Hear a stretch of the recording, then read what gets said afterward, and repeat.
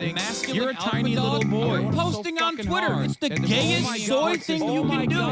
Shut the fuck up, you little tater tot bitch. We are 2 minutes and 35 seconds into this video. I'm just as gay as the rest of us, motherfucker. Feels just the same. Another sunny day in LA.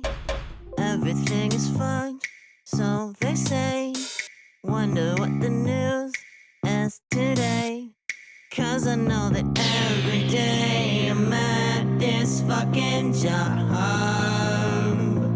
Hasan is streaming. Watch him on the clock.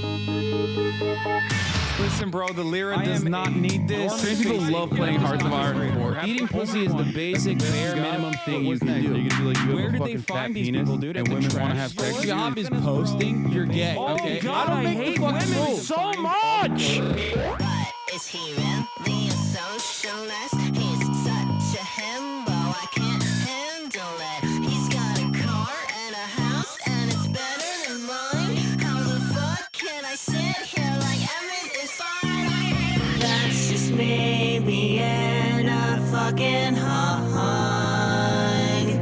Hasan is streaming.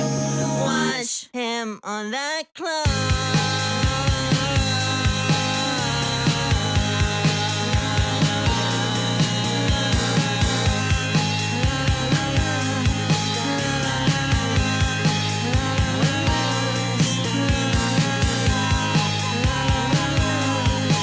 What's going on, everybody?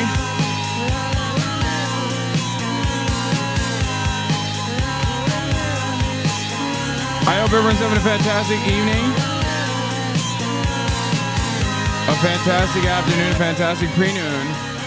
No matter where you are in the world, I'm Hassan Piker, and this is the HasanAbi broadcast coming to you live from sunny California, Los Angeles. Folks, we're live and alive, and I hope all the boys, girls, and MBs are having a fantastic one because today's a beautiful day. Today's a wonderful day. Today is Saturday. That's right, it's Saturday Fun Day.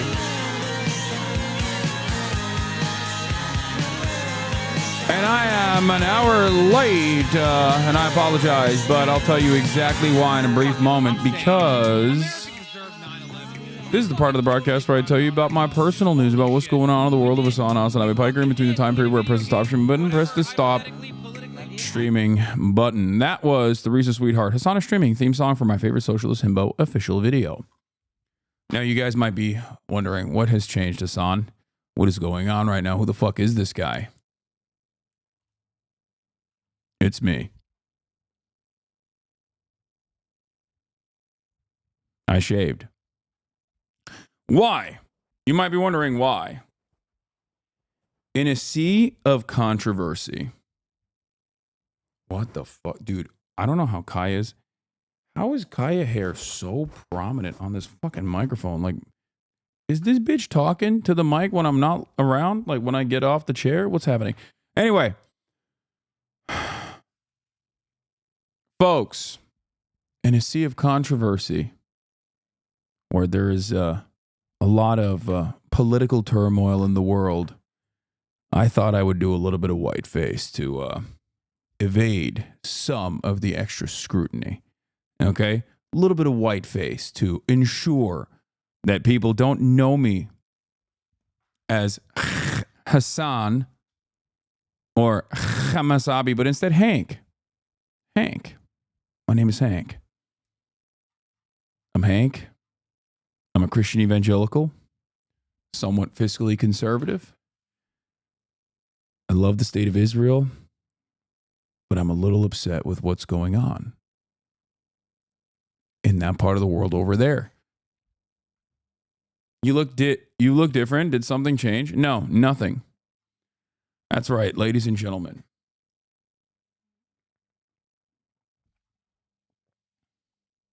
Just wanted to make sure. I am capable of doing a white face. It's giving David, not so much Hank. Regardless, folks, this is the part of the broadcast where I tell you a little bit about my personal news. I know the elephant in the room is obviously what my face currently looks like and how people are taking that. I hope that you guys don't find it disgusting that I've shaved. I know I clean shaved it up. But yeah, this is the part of the broadcast where I tell you about my personal news about what's going on in the world of HasanAbi Piker in between the time period where I pressed the stop streaming button and pressed the start streaming button yesterday. I ended the broadcast to go out to dinner. I ended the stream to go out to dinner. It was my friend's birthday. We went to Ciao. It was a private room. He turned 36. He's old as fuck. But yeah, we went to Giorgio. You know, that place that's famous for a single agnolotti that is this big for $54.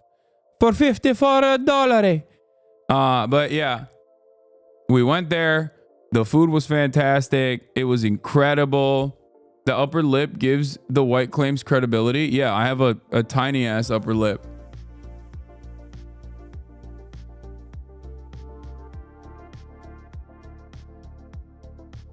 That beautiful facial hair is gone. Oh no.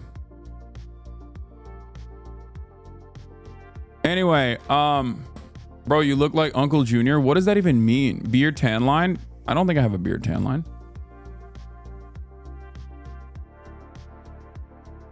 Or maybe I do.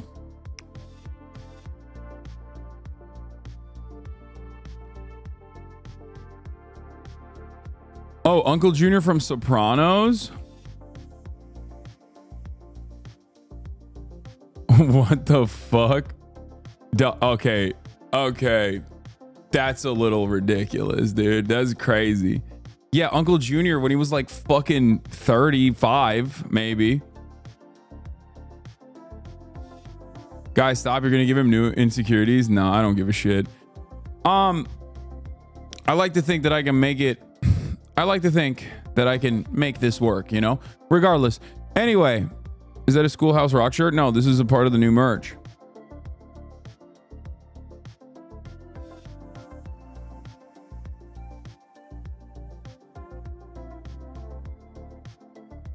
Here you go.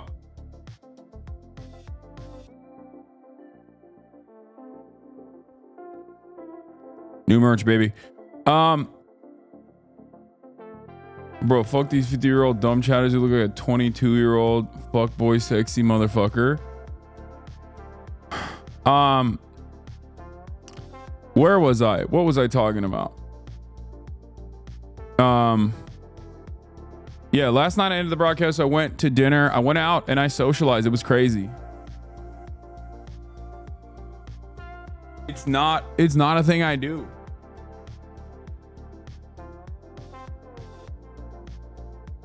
So it was crazy when I did it, you know?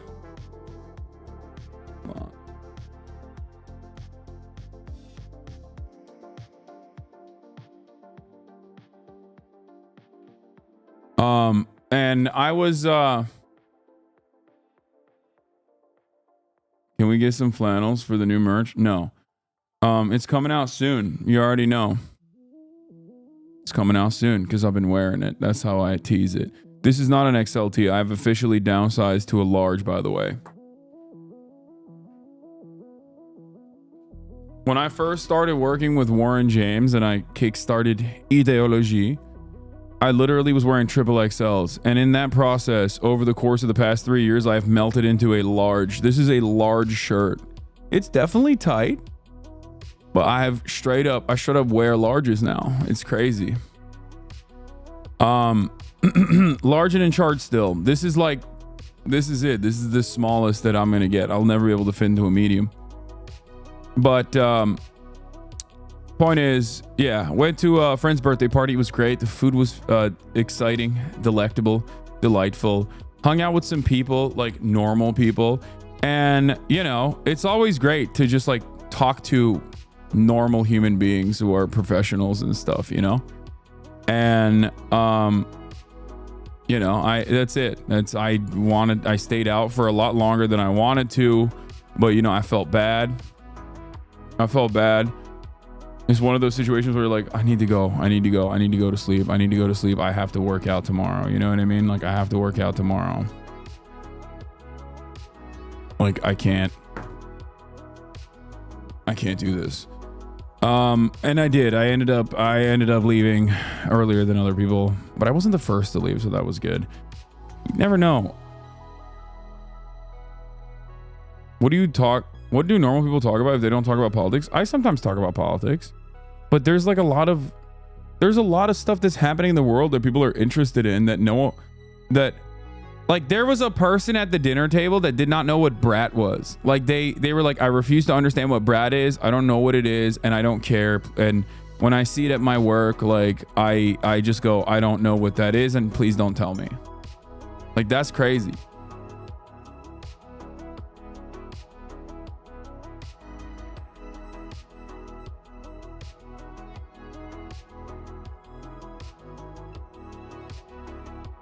But when am I going to be in music videos? Soon.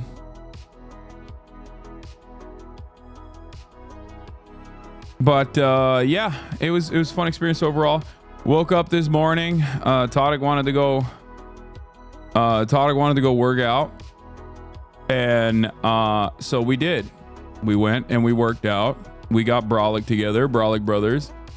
No footage of that for you, except for the footage of me working out, I guess, as a Brolic brother myself. Yeah, here it is if you want to check it out. Here it is in all of its glory. Tranquilo, aunque el outfit sea básico. Yo soy un abrazo aunque no tenga nada de plástico. Bounce like Obvio es un fanático. Sigo siendo una princesa que paseo por el hood. Te daré una cita pero no estoy en el mood. That's back when I had a beard. El club, estoy sonando loop. El club, estoy sonando loop. Brat, el club. Ese culo se mueve como jelly, como jelly, como jelly. Se mueve como jelly, como jelly, como jelly. Se mueve como jelly, como jelly, como jelly. Se mueve como jelly, como jelly, como jelly. Vámonos a casa ya. No, I'll never go home, don't sleep, don't. When I go to the club, I wanna hear this cassette. When I go to the club, I wanna hear this car. How heavy are the dumbbells? Not that heavy. They're 85 pounds. You are showing your fit with hair privilege. Us bald fats can't shave without thumb allegations. Yeah. I feel that. They're only 85 pounders. They're not that heavy. You look super young here. What the fuck? I look like a straight up white supremacist there. Why didn't I see you at Sweat LA? What the fuck is that? Anyway, listen, folks. I did that shit. Okay. The birthday was great. The birthday was fire. You know, it was beautiful. It was beautiful. I even, check this, I even had 1.5 glasses of wine. Yeah. Not the flex. Yeah, Margot is there as well, of course. Margot is good friends with Maurice. Get this. I had some wine and I had one singular shot of Macallan 12. But beyond that, I had tiramisu. The steak was fantastic. The agnolotti was fantastic. I would say that the spinach-based pasta with the bolognese was probably my favorite. It was spectacular. It was mind-blowing. What a delectable, delightful experience it was. The tiramisu was incredible. Agnolotti. Wait, how do you say it? Agnolotti, like that? I don't know. That was great. And then I had a little bit of fucking chocolate chip cookies. Okay, I had some chocolate chip cookies as well. But yeah.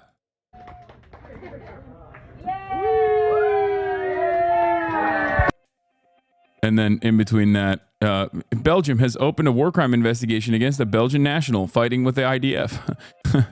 And then here I am with a copy of Infinite Jest. So everybody knows I'm with it, you know?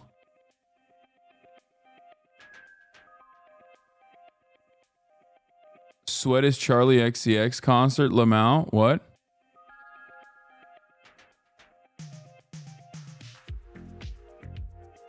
As another guy with a beard, like, how do you ever have it in you to shave it off? I don't care.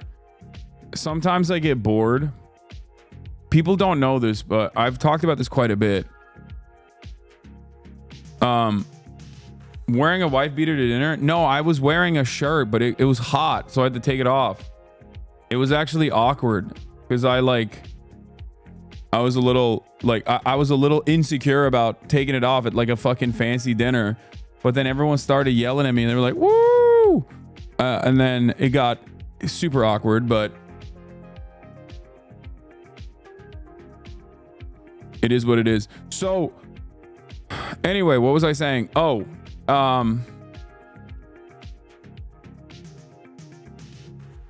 the beard thing.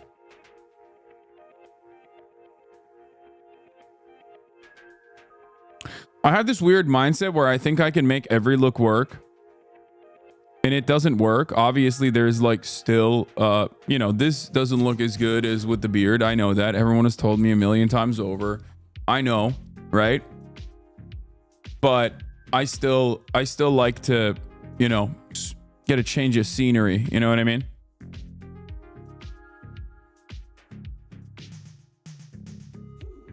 So that's what it is.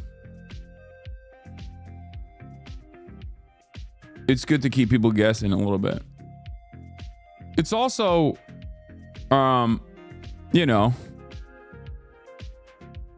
it's also good because I got to do a little bit of whiteface, dog. People keep saying I'm like a fucking extremist, Islamic style extremist terrorist and shit, So imagine if someone says, oh, this guy is a Islamic style Islamist extremist, right? And then they fucking tune in. And then they see this, they're going to be like, the fuck are you talking about? Huh?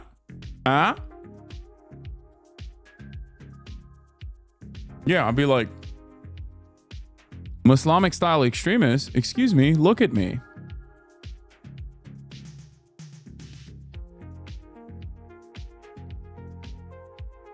I think you should just never cut off your mustache. That is the weirdest part whenever you shave. Yeah.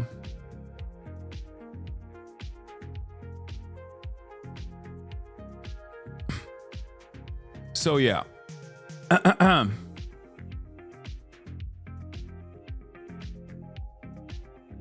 I thought all this nonsense people kept accusing you was bullshit, but this shaving made me report you for a hate crime, to be honest. I'm sorry. Are you wearing a Chrome Hearts bracelet? No. Anyway. Where was I? Yeah, that's it. I shaved. I also had to go and get this like eye wash thing. For this antimicrobial eye wash to flush out eye irritants and reduce redness in my baby girl's eye. I had to DM the vet early this morning because she's got like her eye is like red, and the vet was like, hey, you just have to like wash it out with an irritant, and if it doesn't work, because it's probably something's like stuck in there, there's something irritating it, but if you wash it, it should be fine. So that's the reason why I'm late. Anyway, and also because I shaved.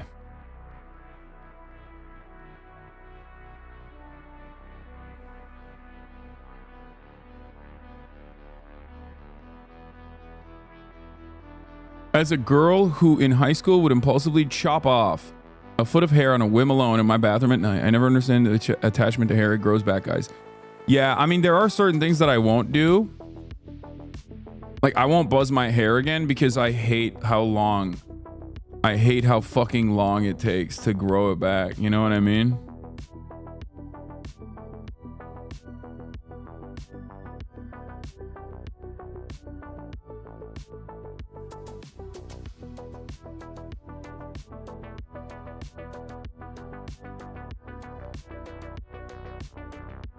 Hold on.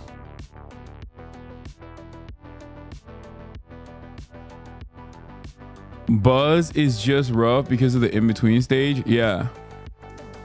Like when you first buzz it, it looks good, but then you got to keep it buzzed because if you want to fucking grow it back out after buzzing it, it takes a long ass time, dude. It sucks. Does your face hair grow faster than your head hair? Yes, I think so.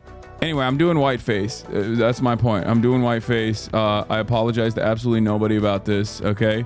It's white face time, baby. You already know what it is. All right. That's what we're doing. All right. Let's move on. Let's blast off. Let's get started. We got a whole day ahead of us. These past couple of days, I've had to like cut it short for, you know, technical complications that I cannot, you know, gonna get canceled.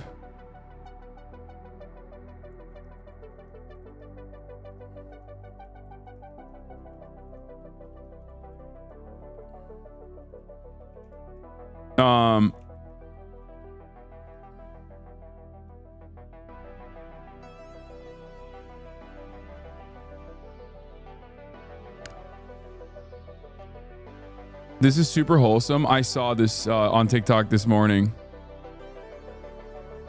Oh, not this one, but I saw another clip of this Costco guys with FaZe Ronaldo.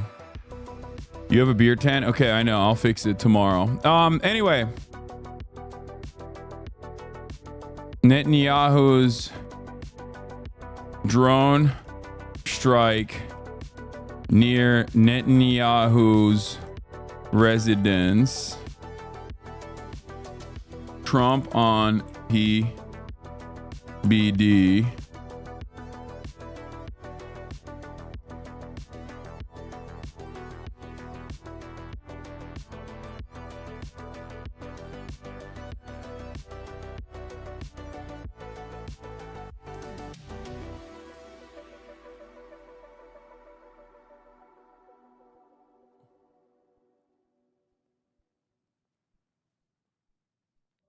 Say to say scary games aren't happening until October 2025. Okay, calm down.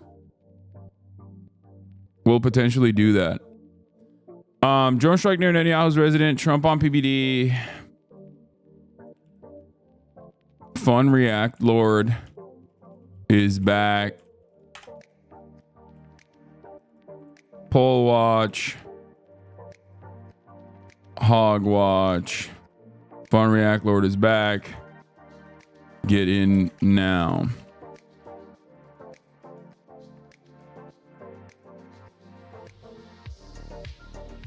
Is Maya coming today? No, she's gonna be coming on Tuesday.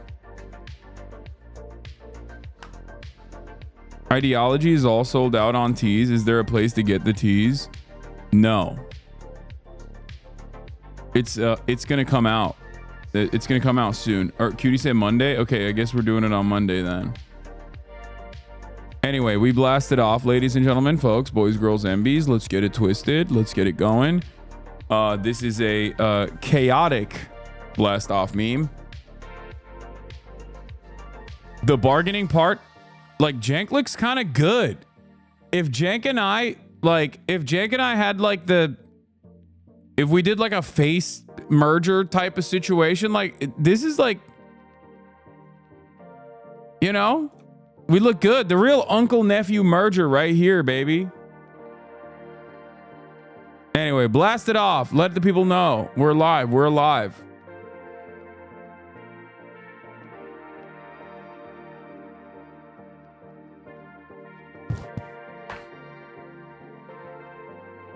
Denial is the best. You said you want to do a fun IRL with Stavi, baby. I did, and I hit him up, but he already worked out. I wanted to take Stavi, baby, to Zoo Culture, but he was like, "Oh, I already hit the weights yesterday, King. I'm gonna hit him like on Sunday if you want." And he's got like a bunch of shit that he's doing, so I was like, fuck it, whatever. You know. Shaving the comment, the allegations I see? Yes.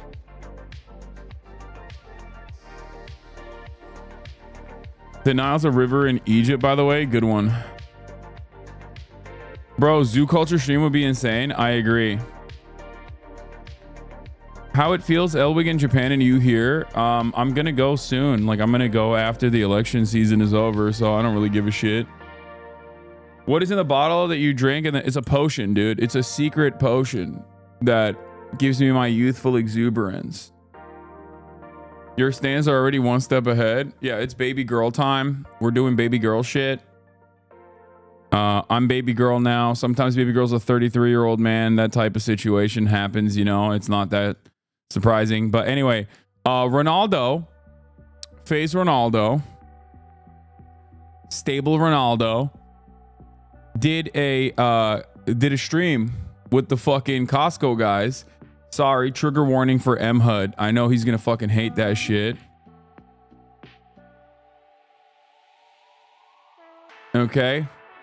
Where you at, hater? I know Bronny had a fucking insane performance. He's banned? Wait, what? Why? What the fuck? What did he do? Anyway, wait, is this the clip? Wait, why did he get banned? Ronaldo banned on Twitch, don't show. It's fine. This clip is not even about him.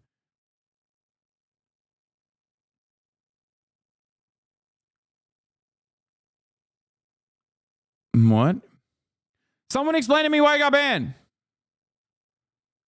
Showed stake gambling. Oh, really? What the fuck? Why was he doing that? That's dumb. Anyway, he did a fucking Costco guy stream, and I thought it was really cute. I thought it was really cute because the Costco kid has literally, like, he's done content with like a shit ton of people, and at the end of their broadcast, he teared up. He was like crying. Big Justice was crying because he fucking played with his favorite content creator. It was so amazing, dude. It was so fucking cute. It's like those moments when you remember, like, this is a child, okay? This is a baby. All right?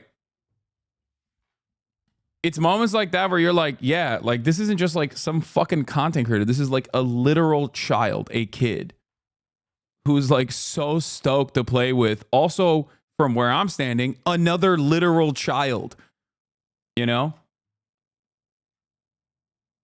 Sketch is here too. Is that really Sketch? Oh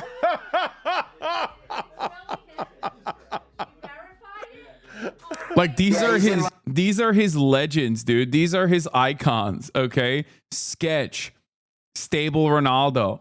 It's like so funny to see him. It's so funny to see him just like tear up. Yeah. And then you remember, like, this is not an adult. This is a baby, okay? This person has not like even formed a coherent fucking worldview. Y'all acting like I hate Big Justice. It's the Rizzler that is a talentless alien slug boy. You'll see.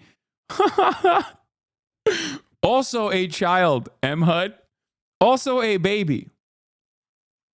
My chat. So happy. Aww. Sketch gets a big What's happening? boom. That's crazy. That's crazy. Nah, he's got the thing Hezbollah has, I bet. You think the Rizzler has the Hezbollah disease and he's actually like a 50-year-old man? Is that what you think is going on? He's like secretly 50 and just doing...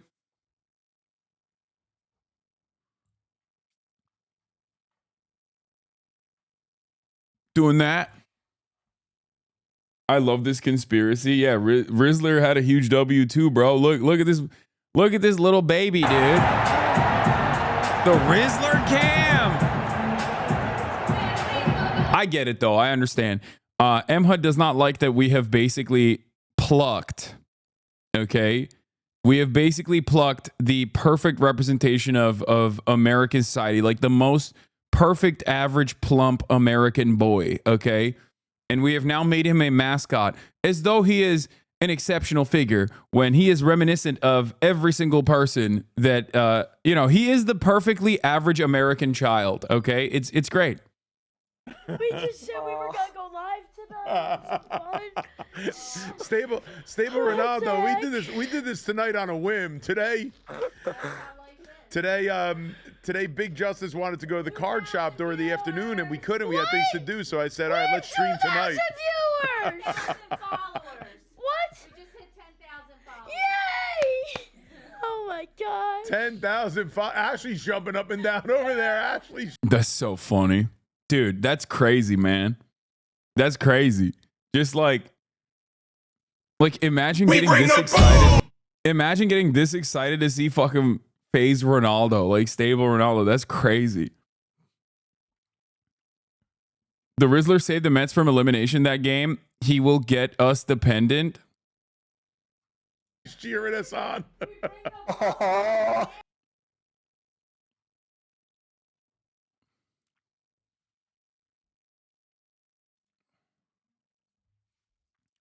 The kid looks like you.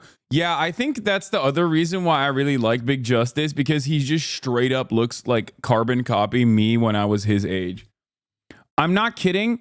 Even a little bit when I say this, I looked exactly like him when I was his age. It's not even a fucking joke. Like 1-to-1.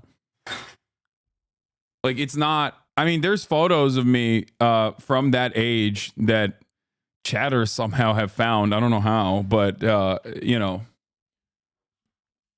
You could do this with them kids too, but you don't play games.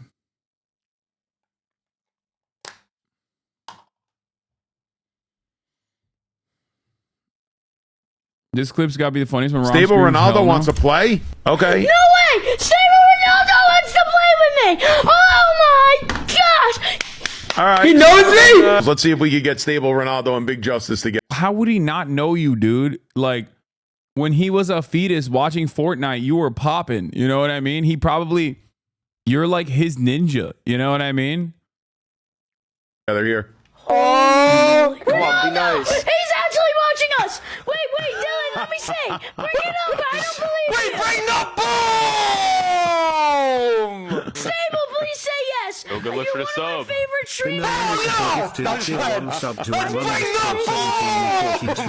So Big Justice, before you... Have you seen M. Hunt post this from his alt? I apologize in advance if this applies to you, but I sincerely believe that if you're entertained by this child and his extended universe, you are an objectively lower mental status than me, something akin to a sea urchin, or maybe a mussel. Just to clarify, I don't hate the kid. I don't hate fathers and sons having fun, or kids acting funny. You are more than welcome to watch the videos and enjoy them, even if you're an adult. Just know that I think you're a bit simple if you do.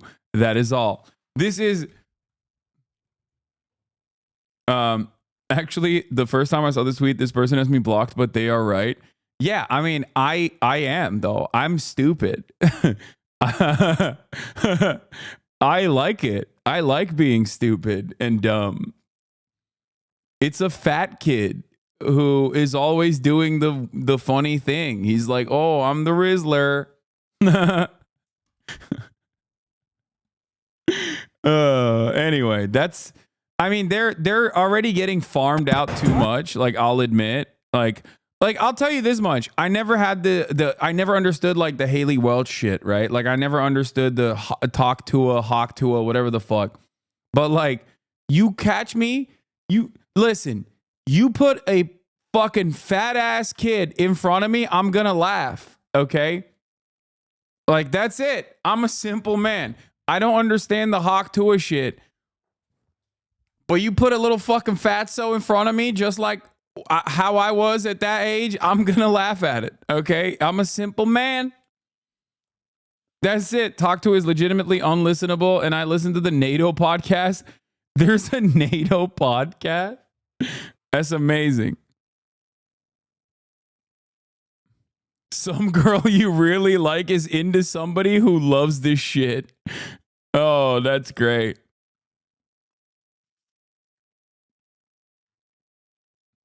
Hawk Tuah is marketed to middle schoolers exclusively since the teens I work with love her. What? I thought it was all like Barstool finance bros that fucking watch that shit. Maybe I'm wrong.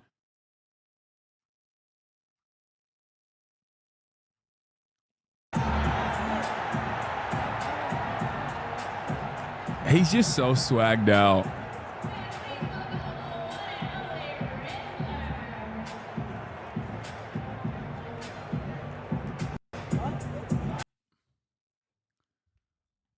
She's the voice of a generation. The only people who watch Talk to It is your Discord. I know. I just don't get it. Oh my God. Okay, I got it. It's like, what the fuck is this? Sexist shit. And no, I don't have to talk to you politely. What the fuck? Yo, I'm not kidding when I say there is something very weird going on. There is like something demonic happening with the right. Okay? She looks like she's wearing a Tommy Lee Jones mask. There is something deeply concerning happening in the right.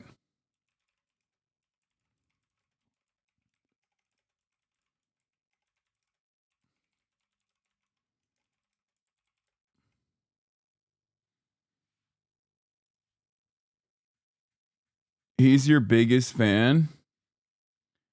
Who is that? What? What did you just link me? Dude, what the fuck? Take a day off, dude.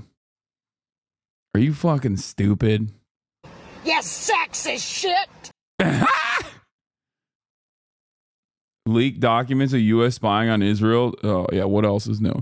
Bro, what's up with fucking right-wingers, dog? They literally they straight up look like Resident Evil 7 villains, dude. Why are they like that? I just don't get it. I don't fucking get it, bro. I don't understand. There's this like very demonic aura associated with like right-wing politics. Like, like look at this start. Look at those. Like, this is not a way that your face should look. This is not how your face should ever look, man. What the fuck?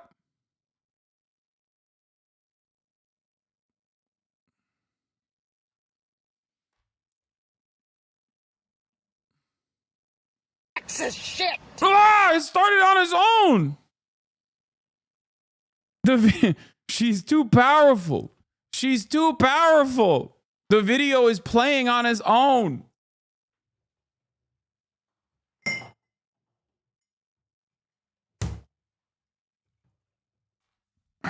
See, a lot of people say, Hasan, you don't do scary content for Spooktober. Well, there you go. The scariest content of all. The median voter. The rural American voter, dude. What more? There you go, dude. What's scarier than fucking that? That person's voting, okay? And they're going to be so goddamn annoying. I'm going to tell you right now. And no, I don't have to talk to you politely. Yes. I think Kamala Harris is really making gains in this demographic. Okay, let me tell you. When Kamala Harris said Dick Cheney wants to vote for me, this lady was like, oh my God, I'm reconsidering my worldview. My favorite. Sexist shit. In Jasper County, motherfuckers, I'm coming for you. You motherfuckers, I'm coming for you. Yeah. All legal like. Yeah, legal. We'll do it on your terms, motherfuckers. I think there's something cool about like someone living in the American heartland looking exactly like a character from Tekken. Like, I take back what I said. I think this is dope. You know what I mean? Like, this is a phenotype that doesn't exist in the real world. It only exists in like, CGI. Like, this is not a thing that you see normally, okay? And she's over here looking like a goddamn anime character in real life, dude. That's Akuma from Street Fighter. That's what I mean. Like, you don't think this is cool? That like there's a person in the real world that literally looks like a Tekken or a Street Fighter character? That's dope.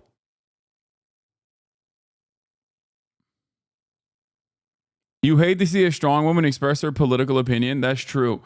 I love you, but I'm coming back later when the scary troll woman is no longer on the screen because I can't risk nightmares.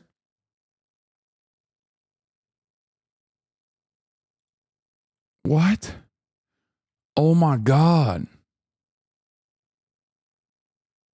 I recently started talking to a white woman and I was lurking her socials and I found her auntie's page.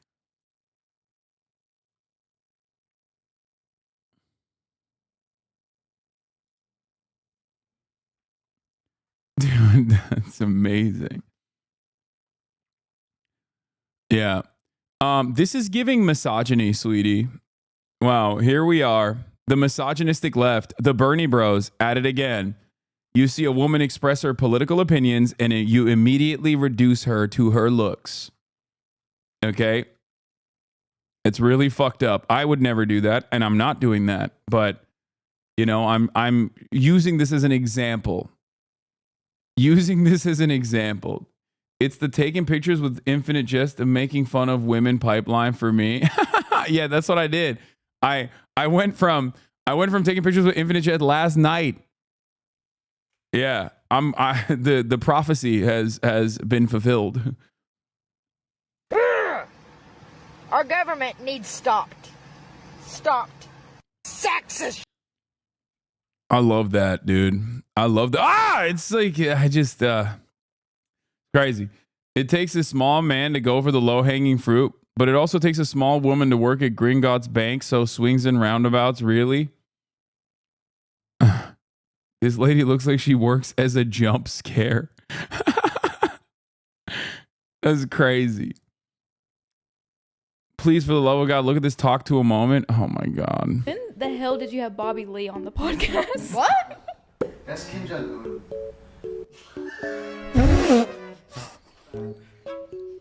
What's he doing in my podcast room without me in it? Is that Photoshop? I don't know. Did you have him on your podcast? No, I don't think. Do you know who that is? My face says it on the picture. Do you even know who I am? I know about you. I don't know who he is. Who is that? I don't know. I just seen him with Trump before. That's all I know about him. He's the leader of North Korea. Yeah. I knew he was something big. Oh, and I actually done a Zoom in North Korea a few weeks ago. Huh. Haley, when the hell did you have Bobby Lee on?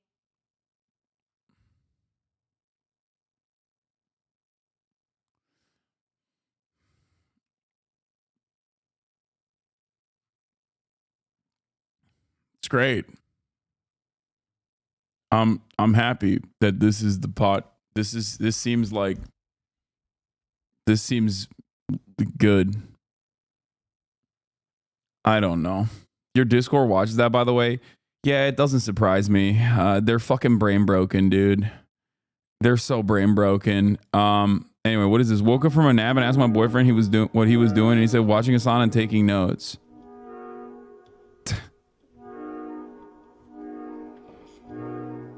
That's a good note to take, I think. Anyway, that's it. We did it. I'm doing whiteface to combat the extremist allegations. I shaved. Drone strike near Netanyahu's residence. Trump on PVD. Paul watch. Hog watch. Bronny lost by 59. Here, okay, let me tell you something, okay? Let me tell you something. Bronny James, he finally did it, okay? After having a sequence of games where his average points averaged out to, I think, 0.5 points across the board. He did it. He finally reached double digits in points in a game. He got 17 points, 4 rebounds, 3 steals, and 1 block. And it's kind of crazy. Bronny got 17 points on 17 shots, was a minus 37 against guys out of the league after preseason.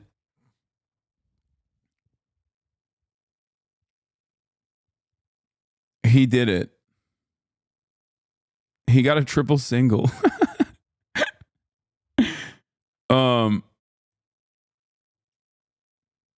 Yeah, I don't know. I just, it's great. I'm happy. I'm happy that he's living the dream.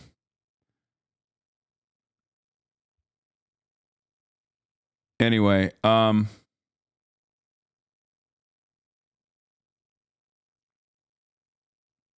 What is this? Got my boyfriend to start watching you, and then a week later he broke up with me. A coincidence? Who knows? Damn. I'm sorry for that. Okay. Let's get started. There's a lot to talk about. Okay? There's a lot to talk about. Drone strike launched near Netanyahu's home. Israel says no injuries reported. I don't know what the fuck's going on in the world, but shit's getting dynamic out here, okay? We're going to do poll watch. We're going to do hog watch. We're going to do it all. You're going to watch a 3-minute ad break at the top of the hour, unless you're subscribed, of course. But yeah. Did you see the helicopter? No, what is that? At the top of the hour, there's a 3-minute ad break. If you no longer want to see those ads, all you need to do is subscribe, which you could do for $6 or for free with a Twitch Prime. Here's a 3-minute ad break now. We'll do CIA Johnny Harris watch as well. And let's get started. Let's get ready to rumble. The Israeli government says a drone strike was launched towards the home of Prime Minister Benjamin Netanyahu. His spokesperson said he and his wife were not home at the time and there were no injuries. The attack came as Iran's supreme leader said Friday that Hamas would continue their fight against Israel after the death of Hamas leader Yahya Sinwar. Today, Israel launched a series of strikes into Gaza, killing at least 50 people, according to hospital officials. Rami Inocencio is in Tel Aviv with more this morning.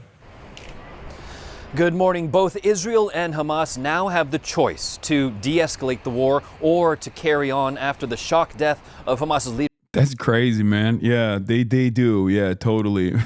It's definitely in Hamas's pocket. Like, they have a choice. Like, what do you mean? Israel has killed every single person that has even touched the negotiations table at this point. The fuck are you talking about? Like, no, there's only one party that has the choice to end this entire thing. And it's the party that could have ended this entire thing a long time ago. That's it. It is, of course, the party is called Israel. Leader Yahya Sinwar. Early signs from Israel's military and Hamas in Gaza appear to point to war. A second Israeli strike was about to hit as these Gazans rushed. Yeah, they shot a child. Gazans rushed to get the child, and then they fucking struck it. They're absolute freaks. I can't show you the footage, unaware obviously. To help an injured boy. Yeah, they blew up the More fucking than people 60 rushing people to help the injured child.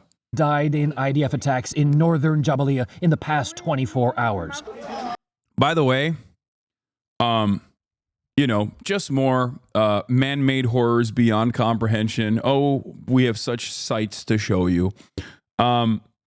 Just monstrous activities from America's most significant ally in the region.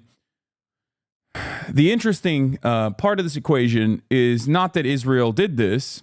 Israel does this every single day. If you follow this stuff closely, especially if you're here on the broadcast, you've seen this a million times over, especially over the course of the past 12 months. What's significant, however, is that the media is actually covering it not with the normal passive voice that they would apply in circumstances of the past that are damn near identical to this, but instead directly being like, Israel shot a boy, and then when people gathered around him to save his life, they blew them up. That is as direct as you can get. Now, it took 12 months for CBS and mainstream media to course correct to cover this issue, right? Why are you anti-Semitic? Come on, dog. Come on. Come on. Please. Look at my face. Look at my face. I'm a white man, okay? I'm a white man who loves Israel. I think Israel is great. See, this is anti-Semitic. This kind of attitude is not allowed in this community. Okay? There you go. If you want to know what real anti-Semitism look like, it's that type of shit.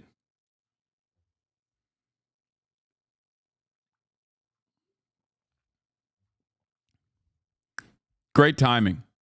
Always some fucking weirdo Nazi in here who will immediately prove the point. Dumb fuck.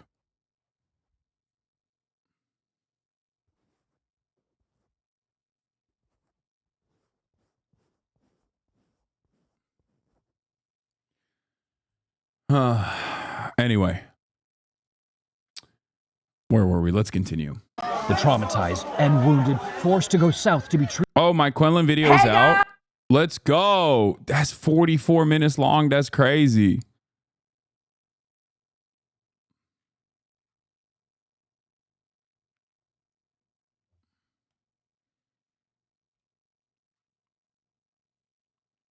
When you shave, you don't just look white. You look British white. Good. That's the goal.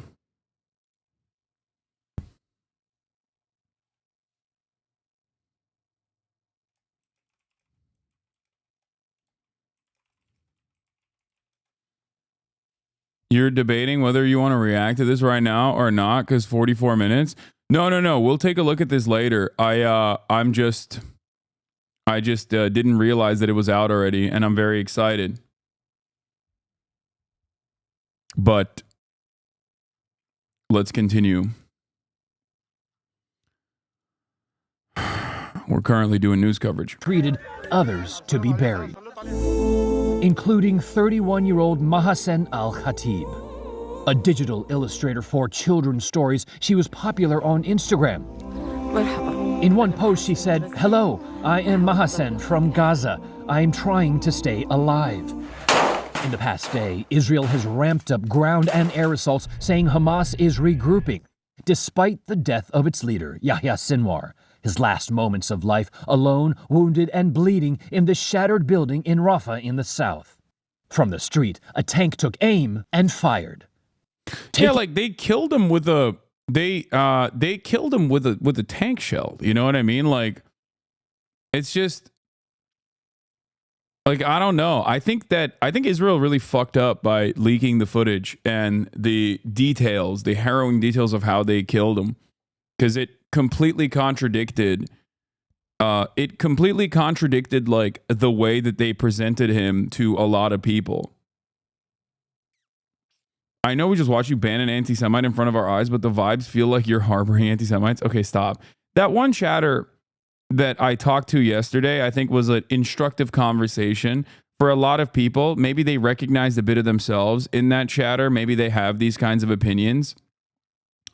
Maybe they've internalized it. I don't know. But it's good that I have these charitable conversations, because I think ultimately a lot of people, like, I can't argue against vibes. You know what I mean? Like, I just, even if something is entirely the opposite of the truth, people still have the capacity to feel very differently, right? That conversation sounded like someone that watched the stream on mute. I know. Not gonna lie, Hasan, I disagree. Everyone seemed to hate you bringing this chatter in. I don't care.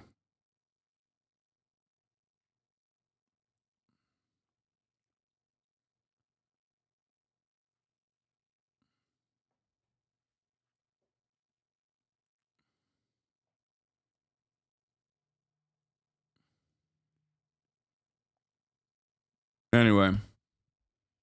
Yeah, it was also short. It wasn't like a super long convo. My girlfriend said you are hot, except I don't have a girlfriend, and I said that. Nice, man.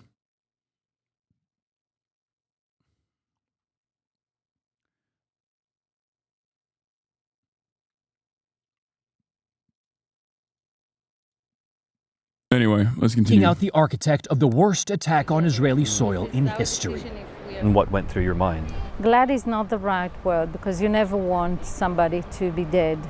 Meirav Gonen is the mother of Romy, 24 years old, abducted from the Nova Festival and still held hostage in Gaza. In the tunnels, without daylight, for more than a year. Can you imagine not to see your daughter for a year?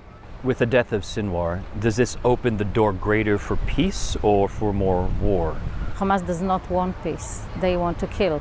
us. They don't care even to kill the Gaza people. They don't care about them. And talk has now started on who will lead Hamas going forward. There is Yahya Sinwar's brother, Mohammed. There's also Hamas's chief ceasefire negotiator, along with a former leader of Hamas, and that was before Sinwar. Whoever is chosen, they will probably be the next target for Israel. Errol. Remy, thank you for that. There was almost something muted about the crowd's reaction to the procession of body bags into the Al-Aqsa Martyrs Hospital, central Gaza today. Where you'd expect other family members visibly shaken, weeping loudly, it was quieter than normal. Your chat is so gross. Why? What has taken place here that causes you to feel like this chat is so gross? We are once again looking at man-made horrors beyond human comprehension. And you're like reading the chat. I think people are trying to bait you in the drama. Yeah, I mean, there's literally at any given moment, there's 30,000 different minds in here. Most of them are anonymous. They will say certain things that you do not have the capacity to understand the context around. Having said that, however, we moderate it pretty fucking well overall. But once again, eyes on the prize, big dog. Look at what is in front of you. Look at my commentary. That's what you're here for, right? Or rather, are you here after 12 months of genocide to look at a fucking Twitch streamer's chat and actively watch the chat when there are literal human beings in fucking body bags? I feel as though your statement here is infinitely more disingenuous than whatever some fucking random anonymous account said in the chat that you hyper-focused on. I'll be honest with you. You are looking at real body bags of human beings. You are looking at their family members crying. Body bags that were created as a direct consequence of our allegiance with the state of Israel, which is an apartheid regime currently conducting a genocide. Do you have an issue with either of these statements? Okay?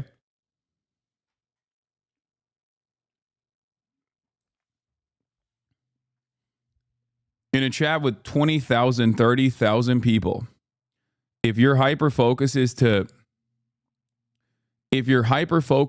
be like, well, I saw something in here that I consider to be unkind.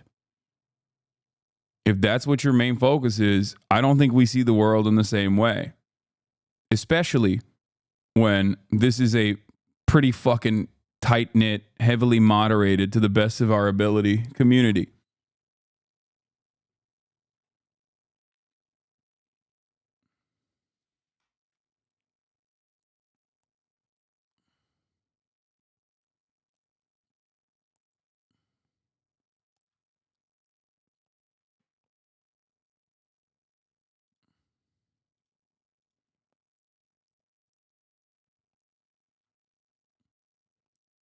Do you have an answer? Perhaps weariness, or maybe because inside these shrouds, 12 members of the same family, including 3 children and 4 women. The would-be chief mourners were all dead. The Asma school building in the west of Gaza. It is your acceptance and hand-waving of the terrorism and anti-Semitism in your community that is distracting from the plight of Palestinians? You're right. Thanks, chatter.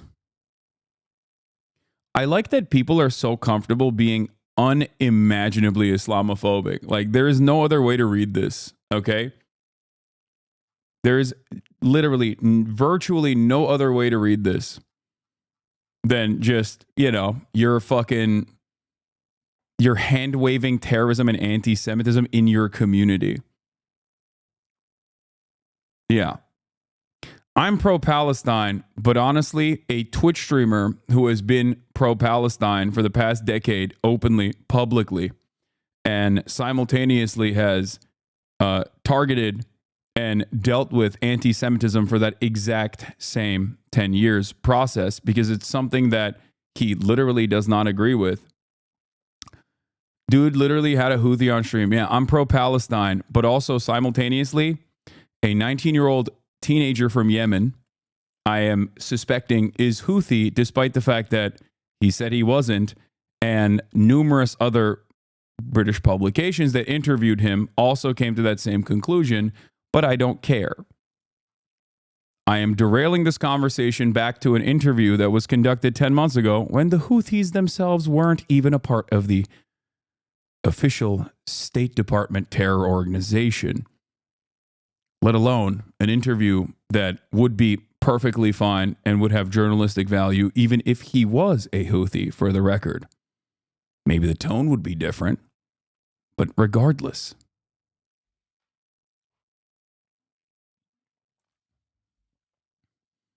Trust me, bro, I'm not Houthi. Lamau, be for real, bro. You sucked them off the entire stream. You're the one implying they're synonymous right now.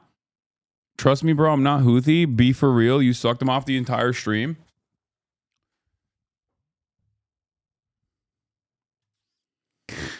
You're right.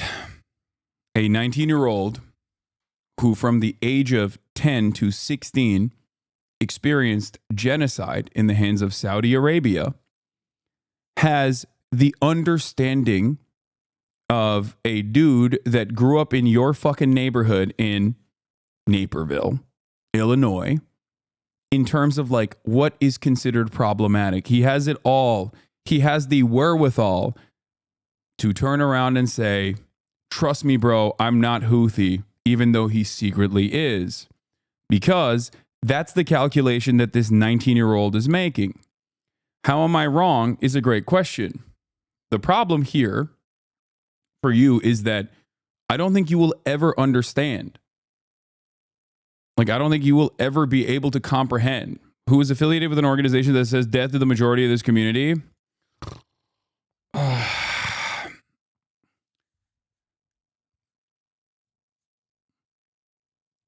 Once again, I am going to reiterate a talking point here that is not simply a talking point, but just reality. Okay? You are talking about a 19-year-old in Yemen. Okay? Chatters are so pro-Palestine that they see everyone fighting for Palestine as a terrorist. They are pro-Palestine as long as Palestinians are just dying in silence and being nice about it. Yes. He's the 29-month subscriber. He's savable. I don't think he is. I think that there's not really much you can do about this kind of stuff. I don't think there is like a legitimate way to tackle this. The only reason why I often do tackle this is because I do truly believe that people will inevitably understand where I'm coming from. That's why double down on what if he was a Houthi? These motherfuckers would celebrate U.S. soldiers and presidents, but not the militia of oppressed peoples. No, I know. That's why I also do say that even if he was a Houthi, even if he was a directly affiliated, even if I had the opportunity to interview someone within the Ansar Allah movement, I would still do it. The tone of the interview would probably be a little bit different. You would still think that I'm humanizing them and being nice to them, for sure. Like, you would still have your issues with that. Absolutely. But ultimately, I'm not the only one who interviewed him. I'm not. And I don't see you this upset at Sky News or the BBC. And now you might say, well, it's because you asked him about like One Piece or whatever. That was a big point of contention for a lot of people. And it's like, yeah, I did. I was trying to have a normal conversation to bring out whatever personal information that he would be willing to give as a person who does not speak English. You know? People have interviewed Osama bin Laden. I think that there is journalistic value to that as well. This isn't to say that I would interview Osama bin Laden in the same exact way, but here's the thing. You think that this 19-year-old who is not affiliated with the Houthi movement, even though you claim he is, okay, at least as far as we understand, all readily available information says he's not, but you've imagined it, is akin to Osama bin Laden. Now, at a certain point, you have to take a deep breath as a 29-month subscriber and think to yourself, am I a little off base here? Am I actually maybe looking at this situation? And this is a conversation that you can have with yourself. You don't have to reveal it, but just take a deep breath and think to yourself, is this 19-year-old in Yemen similar to Osama bin Laden, or am I that am I that invested in like assuming that every brown person, every Muslim person from an area that we are bombing is this monolithic force? Why don't these races have to prove that he's a member of Ansar Allah? They have. In their minds, they have, in air quotes. They show that he has a gun. That's it. A 19-year-old genocide survivor being humanized is considered to the same degree as like interviewing Osama bin Laden. Like, he is Osama bin Laden.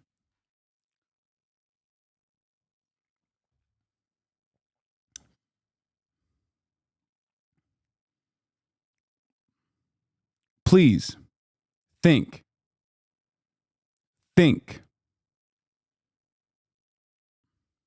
Also, Osama bin Laden did have a lot of anime in his hard drive, as we found out later. So that's it. And for the record, like, cultural differences and obviously the language barrier is going to create a lot of additional complications in this process regardless. But you have to try to work extra hard to remove certain hangups that you might have in your mind, certain biases that you might have in your mind that cause you to leap to this comparison where in your mind, a 19-year-old who experienced genocide most of his life, okay, who simply lives in Yemen, is akin to Osama bin Laden. That leap in and of itself is the problem. And many people make that leap. And I try to talk to people about this stuff as to the best of my ability, because I know that there's a lot of people who are making this leap, making this judgment call without recognizing that it's like a ridiculous thing to say. That's it.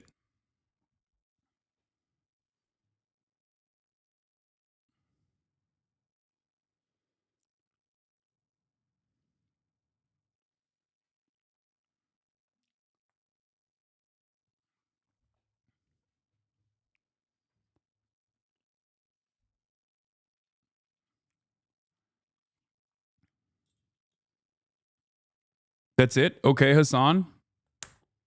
That's all you got? I'm trying to be as nice as possible here, man. I don't know what to tell you. I'm going to listen to you. Okay. I'm happy that you did. But don't just listen to me. Think about how you arrived at this conclusion, because that's what's most important. You know what I mean?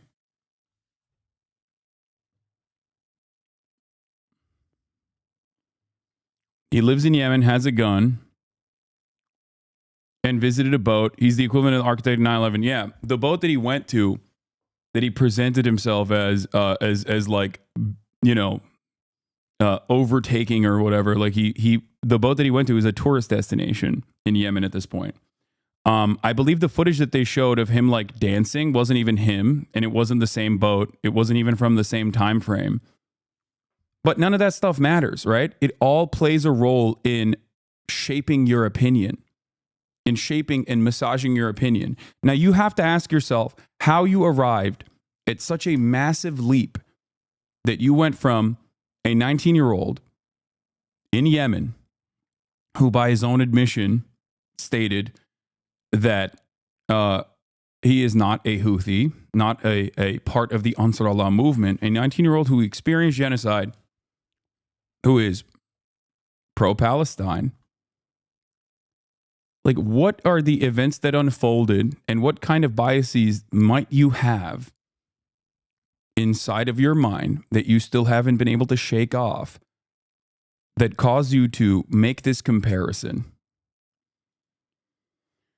Good tweet on this. Killing bin Laden didn't cause 100 other bin Ladens to take his place. It was eventually an actual enormous blow to Al-Qaeda they never fully recovered from. Bin Laden did not fight a sustained and coherent national movement with concrete goals within a limited geography. He represented a murderous transnational ideology that was loathed by most of the world, including and especially Arabs and Muslims. This is a fantastic tweet on this issue.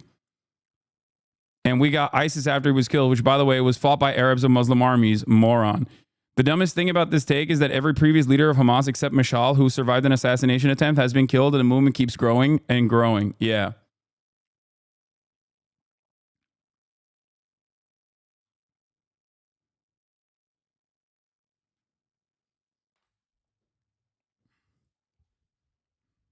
Like, that is the major issue here. That is a massive problem here. The massive problem is that people have a tendency to think,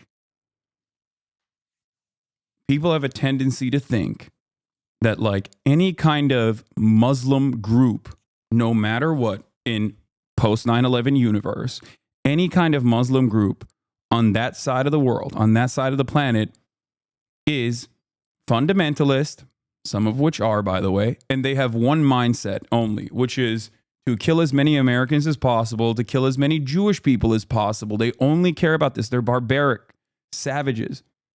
That there is no national, there is no like emancipatory struggle there at all. There is no validity to any of the things that they say that they want to stop. None of that is valid. They're all just this blob, this monstrous blob, this outside force, this other that is simply invested in the death and destruction of life as you know it. And it's really interesting because a lot of younger people now who didn't grow up in the post 9/11 world and, you know, maybe grew up in the 20-year occupation and the failures of it, kind of look back at how fucking stupid Americans were back then, right? Like one of the most common things that I talk about, is like how stupid it was that Americans were like, hell yeah, Osama bin Laden did 9/11, so we went and we killed a bunch of people in Afghanistan and then Iraq. What? How does that make any sense? Like these people are not even remotely related to 9/11, right? Like how was that justified? And we joke about how fucking stupid Americans were back then. And it's frustrating to see people do that exact same thing now, where it's like, oh, they're a brown guy, Muslim, death to America guy. We got to kill him. Terrorist, deal with him. Don't talk to any of these people. Don't try to conduct any analysis on what their opinions might be.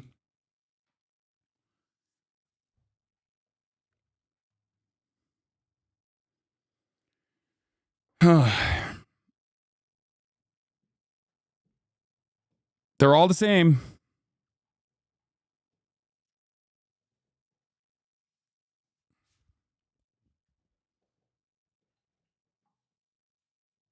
And it's I don't know, kind of sad.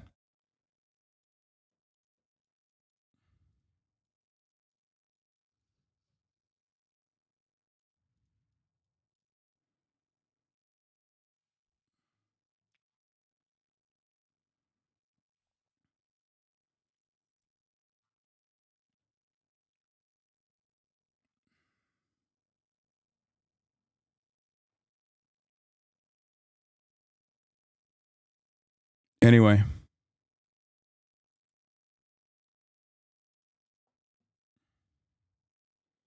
It's genuinely very possible to overcome these biases. I remember as a kid, even as a bit as a teenager, being on edge. Anytime I saw Arab American at a grocery store or school, it's a direct result of Western anti-Arab agitprop that equates all of them with radical Islamist, fundamentalist terrorists. It worked on a lot of people, but through learning more and meeting new people and hearing their experiences, it's very possible to overcome this or help others to do so. Yeah, it takes a long time though, and that's what I try to do here. Okay? That's what I try to do every day. That's why I get very frustrated with the people that overlook all of that. The people that overlook all of that and immediately get cast aside. It's so easy. It's so easy when there's so much overwhelming quote unquote evidence that suggests that, like, no, these brown people are fucking scary. I get it. I understand the biases that you may be subjected to due to endless amounts of social conditioning. And it goes far beyond just like seeing Ahmed, the dead terrorist, or whatever the fuck. You know what I mean? It's everywhere. It's everywhere. It's endless. That's the reason why, despite having a Muslim background, I sit there and I eat it when people are being overtly Islamophobic. I refuse to point it out in many instances because I know that just shuts off the conversation entirely for a lot of people. This is the one area where, despite being a white person, right, is the one area where people go, nah, you're a little biased. You're a little biased in this regard. Yeah, of course. Yeah.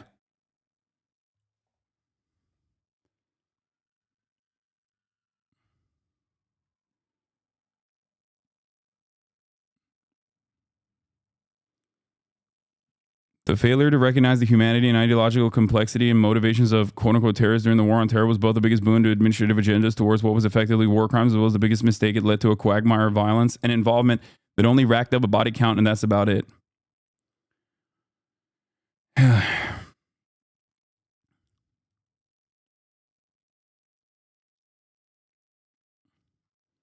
went to Belfast last year and did a tour with a former IRA insurgent. He said when he was 14, British soldiers shot up his apartment block, killing someone he knew. He joined the IRA's youth wing after that, then joined the IRA when he was 18. He was vague, but said he participated in combat against the British forces, was captured and put in prison for 13 years, where he was on hunger strike for a good portion of them with Bobby Sands. Later, he was released and joined Sinn Féin and helped the peace movement. Now he runs a community group that focuses on getting young males from the most hardcore Protestant loyalist and Catholic Republican areas of Belfast to meet and organize trips abroad so they can get to know one another and help communities get along because of the inevitable future of a united Ireland. Why I say this now in regards to Gaza, plenty of 14-year-olds will join Hamas, and the reason is because of the occupation. Speaking to IRL ex-insurgents and knowing my own family history, a lot of insurgents don't actually give a shit about the politics of their group. They join the fight, the occupation. Whoever is the best group to do it with, they fight with. Their motivations are mostly about fighting back against the occupation, avenging or protecting their families. It doesn't mean that they're all inhumane savages with a bloodlust for civilians. I'm not saying this terrible violence doesn't manifest itself on civilians, which it often does. But the framing of things like October 7 are that Hamas attacked civilians and brought the genocide on themselves, which ignores the context of the occupation. We see this in Britain too. British atrocities in Ireland are contextualized through them being a response to civilian casualties from the IRA, ignoring the context of 700 years of occupation in Ireland, including 300 where Irish Catholics were directly subjugated for their faith/Irish identity. So this is not to say the violence starts and ends with occupation and colonialism. Not contextualizing resistance movements only serves to absolve the occupier of their crimes, and that's precisely the reason why people do it. And I don't want you to be a sucker. Please understand. I always simply ask you one thing and one thing only. Just have a shred of charitability, especially if you've been in this community for a very long time. Please just have an ounce of charitability to what I'm saying without immediately assuming that I have some secret bias, that in my heart, that I'm actually a secret anti-Semite, and that I love the extremism. I love the fundamentalism. I want to throw gays off rooftops or whatever. Okay? Like, it blows my mind that people can be in this community for so long and not trust me on this when I talk about these issues. My goal is to offer a voice and a platform to things that you do not hear in American media. Okay? I think Ta-Nehisi Coates did a fantastic job with this as well in the message, and that's precisely what he has talked about extensively since the book came out in his book tour, right? That you can get this content. You can get pro-Israel perspectives. You can hear from every avenue of Israeli society, with the exception of the Israeli left usually, right? In every single outlet, in every single mainstream outlet, okay? You rarely ever see the humanity of Palestinians, not even just victims, not even just civilian victims on the side, but even Palestinian militancy, how they got there, why they got there, what are their motivations, what are their ambitions. You can feel comfortable casting them aside with this broad brush saying 76 years of occupation does not play a significant role in their opinion, in the way that they see the world. You can do that if you want, but it's just not true. And you are in that moment when you believe that, okay? In that moment when you believe that, you are a sucker. You are being played like a fiddle. That's it. And I think you can understand that. Yesterday, you insinuated that you distanced yourself from the Yemeni kid. In what way did you distance yourself? No, I didn't distance myself from him at all. I just interviewed him once, and that's it. Interviewed him once 9 months ago. I don't have like direct communication with him. I can't even talk to him. He does not speak English, chat. What the fuck are you talking about? He's like, I think he has been banned a million times on Twitter regardless, but like,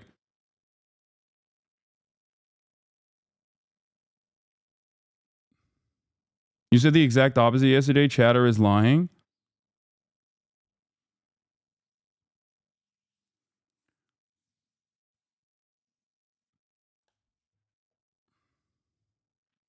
Someone accused you of distancing yourself. Chatter is misremembering.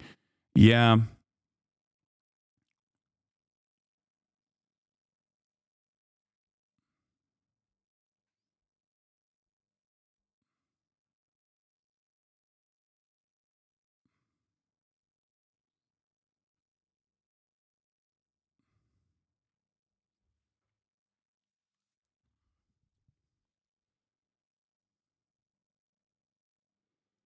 Do you think Ta-Nehisi Coates would have a greater impact on Zionists if he showed some charitability to anti-Semitic trauma? Do you think his hyper-focus on justice for Palestinians has turned off pro-Israeli sentiment to only harden their positions? Great question.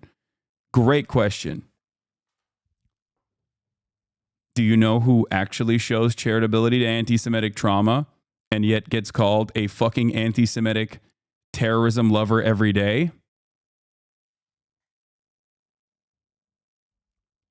Over the course of the past 12 months, how many times have I talked about like Israeli society, Israeli nation building, and how we arrived at the position that we've arrived at?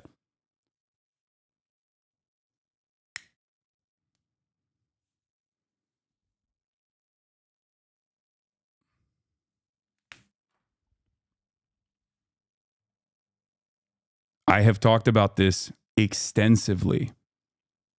Extensively. It doesn't matter. I think there is I think that, like, first of all, I don't even agree with the premise, the underlying premise here that like Ta-Nehisi has not shown any charitability to anti-Semitic trauma. I don't think that that is correct.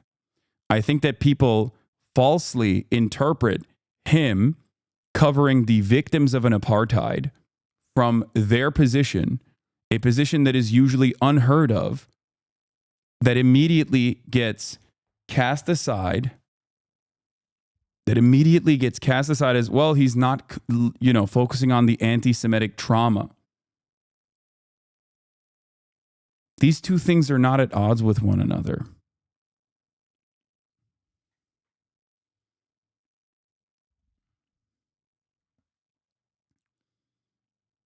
He, of course, does, but he excludes it largely to refocus the silenced Palestinian narratives.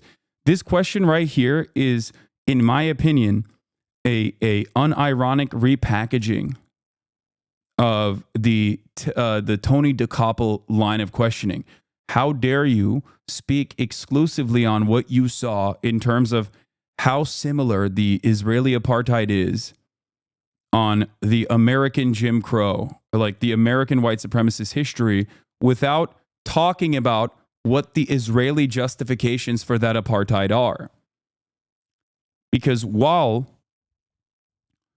Jewish history and Jewish culture, I'm separating this from Israel because I will never tie one another, okay, is riddled with pogroms and, of course, the Holocaust. And that has a shit ton of intergenerational trauma baked into Jewish people all around the world and the way that they see the world. It's an understandable fear that many Jews have. The weaponization of that real fear and that real history is one that Israel nefariously uses to consistently position themselves as though their ethno-state, their apartheid genocidal ethno-state, is one that protects Jews and must exist in the violent ways that it does. So no, him talking about the trauma, the anti-Semitic trauma, would not in any way, shape, or form turn around and cause people to be more charitable to his position. Bro, read the fucking book. He literally opens the Palestine chapter with his experience at the Holocaust Memorial. A recognition of Jewish trauma is critical to Coates' work directed towards the chatter. This is a lie. In the Palestine chapter, Ta-Nehisi Coates spends the introduction talking about Jewish history and the Jewish struggle. The idea is that he's somehow ignoring Jewish people while only platforming Palestinian people is a complete lie. I think that the reason why that chatter thinks this is because that is the way that it's been presented. Okay? And in the conversation that Ezra Klein had with Ta-Nehisi, there is one point that Ta-Nehisi absolutely agrees with, which is that he did not interview members of the far-right coalition or even centrist Israelis. He did not interview Israelis when talking about the apartheid.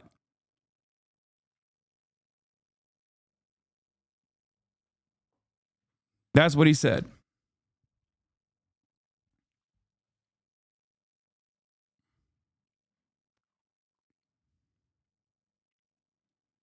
And yes, he has talked about it brilliantly. He responded to that accusation. He said that there's no shortage of that kind of coverage, hence why he's trying to show the Palestinian perspective, which is interesting because, once again, you're in the community of someone who has gone into the weeds of that perspective virtually every single day.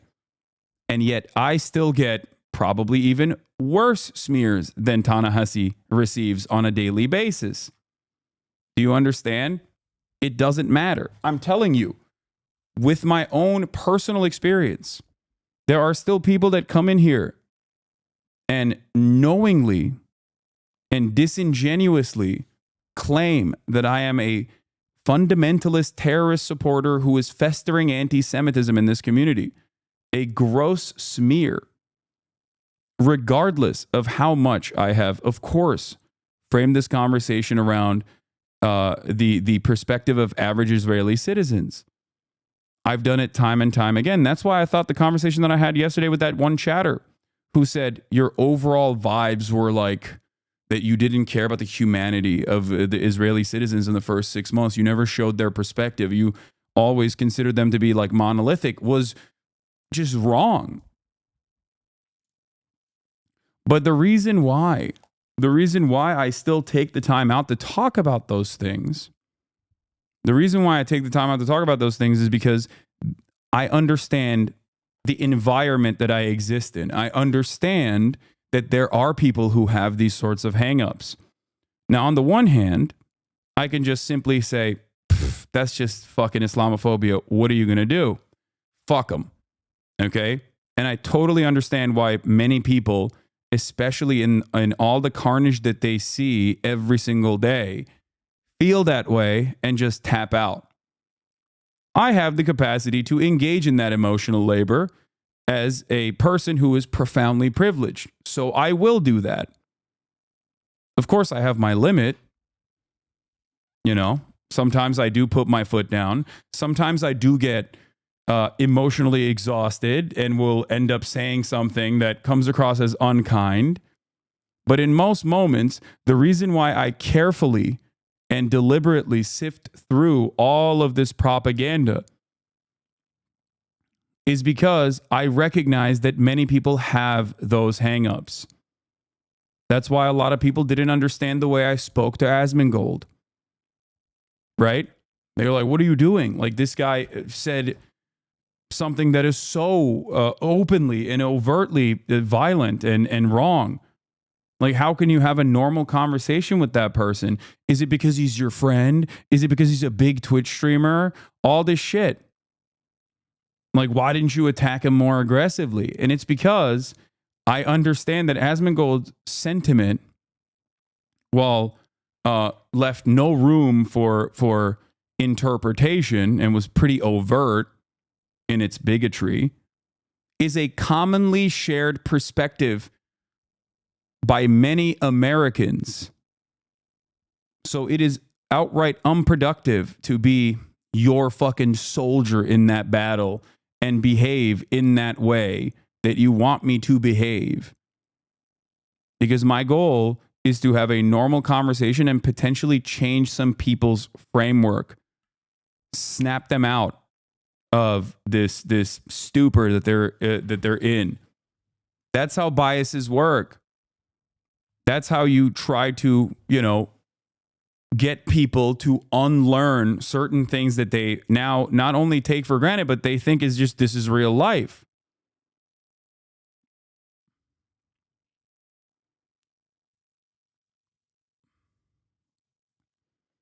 That is what it is.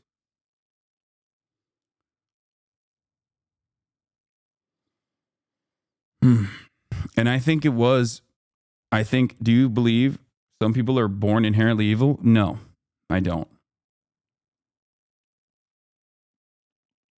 Let's continue. The city was also hit again. The roll call of the dead there, 7 people, including some of Muhammad's friends. We were sitting in front of our tent. Suddenly a huge strike. My friends who were with me here were killed. Another one was killed over there. May God have mercy. My little sister was injured. If anyone thought that the killing of Hamas's leader Yahya Sinwar might mean a pause in the fighting, last night they were well and truly disavowed of that. The Israeli military sent in another army unit to support forces operating in Jabalia, the largest of Gaza's 8 historic refugee camps. At least 33 people were killed there yesterday.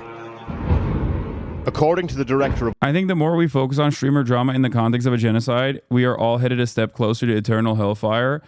I don't disagree with you, but I'll take whatever I can get. If that is the only thing that causes people to pay attention to this, then I'll use that opportunity to draw some attention to it and then restructure the conversation around the humanity of Palestinians, the Palestinian emancipatory struggle, historical context as to how they exist on this planet, and show them the carnage that we are paying for with our tax dollars. That's it. Because there is, streamer drama aside, there are larger systemic trends and cultural attitudes that people have that I can address from the framework of drama. Drama is, of course, the only thing that people want to pay attention to because they don't really care. This is like impossible to contextualize. You will never, if you have not lived anywhere outside of the United States of America or the Western world, okay, there is no way for you to understand these destroyed city blocks as anything but, yeah, we kind of do that shit on that part of the world. They're barbaric. It's just, that's it. And that's precisely the reason why a lot of people, especially in America, a lot of American watchers, a lot of Western watchers only care about this as far as like it moves their favorite content creator in a certain way. There's parasocial activity here, but drama makes this stuff more palatable for a lot of people. It makes it more personal for a lot of people. That's it.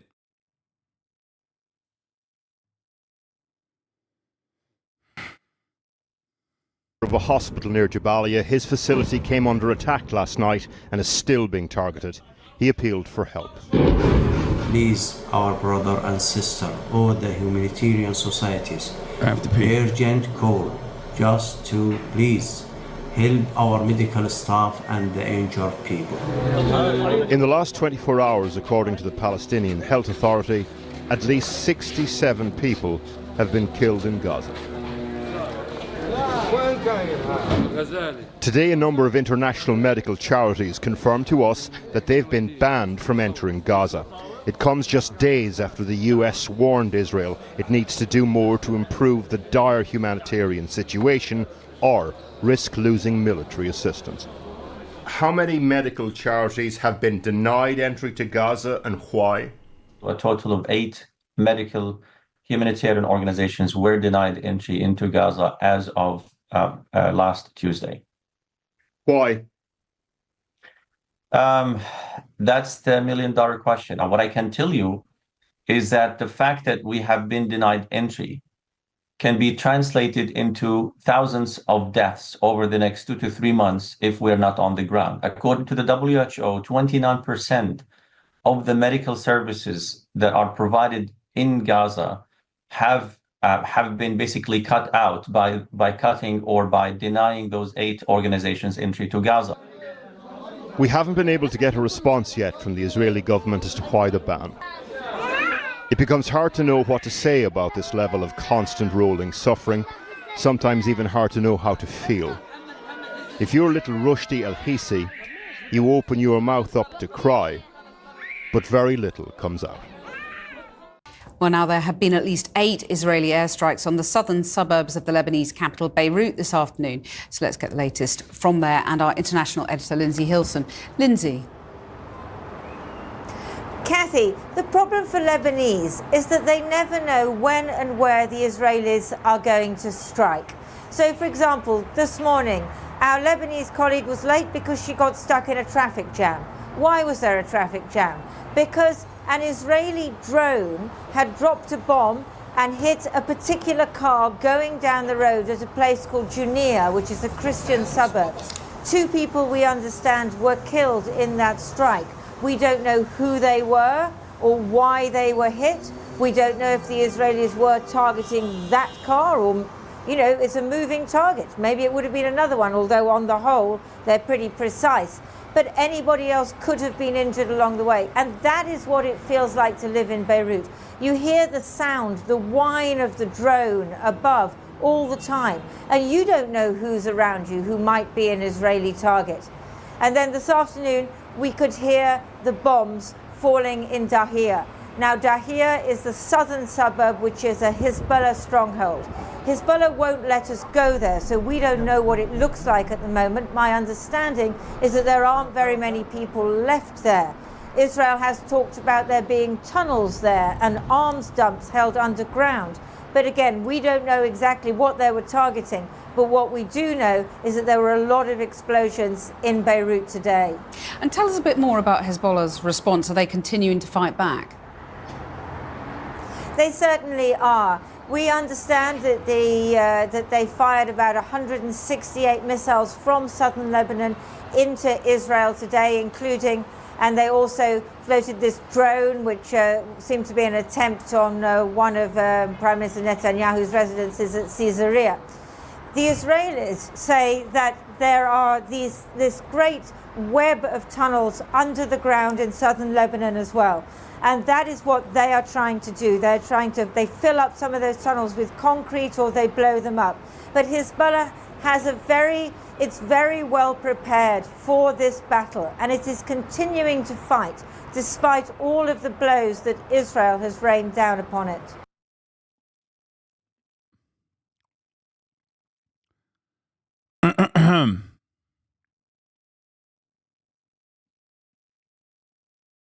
They're sending old people reporting now. They're scared Israel's going to dome youngins. I don't know. I mean, I think she's like a longtime correspondent in the region. It is. Blocking aid agencies days after Biden's red line, by the way. Yep.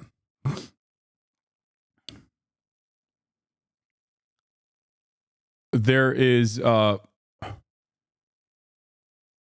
breaking news from Hasan Shabbat, who is still in North Gaza, reporting on the ground. Massacre in Beit Lahia, North Gaza Strip. Israeli occupation forces bombed a whole block length, 60 plus, and hundreds wounded with no access to any functioning hospital. It does seem as though Benjamin Netanyahu is basically ramping up its genocidal efforts in North Gaza, trying to completely cleanse that area, claiming that every single person that is there is Hamas, intensifying its bombing campaigns, intensifying the civilian casualties, and that is partially because of Biden's quote-unquote supposed red line, which, of course, as things stand, is not a real red line at all, especially all things considered, especially considering that there has never been any sort of significant scaling back of weapons that have been sent to Israel. How do you deal with people in your life genuinely not caring about murder? I live in a pretty conservative area, and it's so frustrating to be around so many people who couldn't care less or even support their actions. There's nothing you can do about it, man. Sometimes you just can't change people's minds, you know?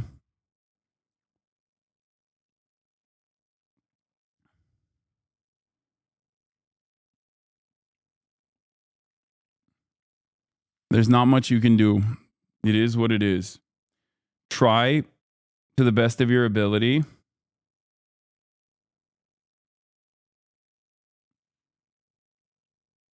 to change their minds no matter what.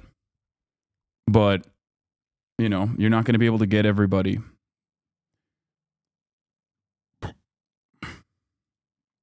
Yeah. Yesterday, Benjamin Netanyahu said, this is the end of the evil rule of Hamas. Hamas will no longer rule the Gaza Strip. This is the day after that. And today, the day after that, he's spent the entire day bombing North Gaza.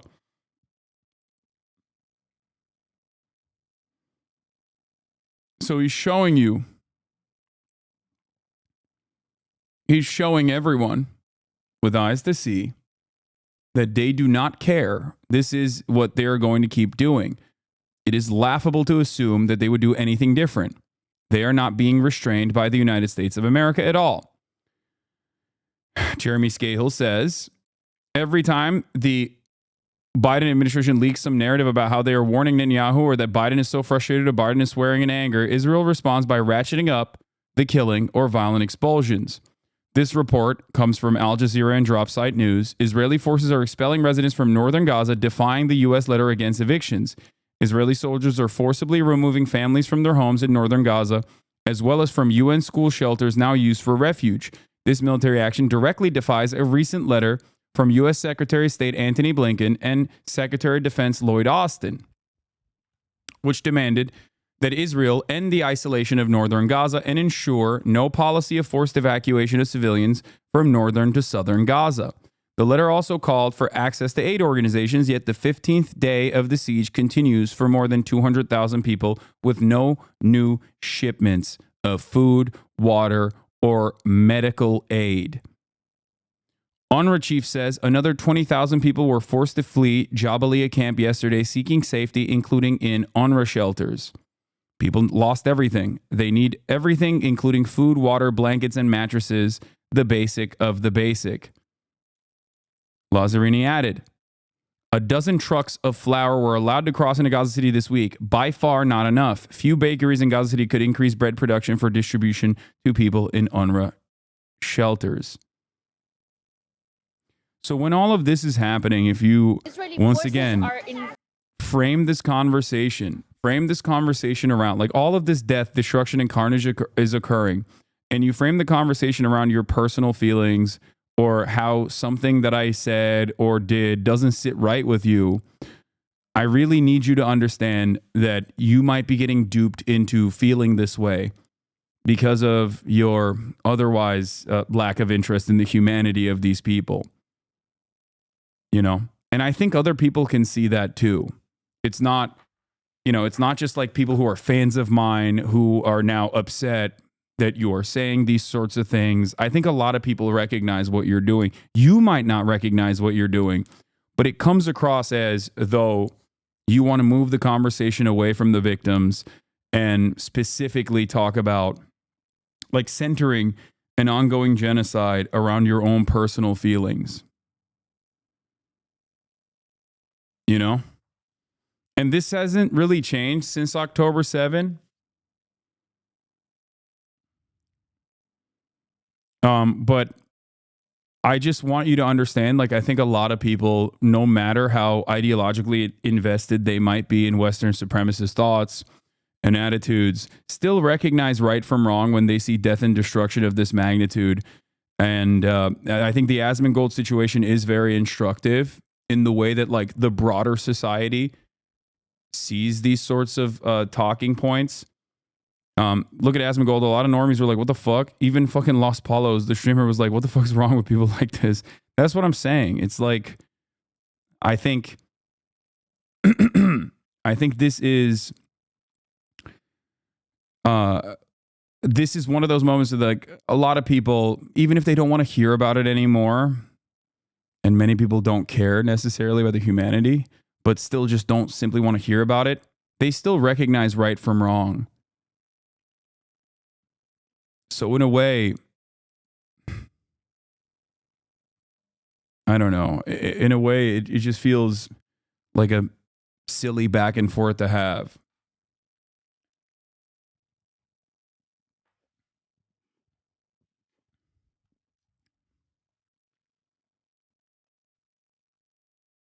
But Sabra is a dog whistle? I don't even know what you're talking about. What do you mean?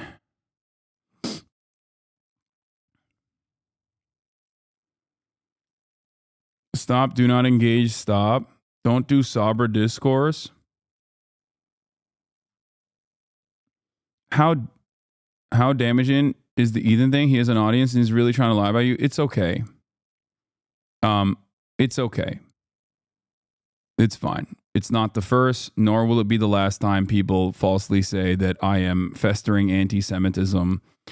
You know, it's just, it is what it is. It's an unfortunate part of doing what I do.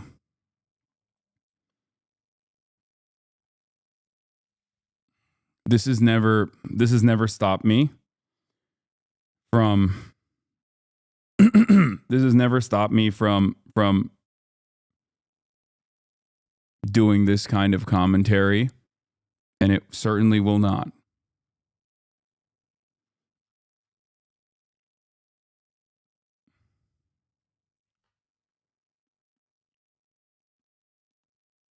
Fostering. Sorry, not festering.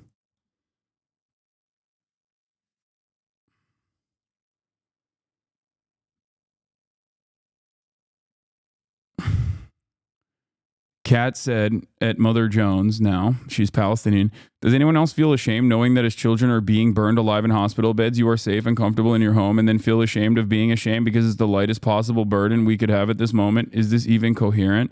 It's so frustrating to feel so powerless, but that powerlessness is just a speck in comparison to the hundreds of thousands in Gaza who are starving to death, succumbing to preventable diseases, and being bombed to smithereens. Yeah. It is. It is deeply frustrating.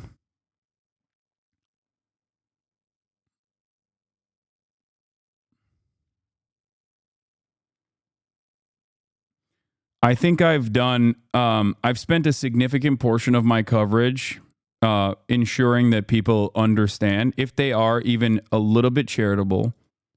I think that I spend a good deal of time addressing anti-Semitism, addressing cultural attitudes within Israeli society, addressing the Israeli government's motivations.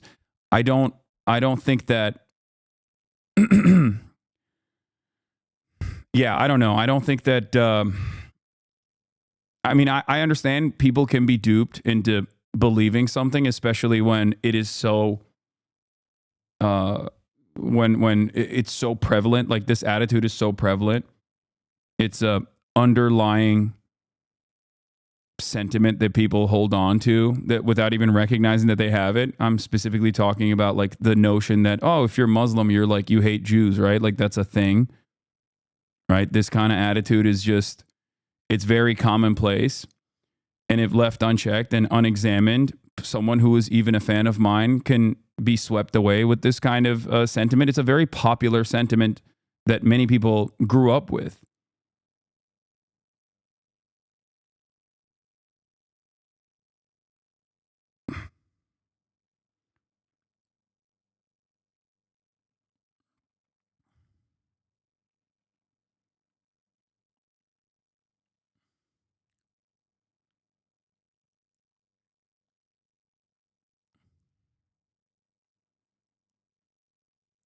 Most of you dwell on this drama about people's feelings. Let's move on. I'm trying to get people that might have a certain point of view in the Western world to re-examine their analysis, to re-examine the only way that they touch this conflict. If the only way you touch this issue, the only way that you touch this issue is from centering the feelings of yourself or your favorite content creator, then you're not being serious enough about everything that is unfolding.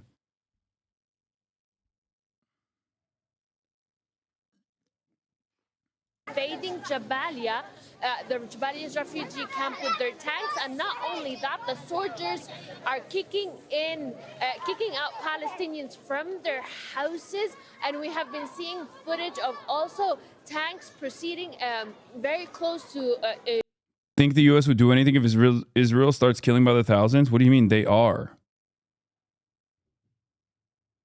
UN shelters, asking for the Palestinians to go out of the schools, asking them to evacuate and forcing them to leave those areas. Not only that, according to eyewitnesses, they're saying that also the Israeli soldiers are also arresting Palestinian men and interrogating them and separating them from their families. We have been also seeing footage for people on the move being forced to evacuate. But at the end of the day, those Palestinians are being shot at, are being evacuating, and all of this without zero stock of food. They do not even have drinking water. If someone has been injured, there's no ambulances to rescue them. And this has been happening for the past 15 days. We're not. Yeah, it's really fucked up, dude. And it's also directly and expected that Israel would behave like this, but it is directly at odds with what Biden clearly mapped out. And they've done this time and time again. That's why I jokingly refer to every single instance of Biden, like, you know, putting a red line forward or whatever as like a checklist for what Israel will do next. Biden will be like, don't strike this target. Israel will strike that target instantly. That's it. It is the sad state of affairs. Evan Hill from WAPO writes, earlier this month, I read Ezra Klein's interview with Franklin Foer, the author of recent sweeping piece in The Atlantic, looking back at the Biden administration's Gaza policy, in which Foer made an interesting claim about Biden's red line on Rafah in March. Klein pointed out that Biden said invading Rafah would be a red line, and then Israel went away and did it anyway. Foer replied that from the Biden team's perspective, they did enforce the red line by making Israel alter its invasion plan and do it in a pinpoint way. I can explain to you what happened from the perspective of the administration, which is that they delivered the red line to Netanyahu. It was delivered as, you need to come up with a plan for protecting civilians. In the course of invading Rafah, it wasn't the invasion itself that was the red line. Now I think the president expressed it differently in this interview with Capehart, and there is no resolving that disjunction. But when I would talk to people in the administration, their response was, you know what? Actually, Israel altered his invasion plans. Instead of going into the city and clearing the city in a block by block, neighborhood sort of way, they did this in a much more pinpoint way, where they encircled, they focused on smuggling tunnels and battling Hamas battalions without the same sort of casualties they had in Han Yunis in Gaza City. And I think that there's a case that they could make themselves plausibly. that they were successful in reshaping that plan. And the problem is that they were very sympathetic to the aim, ultimately. They felt like, okay, we don't want this war to continue, but we do want them to deal with these smuggling tunnels. Now, this is very important to understand, okay? Because this struck me as odd, says Evan Hill. On the left, looking at the satellite imagery, is Rafah before the invasion on May 5th. On the right is Rafah after major combat ended on September 12th. Notice something different there? It's that they actually destroyed every part of Rafah. Every part. Here, this GIF shows exactly what they did. Shokat Sufi, south of Rafah, an area of more than 27 miles or 2,400 acres cleared between May and September. Tel Al Sultan between May left and September right. According to UNRWA, Rafah had been hosting 1.4 million displaced people prior to the Israeli invasion. That dropped to 65,000 by June. Here's a close-up view of what Israel's operation in Rafah has entailed. The entire southern area here completely destroyed. Here's what Tel Al Sultan Rafah looked like through the camera of an Israeli soldier in late September.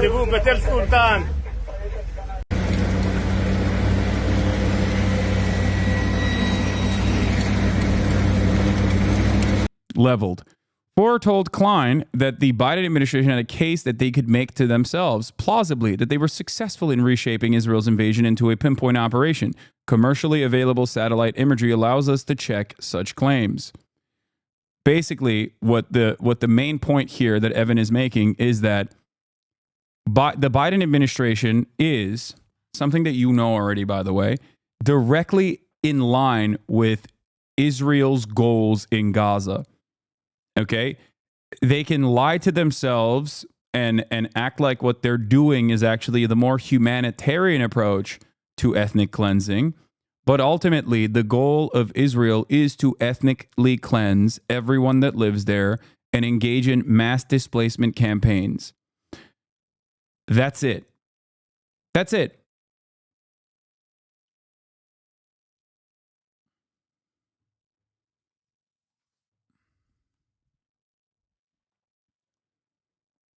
They're not gaslighting themselves, I think, into to thinking that they improved the situation. I think a lot of this song and dance here that they're playing both internally and externally works to, I guess, create this attitude that there is some rule-based international order protocol that they are following. I think that the problem is, and this is where their echo chamber actually comes into play, within the DC bubble, they might actually think that this is working. The problem is most people don't think like that. And you can tell, even the likes of the wannabe wonks and the wannabe DC analysts have completely dropped the pretense that they are actually, like America is actually doing something that is different or is at odds with Israel's death and destruction campaign. They have dropped it. They can't, there is no, those are the guys. Like, it's not the Brianna Woos of the world, right? It's actually usually the media and NGO officials that are supposed to repackage what America is saying and make it seem on mainstream media, on mainstream outlets, as though like, no, they are actually following fucking the rules, some rules. They're supposed to do that.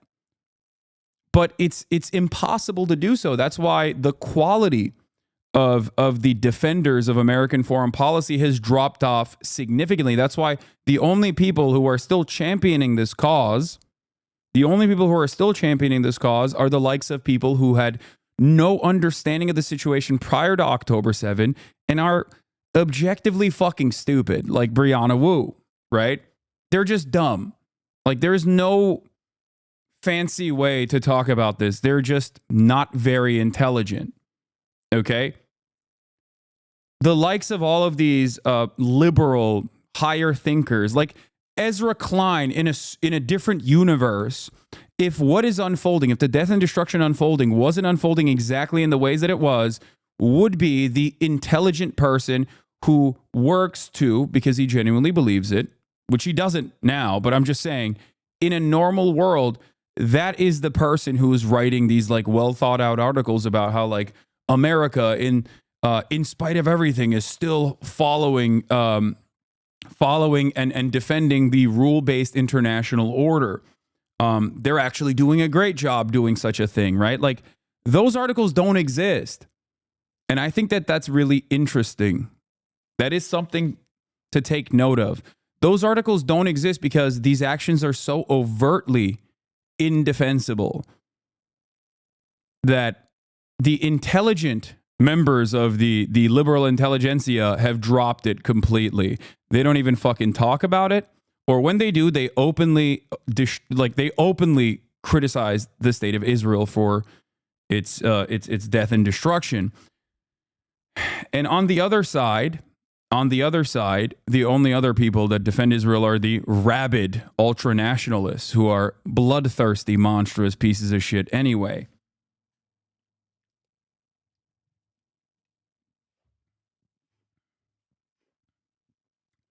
Those articles existed during Iraq and Afghanistan, right? Every article, every publication published those articles, yes.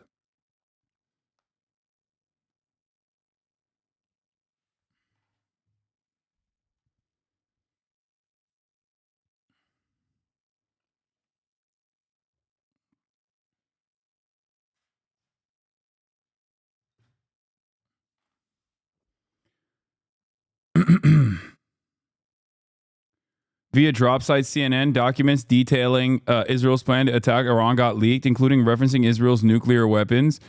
A new set of classified U.S. intelligence documents purporting to show information about Israel's plans to strike in Iran have been confirmed as authentic in a report by CNN.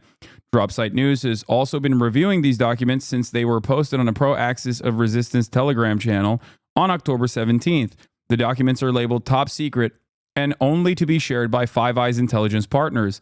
The nature and motivation of the leak are yet unknown, while the U.S. government claims to be conducting an internal investigation. The documents, which can make reference to Israel's unacknowledged nuclear program, can be seen below. That's crazy. This might be one of the first instances where we just like straight up have evidence of Israel's nuclear program. Everybody knows that Israel has nukes, but it's like talked about as though they don't, which is quite odd, or at least kind of funny.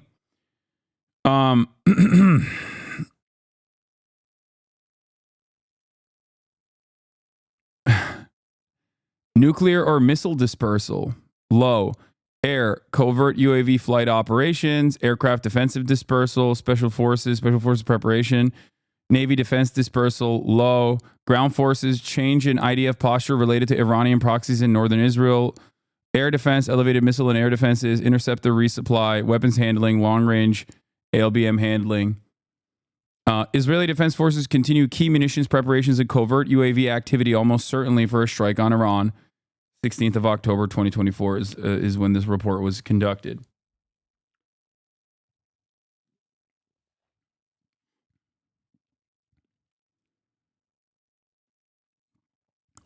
We did not observe any Jericho 2 medium-range ballistic missiles, MRBM, activity on the 16th of October. Israel likely dispersed MRBMs on the 1st of October, and we lack indications that the dispersals have concluded. That the dispersal is concluded. MRBM dispersal is almost certainly defensive. We have not observed indications that Israel intends to use a nuclear weapon. I'm going to read that again. MRBM dispersal is almost certainly defensive. We have not observed indications that Israel intends to use a nuclear weapon.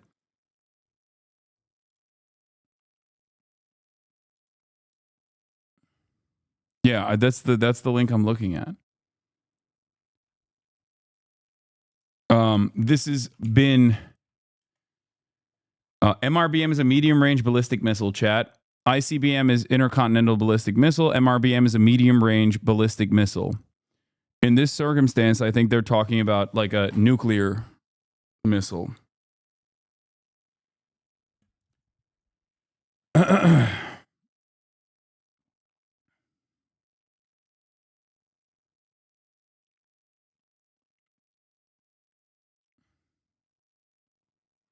Why are no powerful countries stepping in to aid Palestine? Why would they? The most powerful country on the planet is defending Israel.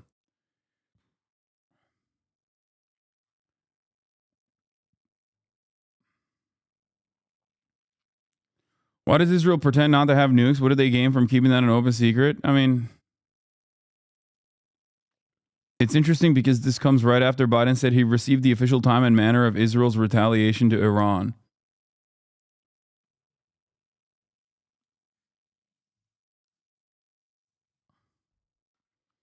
Wouldn't Israel using nukes would be as smart as Russia using nukes, basically nuking their backyard?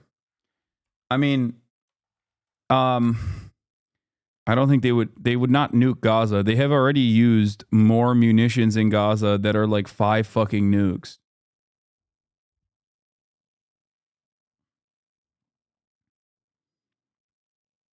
So I find it so fascinating since the March of this year, arms deliveries from Germany have been stopped by German courts. The fascinating and funny sick thing is that the AfD and the right in Germany are attacking the current policy of doing nothing for Israel and the current supposedly more left policy, as our chancellor says, we support Israel and send weapons and will always and forever do so, instead of simply quoting the courts.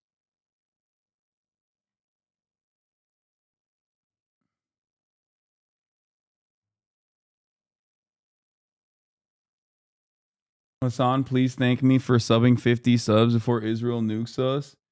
Israel wouldn't nuke us. They would nuke, Lebanon or Iran or somewhere else in the region if they were to. I don't think they will, but,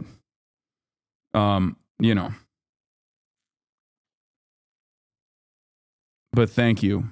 Especially thank you for giving 50 gifted subs to chatters at the top of the hour when there's a 3-minute ad break that is coming right now, and they won't be able to. 50 of them will be able to avoid seeing said ads. Israel, the type of player to flip a board game instead of admitting laws. Brother, that is called the Samson option.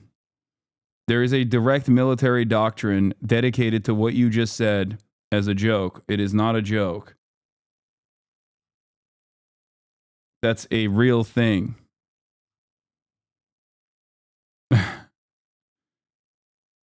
Scary stuff, but...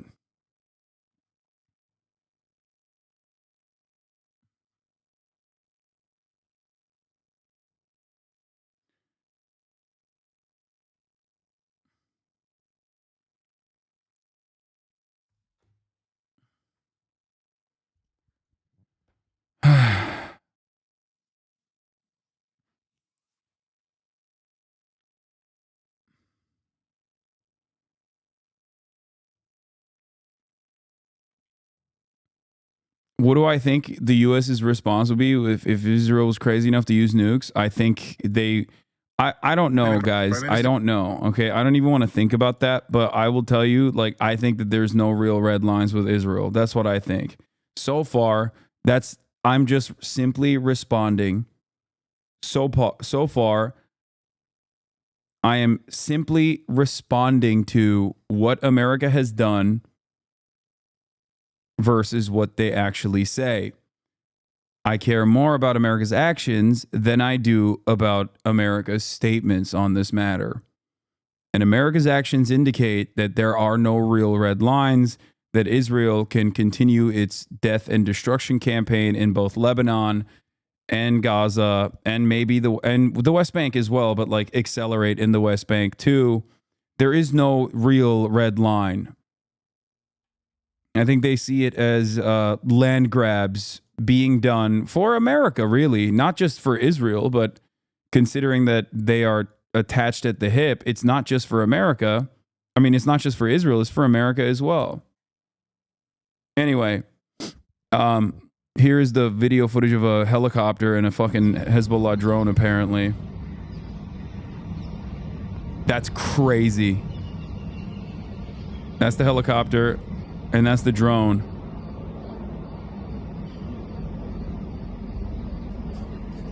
That's wild.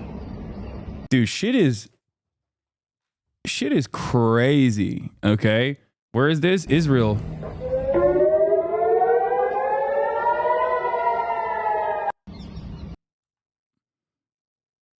Netanyahu's residence.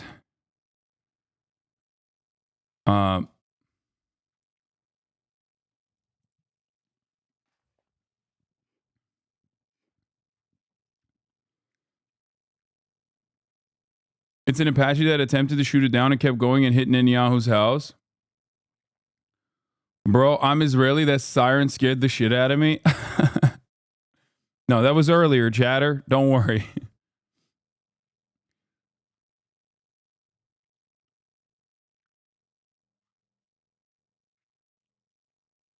Israel used the Samson option to threaten Nixon, and he immediately buckled. Wait, what? In 1973, Yom Kippur War, Arab forces were overwhelming Israeli forces, and Prime Minister Golda Meir authorized a nuclear alert and ordered the 13 atomic bombs to be readied for uses by missiles and aircraft. The Israeli ambassador warned President Nixon of very serious conclusions that the United States did not airlift supplies. Nixon complied. This is seen by some commentators on the subject as the first sort of the use of the Samson option. Seymour Hersh writes that the surprising victory of Menachem Begin's Likud party in the May 1977 national elections brought to power a government that was even more committed than Labor to the Samson option and the necessity of an Israeli nuclear arsenal. It turns out that the madman theory was used against the madman himself. I didn't know this.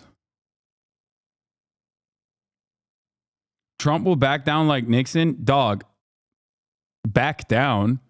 You don't need to back down if your position is aligned with Israel. Okay? Neither Trump nor Joe Biden, or even Kamala Harris really, are at odds with Israel. If anything, I would say out of the three of those people, the only person who'd be terrified into submission would probably be Kamala Harris in comparison to Donald Trump, who's gotten $100 million from Miriam Adelson. Trump would be like, use the nukes. Why haven't you used the nukes, stupid? That's what he'd be saying.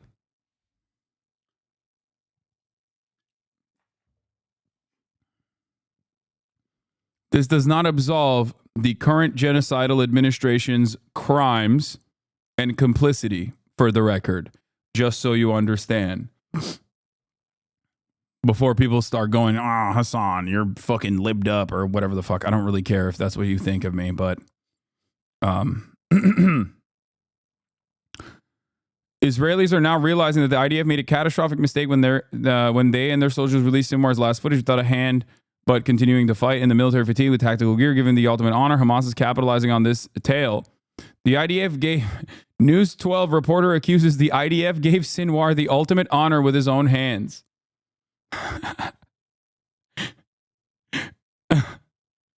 I think this yet again was an instance where the immediate attitude in the hearts and minds of like the broader Israeli society caused them to not recognize how everyone outside of that would see this footage. Like they thought this is fun and embarrassing because like that's the reason why they do the interrogations and stuff too, right? Like it is to embarrass Palestinians, to make them feel like, oh, there's no way to fight. Like this is what we will do to your leadership. This is what we will do to you. Not recognizing, damn brother, the double standards are exhausting. All the drama around Iranian nuclear program and the following sanctions, even though Iran is a signatory of the NPT, while Israel is just sitting over 100 bombs without a fuss. Yeah, they get to do it though.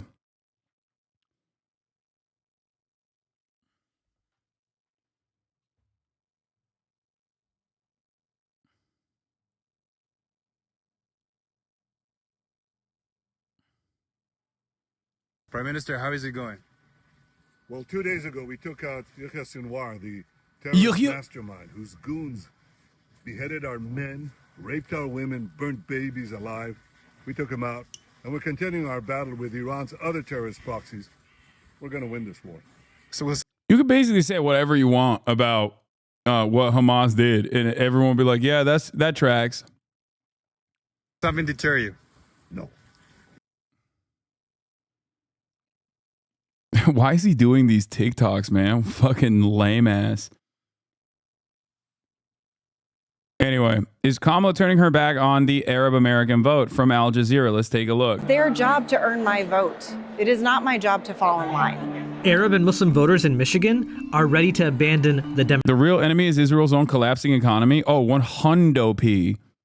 They cannot continue this death and destruction campaign. They cannot. their own internal weapons manufacturing is not enough for them to completely turn their country into a war economy. Even if they were to do that, it would take some time for them to successfully turn their entire economy into a war economy. But even then, they lose all of the good favor of being the democracy in the Middle East, the only democracy in the Middle East, which was a lie always, but it doesn't fucking matter. Like you're going to experience brain drain.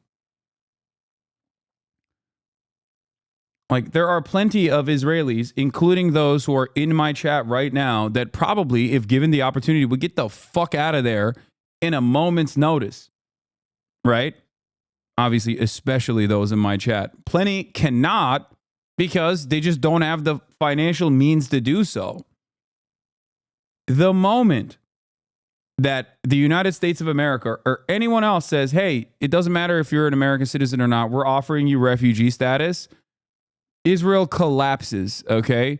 It turns into a nuclear armed state led by inbred Haredi dudes who don't know how to fucking read. It'll be a nation ruled by and comprised entirely of the Itamar Ben-Gvirs of the world. It's over at that point. You can't do a charm offensive and consistently, oh, I forgot to run the 3-minute ad break, by the way, so I'm running it now. And consistently lobby the American government or have narratives that suit your purpose in the halls of intelligentsia. Like, you're cooked. You're cooked. Why is it that you think Israel has... One, why is it that you think that there are so many Tel Aviv offices, right? Like, when you are in the region, when you are covering the issue, there's no fucking Gaza office. Not even really a West Bank office for many of these places. It's just a Tel Aviv office.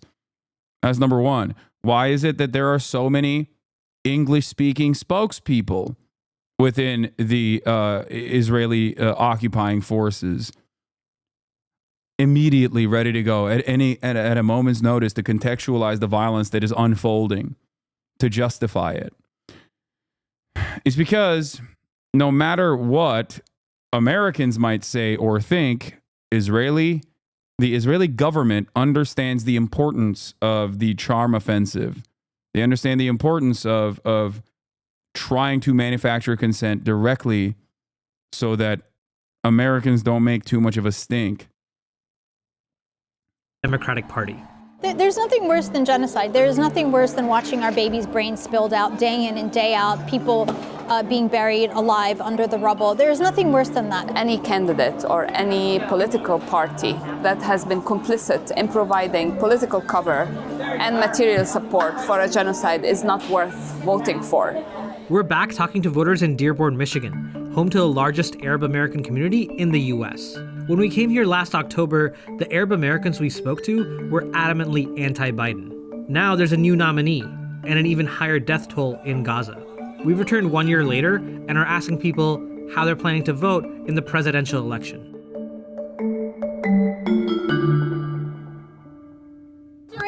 Free Palestine! Free Palestine! Free Palestine! Free Palestine! Lexis Zaidan is a Christian Palestinian-American activist who grew up in Dearborn. My grandparents are all people who've been victims of the 1948 Nakba. My dad's family grew up in Jaffa, which a lot of people know is current-day Tel Aviv. A lot of them left Palestine and became refugees because of what happened in 1948 of being displaced out of their homes unjustly, unlawfully, in a way that was dehumanizing and in a way that's happening to Palestinians in this very moment. She says that the demographic in Dearborn has a unique perspective on the election. And we see our parents that came from nothing, from war-torn countries that have been war-torn by our own tax dollars, still come here and create something for their family and contributed to a society that in a sense has betrayed them. When we last spoke to her a few weeks after October 7th, Lexis was clear that she would not vote for Joe Biden. Now that Kamala Harris is the nominee, she says she and other people in the community don't know who they're going to vote for president. people don't know what to do. And two options of a fascist like Trump and Harris, who was under an administration that directly funded this genocide. Because of the way US presidential elections and the Electoral College are set up, the candidate who wins the most votes in a state usually gets all the state's votes in the Electoral College. That means certain swing states like Michigan are more likely to sway the election. We've been saying for months now that we want them to implement an arms embargo to, stop supporting the occupation and the killing of Palestinians. And that demand has clearly fallen on deaf ears, unfortunately. And so people almost feel like, what is there to do? Lexis is one of the co-founders of the Uncommitted campaign, which asked voters to cast a protest vote against Joe Biden in the Democratic Party primaries. In Michigan's primary in February, more than 100,000 people voted uncommitted, many of them protesting the US government's policy on Gaza. But now there's a new nominee. And at the end of the day, you come down to this reality that there's Harris and there's Trump. My biggest thing is I want people to go to the polls and civically engage and vote. But also I want people to understand that what we do outside the ballot box is actually far more important than what we do inside the ballot box. To Lexis, the movement is not just about making change, but also creating a space for those affected by the genocide. In pain and trauma and grief, we forget to also pause and kind of breathe and really recognize that art and culture can help mobilize people. The first most tragic story is October 7th. Hospitals. In Detroit, Vice President Kamala Harris was asked if she could lose due to the anger felt by Arabs, Muslims, and supporters of the Palestinian cause over civilian deaths in Gaza. How risky is it that you could lose the election? Well, it is undeniable that it is something that everyone is aware of what is happening there. I speak publicly all the time about the fact that there are so many tragic stories coming from Gaza, and of course, the first in this phase of everything that has happened, the first most tragic story is October 7th.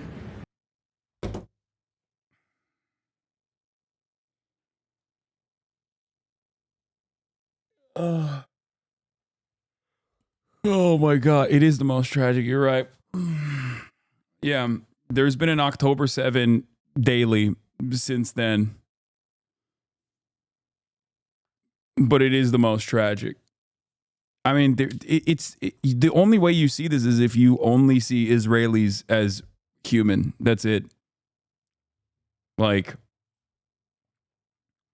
that's crazy. That's crazy, man. You definitely do not, like, you can be as PR trained as you want to be. You can be as media trained as a person who's running for president, right? And even then, no matter what, okay? No matter what, if you have this underlying attitude that, like, Arabs, Muslims are kind of deserving of being relegated to collateral damage status, if you operate with that assumption, if you operate with that as your starting point, you're always going to fuck up. Because it's not genuine. It's not. Like, all of the lip service is so disingenuous that the underlying disproportionality of the violence that is justified is so apparent in every single instance. This isn't to say that October 7 is not a tragic incident, is not a massacre. Of course it is.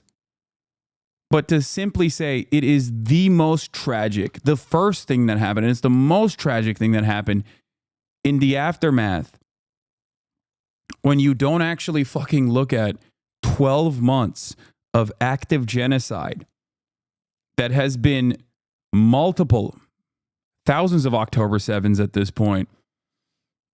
I don't know. I mean, you're just, it's very obvious. It's very obvious that you don't care.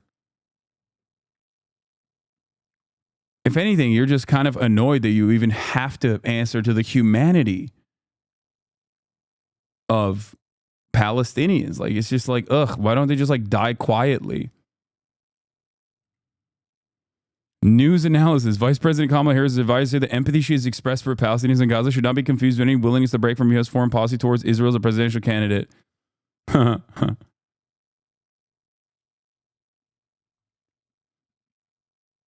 I think it's interesting that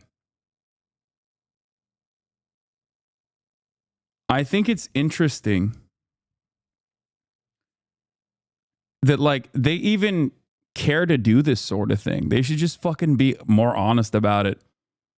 I think overall, like there is no difference between the actions that the American government takes in the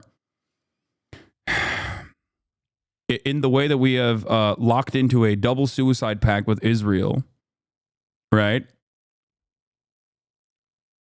There is virtually no difference. There's no daylight between that and fucking Donald Trump. The only difference is Donald Trump is like, no, that shit is good, and I'm in agreement with it. Whereas this administration tries to play this song and dance as though they are like trying to stop Israel, but failing to do so, making them appear even weaker.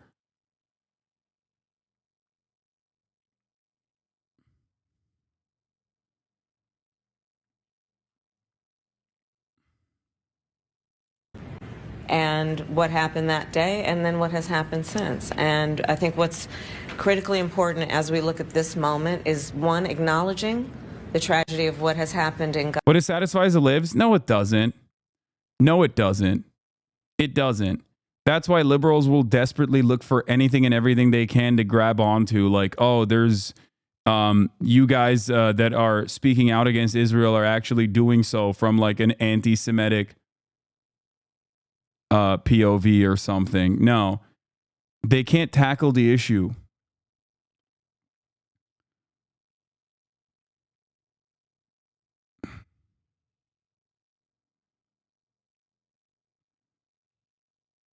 They can't tackle the issue directly. So they just like try to disperse, try to like fucking get you to not look at the glaringly obvious death and destruction in front of your eyes. Both my parents are Zionist megalibs, and even they are starting to recognize that this issue is going to be the one that does Kamala in because of how unpopular of what Israel's doing is. Yeah, that's what I'm saying. Like, there are, I think, thank you for the 50 gifted subs, D2. That's it. That's it. Like, liberals also literally are not on, and they're not in line with the Harris administration on this. So for them, I think it's more so about just like getting her to shut up about it too. They're just like, oh, I don't want to even think about that. Now, you might know some people who are denying what Israel's doing is genocide or whatever, but ultimately, even they recognize that it's kind of fucked up.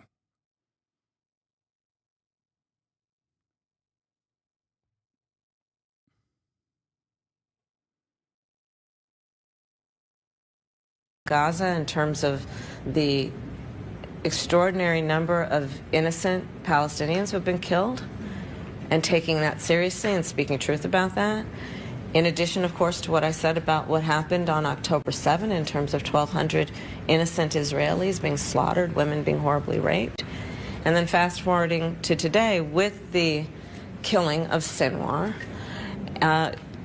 this creates an opening that I believe we must take full advantage of to dedicate ourselves to ending this war and bringing the hostages home. But it's not working so far.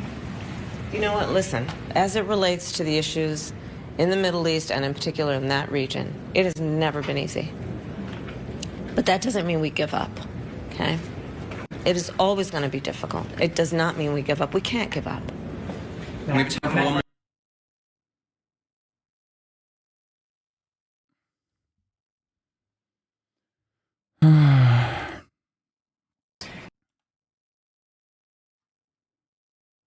I mean, I think that they are actively trying to push the Arab voters away, by the way. I don't think that they're like turning their back on the Arab voters. I think they are actively pushing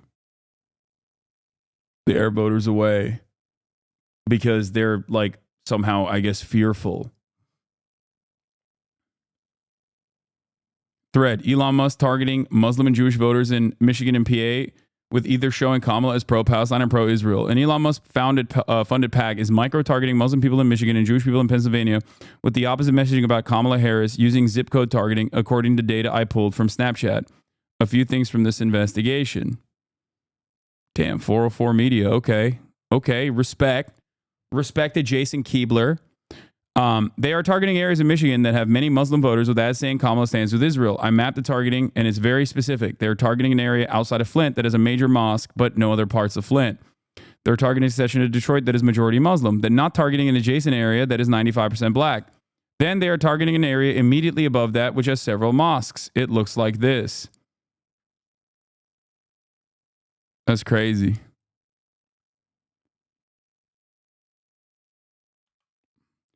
In Pittsburgh, they are targeting traditionally Jewish neighborhoods, including a neighborhood where the Tree of Life massacre happened several years ago, as well as several suburbs with large synagogues.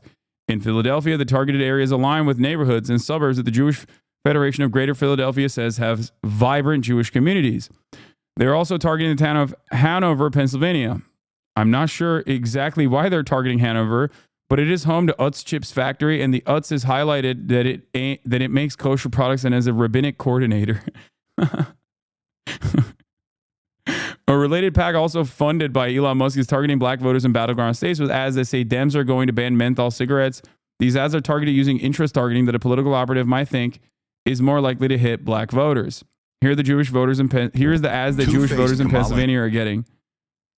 Two-faced Kamala Harris is secretly campaigning for Palestine and trying to get away with it. I will not be silent about the scale of human suffering in Gaza, including the death of far too many innocent civilians. Our common humanity compels us to act. Kamala Harris, stop pandering to Palestine and stand with our ally Israel. Yo, that's awesome. What is this music? Running ads pandering to Palestine. We must stand up to anti-Semitism. We say no more. Why did Kamala Harris support denying Israel the weapons needed to defeat the Hamas terrorists who massacred thousands? And why did Harris show sympathy for college protesters who are... D2, thank you for another 50 big ones.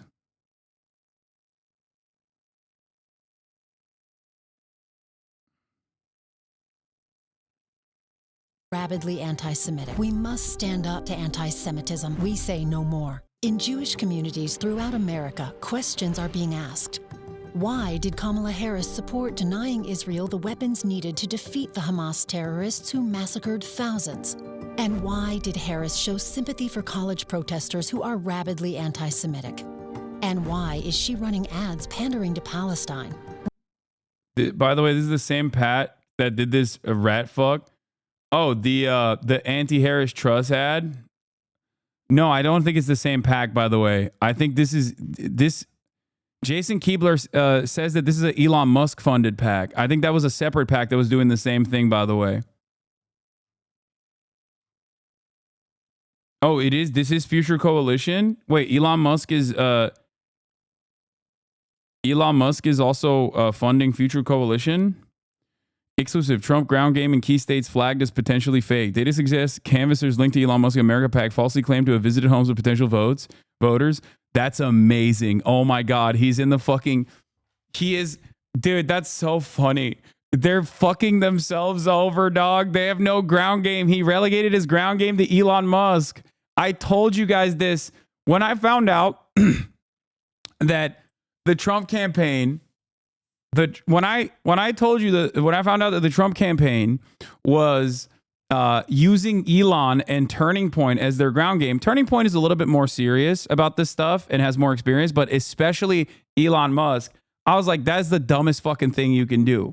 Okay? These things need to be directly coordinated. These things need to be coordinated directly by the campaign. You cannot hope that Elon Musk will fucking push you across the finish line. The ground game is very important for turnout. That is hilarious that Elon Musk, being the charlatan that he is, you know, grifting. In Philadelphia, they targeted the areas aligned. Okay, here are the ads that they were running, and here are the ads Muslim voters in Michigan are getting. She stands with Israel and the Jewish people. Kamala Harris gets it. We can trust her. You don't always know where Kamala Harris stands. She's changed her mind a lot. But there is one issue she's never budged on. Kamala Harris stands unequivocally with Israel. She Damn, they cooked her on that. I'm not going to lie. always has, and as president, she always will. Kamala relies on her husband, Doug, for counsel on the toughest issues, like Israel's noble fight against the radical terrorists in Gaza. And when Doug talks, Kamala listens. No, not Doug, bro. Hey, yo, chill. Yo, cool it. Cool it with my man, Doug, dude. Hey, chill. Fucking chill, dude.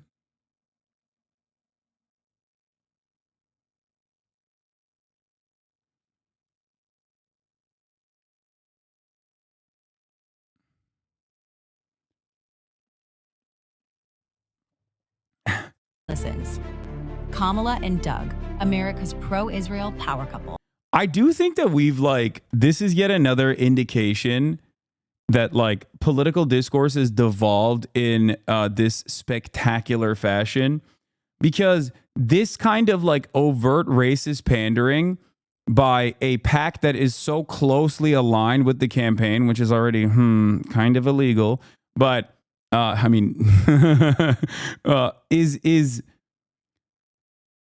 this kind of overt racialized pandering used to be covered in the media as unacceptable. You know what I mean? When super PACs used to do shit like this, people would be like, that's unacceptable. Look at this fucking ridiculous ad. And I feel like nowadays this is completely fucking devolved. We have completely devolved. Political discourse is so fundamentally broken. This is crazy. Doug whistle. Yeah. When Doug talks, Kamala listens. Kamala and Doug, America's pro-Israel power couple. They were the ultimate power couple, Bill and Hillary. For a quarter century, the Clintons ruled the Democratic Party. Now it's their turn. Dude, Doug and Kamala are just like Bill and... Nah, that doesn't even work, dog. Come on. No, I that's awesome. That's fucking dope. That's dope, man.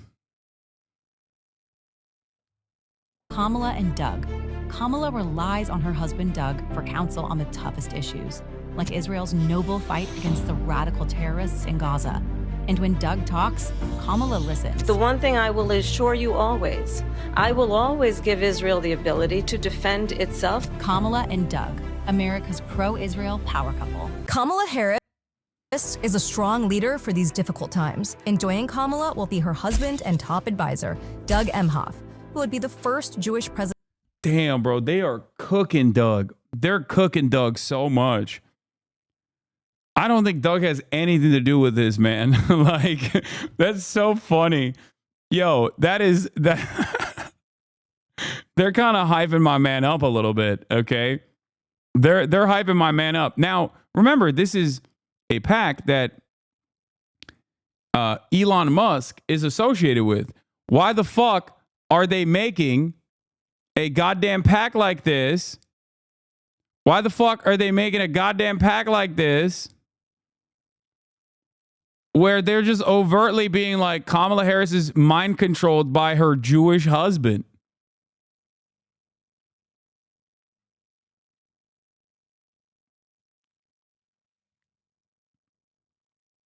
That's insane, dude. You're fucking insane for making an ad like this.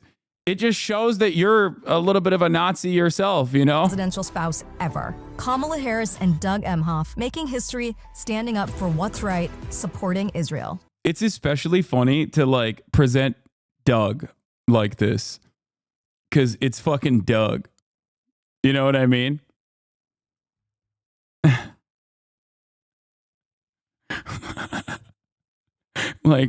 Nah, I think Kamala Harris arrived at this conclusion all on her own. I don't think there was any input from Doug.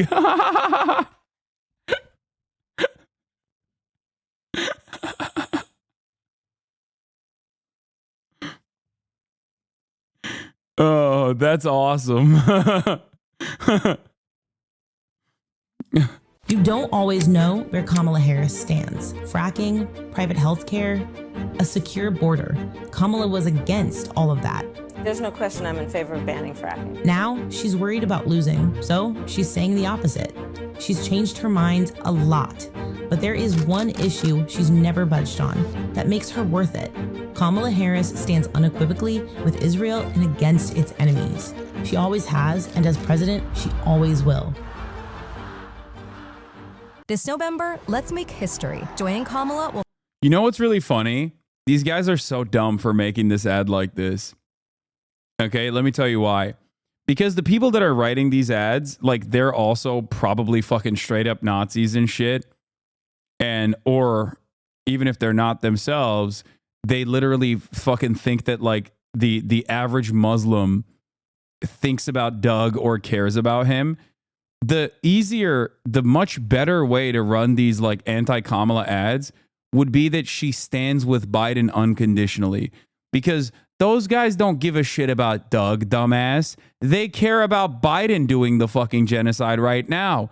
And Kamala Harris has time and time again given incredible opportunities for these fucking attack ad writers to just be like, she stands with Israel just like she stands with Biden, who is nuking fucking Gaza.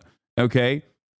Like, if they wanted to do this, they should have, if they wanted to do a better job with this, if they weren't so fucking invested in, like, the notion that every single person in, like, Hamtramck is just, like, thinking that Kamala Harris is obviously being mind controlled by her Jewish husband, like, they would do that instead.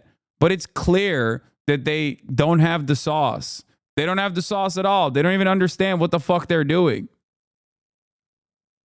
Will be her husband, Doug Emhoff, the first Jewish presidential spouse ever. Vice President Harris has Okay, shut up. Hamtramck.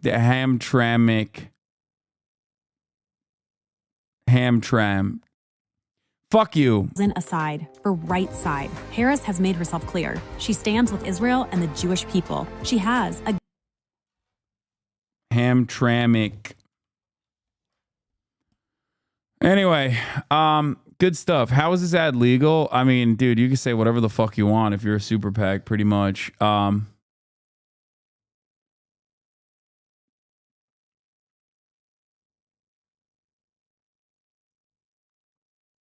Elon learned from Galloway. George Galloway has different campaign letters for the white and Muslim households in Rockdale.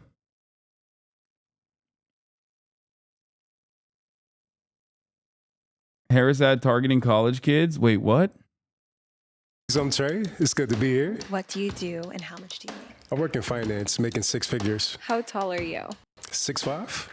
Do you have any plans to vote in November? Nah, not my thing.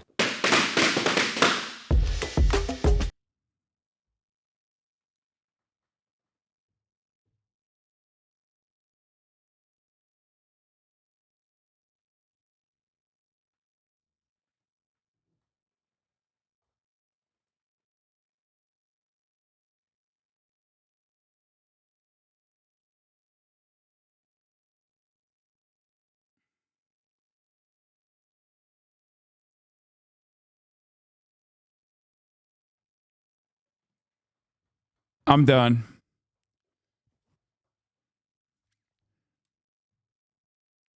You won't get pussy if you don't vote for Kamala Hello, Harris. ladies. I'm Trey. It's good to be here. What do you do and how much do you make? I work in finance, making six figures. How tall are you? 6'5". Do you have any plans? Bro, the people working on the campaign have to be the most online people on the planet. I swear to God. Like, let me tell you something, okay? The moment that you see an ad like this and you go, this speaks to me, understand they're cooked. If any ad that they put out speaks to you directly, you're probably fucked, okay? You are the last person that they should be targeting.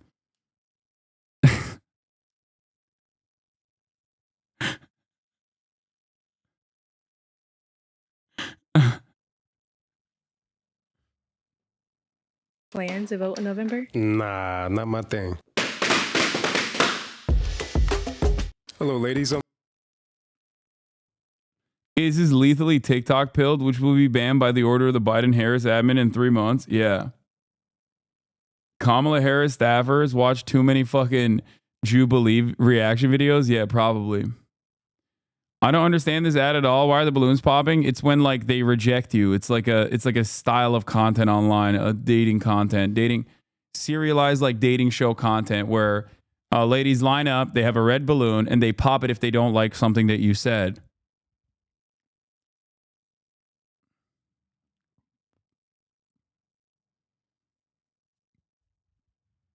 One V20 is the best psyop since fentanyl. It's just brain rotted shit.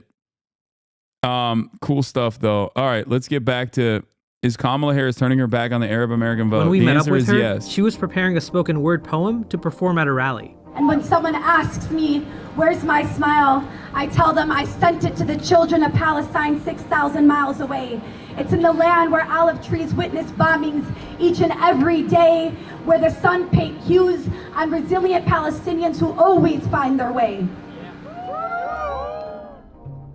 Michigan is home to more than 300,000 Arab Americans. Immigrants from present-day Syria and Lebanon came here in the beginning of the 20th century to work in car manufacturing factories. And with each outbreak of war and mass displacement in the Middle East, more and more Arab immigrants called Michigan home. Dearborn is home to the largest Arab American population in the country. You know, if you drive down, just down the street, you'll see a lot of Arab American-owned restaurants and businesses. This is the home of Arab America. While in Dearborn, we also reconnected with Adam Abu Salah. Adam volunteered for the Biden campaign in 2020, but now Adam says he can't endorse the party. This administration right now has continued to support Israel with their actions within the last 11 months and really haven't changed anything.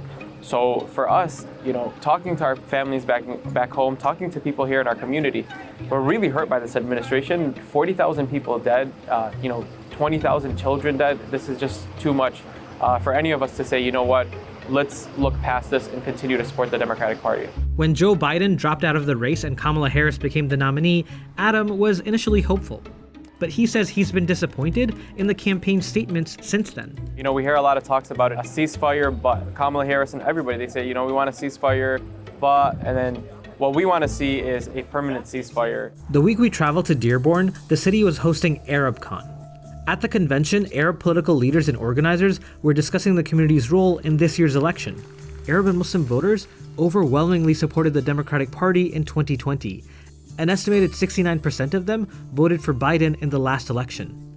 That helped Democrats in Michigan, where margins have historically been slim. Obviously, to state that Donald Trump only won by 10,000 votes in 2016, and we just saw 101,000 people vote uncommitted.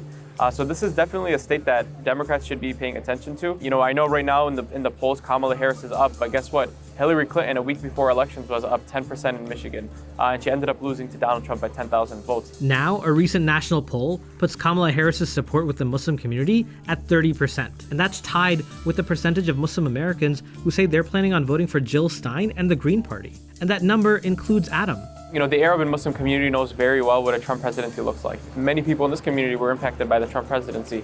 He is a threat to our country. He's a threat to our democracy. So we also need to talk about Kamala Harris being a threat to our democracy and the Democratic Party being a threat to our democracy. As it stands right now, I'm going to vote for Jill Stein. Right now, we have a choice between candidates who have been continuous supporters of Netanyahu and the genocide that's going on.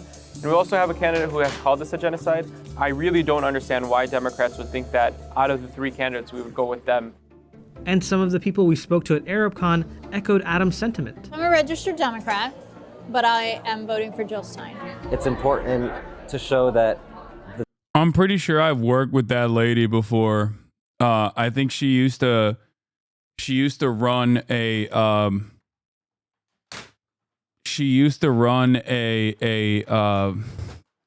charity called Muslims for Progressive Values.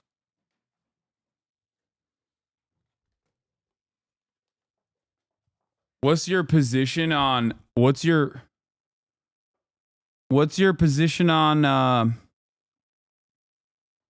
Jill Stein? I don't really care for Jill Stein particularly. I don't think these people care about Jill Stein either. I think they just want to fucking put a protest vote out there. Yeah.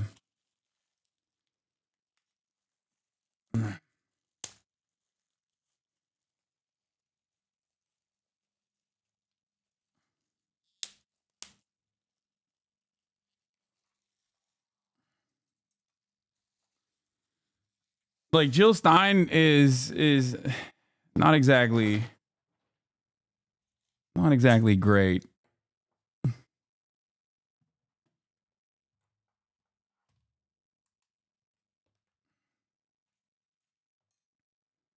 But not for the reasons that people fucking are like, oh, she's a spoiler. Like, I don't give a shit about that.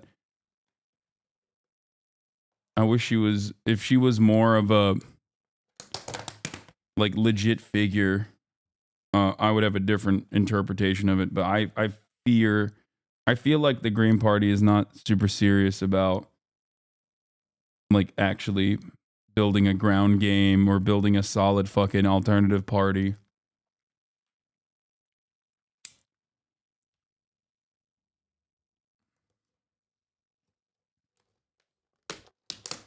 And it's not because they get sabotaged by the Democrats. That much is also obvious that happens, but that's not the reason.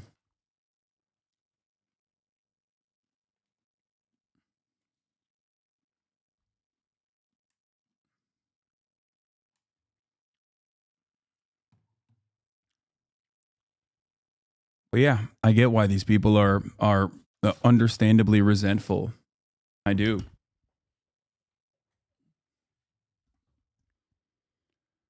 I'm a registered Democrat, but I am voting for Jill Stein. It's important to show that the two options that we're presented with aren't necessarily our only two options.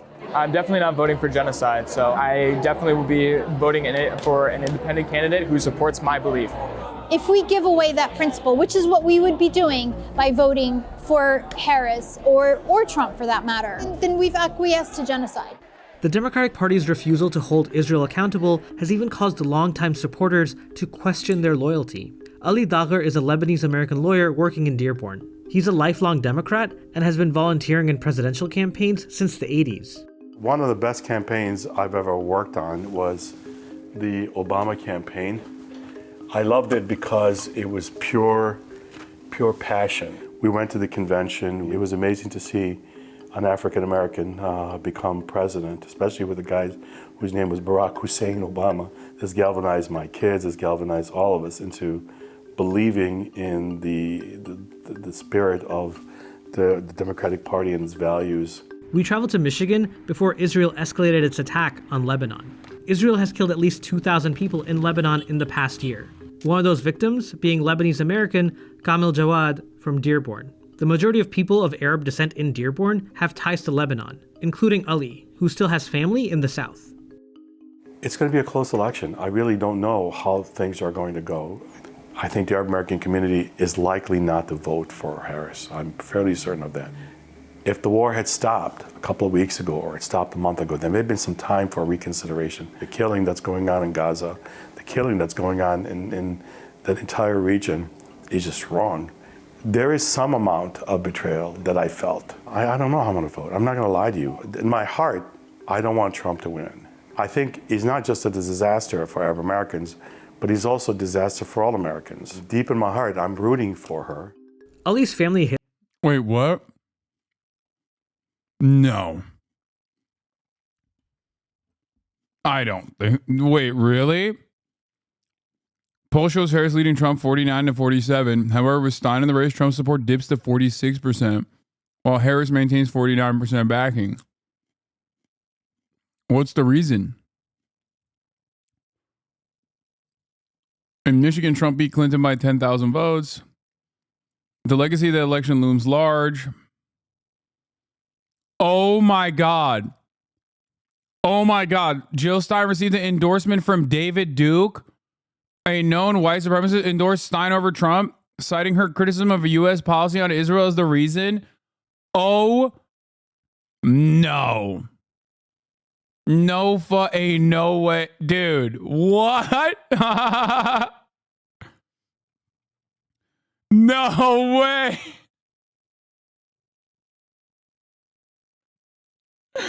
Bro, Dude, America's insane, dude. We are not a serious nation. Stop! Oh God. Oh my God.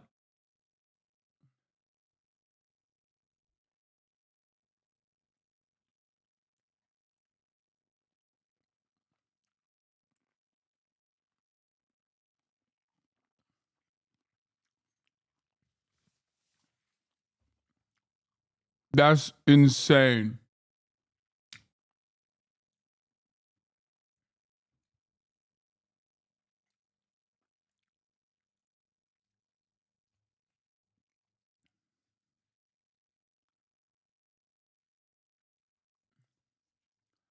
I've seen a lot of pro-Stein leftists say David Duke is a DNC op to besmirch the reputation of Jill Stein. Yeah.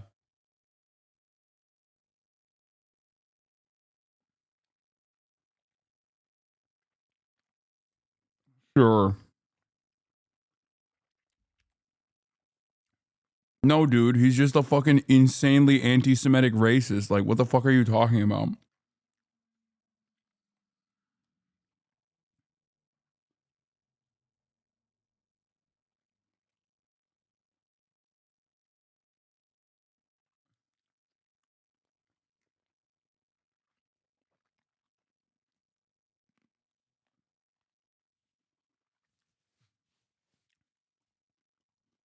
Also, something really funny about this is that Jill Stein, I think, is Jewish.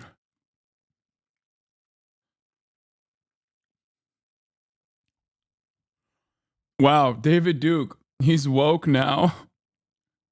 David Duke is like, listen, guys.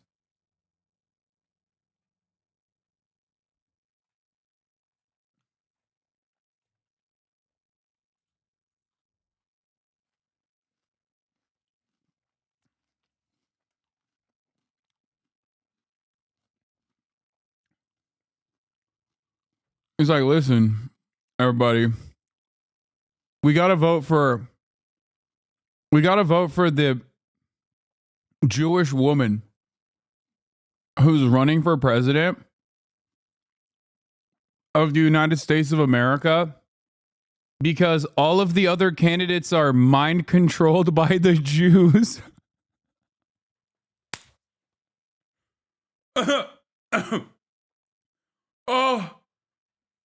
Oh, that's awesome.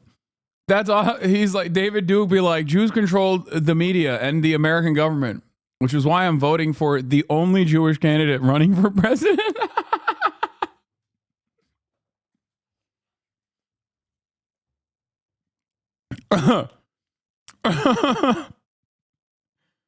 Yeah. Wow, we're getting real nutty with it. History is deeply tied to Michigan's labor unions, which are known for having a significant influence on the outcome of elections. Ali's father was a member of the United Auto Workers Union, UAW for short, which often is vocal in state and federal politics. And if it wasn't for him getting a job as a UAW worker, we'd be living in poverty. And that's why I'm 100% supporter of labor. I march with them. I do whatever I can to be a part of the union. You can't live in this area without being in some form impacted by the UAW. The union endorsed Kamala Harris for president, but also called for a permanent ceasefire in Palestine and Israel. We're the grandkids and children of the UAW. And by calling for an immediate ceasefire, the UAW did stand up and do the right thing. And we're hoping that UAW continues to influence the administration.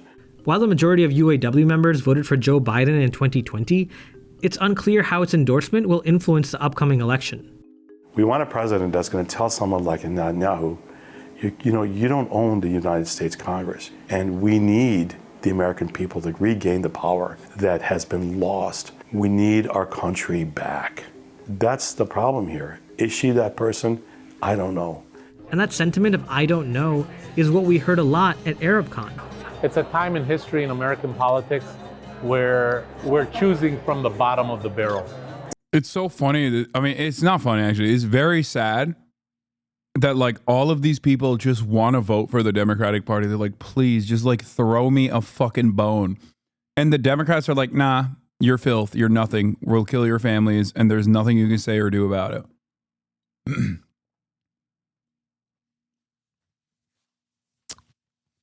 Also, Thanks again to Dito2 with another 50 gifted subs right at the top of the hour. Once again, allowing 50 people to no longer see the ads at the top of the hour. Here is the 3-minute ad break now. Disappointed is an understatement, for Kamala's position on Gaza. And at the same time, I think Donald Trump would be disastrous for our country. The reality is it is a Democratic administration that is funding and excusing genocide. It is a Democratic administration that is allowing the biggest land grab in the West Bank in 20 years. It's really hard to look at somebody in my community and say, it's going to be worse. The genocide is going to be worse. Men, women, and children are being slaughtered, and we're paying for it, and we're funding it, and it's our weapons. That's my main issue. Do I want to stop Donald Trump from becoming president again? Or do I want to, vote my conscience and demonstrate also the power of the Arab American and Muslim vote? That feeling of uncertainty is present for Lexis and the Uncommitted campaign as well. The campaign, VP Harris, the administration, they have repeatedly said to us that they actually don't want us to mobilize their people, that they're willing to put those votes on the table. They don't want the resistance in the party. They want to be able to navigate and operate in a way where nobody's pushing back against their inhumane and unjust policies. The Uncommitted campaign refused to endorse any presidential candidate for this election. But it also said it would not recommend voting third party. If Harris does not move as it relates to policy, I cannot come out and endorse Harris. It's just not something I can do. And as it relates to third party vision, I just can't, in my good conscience, recommend a vote for a third party. And in my personal assessment, voting third party is a vote that's almost serving as a protest vote against people that feel very angry, and rightfully so, against the decisions that the Democratic Party has made. But the question I put back on people is, what does that decision do for saving Palestinian lives right now? Some in the Arab and Muslim community were angered by the Uncommitted campaign's refusal to endorse any third party candidate. But as more and more Arab and Muslim voters stop being loyal to the Democratic Party, it could make Kamala Harris's path to the White House extremely difficult. No matter who wins the presidency in the US, Lexis doesn't think US foreign policy in the Middle East will change, which is why she says she's focused on the day after the election. We far too often react in a moment of crises. What infrastructure are we building right now so we don't have to be reactive to things that are happening, and that we have enough infrastructure built to create influence, to create change? What are we doing as a community on the very next day after the election to grow our movement? And so for me, I want to see that movement continue to grow. I want to see coalitions build across communities of color, across lines of difference, and to see the influence that movements, from the people in the streets to the student encampments to what Uncommitted has done, to see the influence that it has had on people across not just our country but the globe, and the way people are courageously speaking up for Palestine. Like, that's truly a silver lining, and that shows me that we're doing exactly what needs to be done.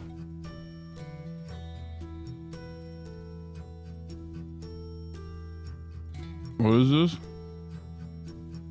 But the American empire With is just 17 days to go, Vice President Harris and former President Trump are focusing on the crucial swing states and nearly crossing paths. Harris bringing in some big names this weekend, while Trump campaigns in Pennsylvania. And ABC News White House correspondent Mary Alice Parks is following it all, and she leads us off this morning. Good morning, Mary Alice. Yeah, good morning, Gio. That's right. Harris is set to appear this weekend with musicians Lizzo and Usher. She's really been picking up the pace of her campaign. Both candidates had multiple stops throughout Michigan yesterday. At one point, they were both in Detroit, tailoring their message to the auto industry. With just 17 days to go until Election Day, former President Trump and Vice President Harris crisscrossing the state of Michigan. Harris sharpening her attacks. He makes big promises, and he always fails to deliver. Calling Trump out for refusing to debate her again. If you are exhausted on the campaign trail, it raises real questions about whether you are fit for the toughest job in the world. Trump pushing back. I've gone 48 days now without arrest, and I've got that loser who doesn't have the energy of a rabbit. Polls show Michigan a total toss-up. In 2016, Trump won the state by fewer than 10,000 votes, but lost in 2020 by over 150,000 votes. Both candidates focusing on the future of the auto industry. Harris meeting with auto worker union members in Lansing, Michigan. We will ensure that the next generation of breakthrough.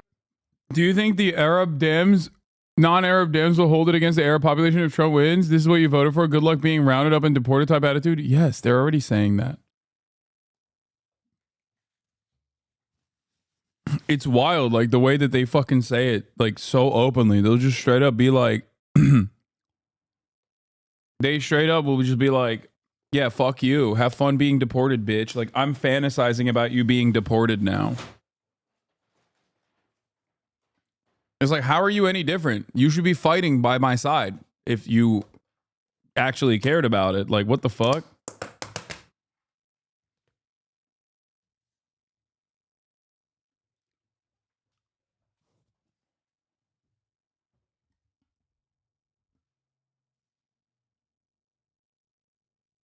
What? No call for civil rights style riots, massive disobedience, and wide strikes, nor literally the only person who at least calls it a genocide. The only person who at least calls it a genocide? What else is possible to achieve? Sing? This whole time you've avoided talking about her like she's Voldemort, man. I don't understand why. What?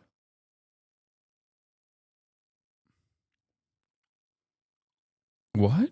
What are you talking about? Are you talking about Jill Stein? I think like it favors Jill Steiners in the chat, if you do exist in this community. Hello. If you're a Jill Stein head, you probably should recognize that it's better for you that I don't talk about Jill Stein. You know? To the Stein heads in the chat. I am not particularly fond of Jill Stein. I think she is opportunistic. I think she only comes around every fucking 4 years. That's it. I don't care. I don't care enough to talk about Jill Stein, a person who only seemingly just like fucking comes out of a vat every 4 years to be like, remember me? You should vote for me as the alternative.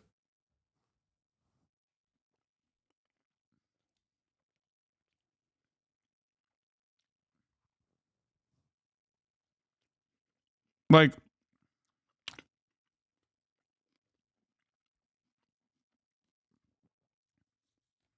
if she was a more serious person, she's pro-Assad, pro-Russia. Yeah, I don't care about any of that shit, okay? I'm just telling you, like, if she cared about this, if she cared about, like, actually building a momentum, she would be working on the off season, okay? She doesn't. She doesn't do any of that shit. She has no motion. She has no juice, okay? She is deeply unserious. And for that reason, it's hard for me to look at this as anything but like an opportunist who, once again, comes around exclusively to be like, see, remember me? And that's why it's a spectacular failure as well. Like, if you wanted to actually reach a certain level of prominence, you would be working round the clock. You'd be working around the clock, like in local elections, okay? And building a base of support, showing or proving that you have a message that resonates with voters by actively targeting whatever fucking area, where you could technically win. You could win like real fucking campaigns. They do Greens run candidates. I know, dude. But the issue is they have never actually started small and built up on it, built a solid foundation to showcase that they are like a real fucking party within this process with serious anti-green DNC talking point. Yes, dude, I am obviously in the pocket of the Democratic Party. As you guys know, I am a Democratic Party op and also a Zionist. Okay. And that this can't simply be my genuine opinion on Jill Stein. without having any sort of backing, without showing that like this message resonates to voters, without having any sort of like serious fucking background, you're there at a time when you're supposed to be reaching insane levels, considering that there's a concept such as double haters. But you prefer Kamala, though? I never said that. My preference on the matter is completely irrelevant regardless. Okay, I prefer me saying I prefer Jill Stein over Kamala Harris is like me saying I prefer myself as president over Kamala Harris, dog. What the fuck are you talking about? Yeah, I prefer myself. I prefer Uncle Jank to be the president of the United States of America. I don't doubt your opinion is genuine, but that doesn't mean it isn't a clueless take when the DSC spends more money crushing third parties in unison with the RNC than anything else.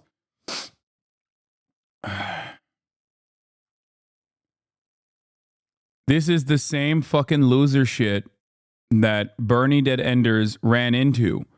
Okay? Sorry, at the end of the day, you know what the fucking situation looks like.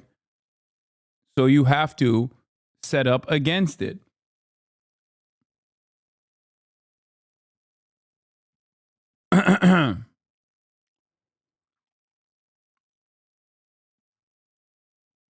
That's it.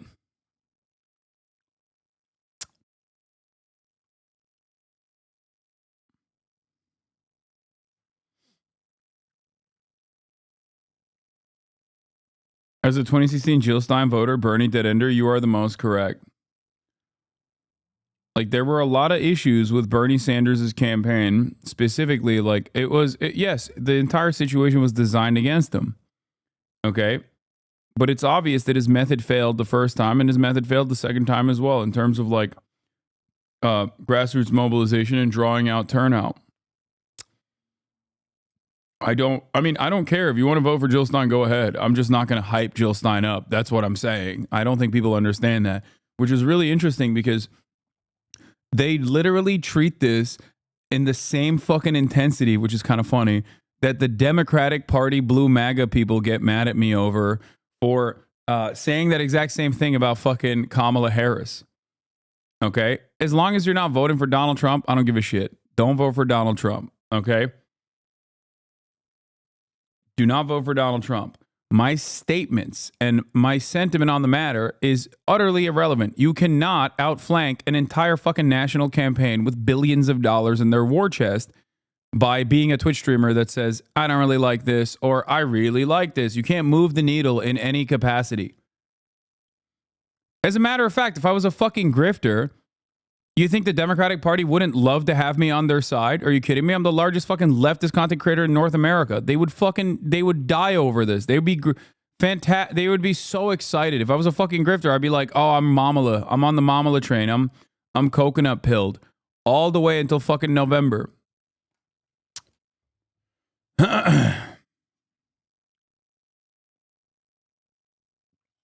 They would.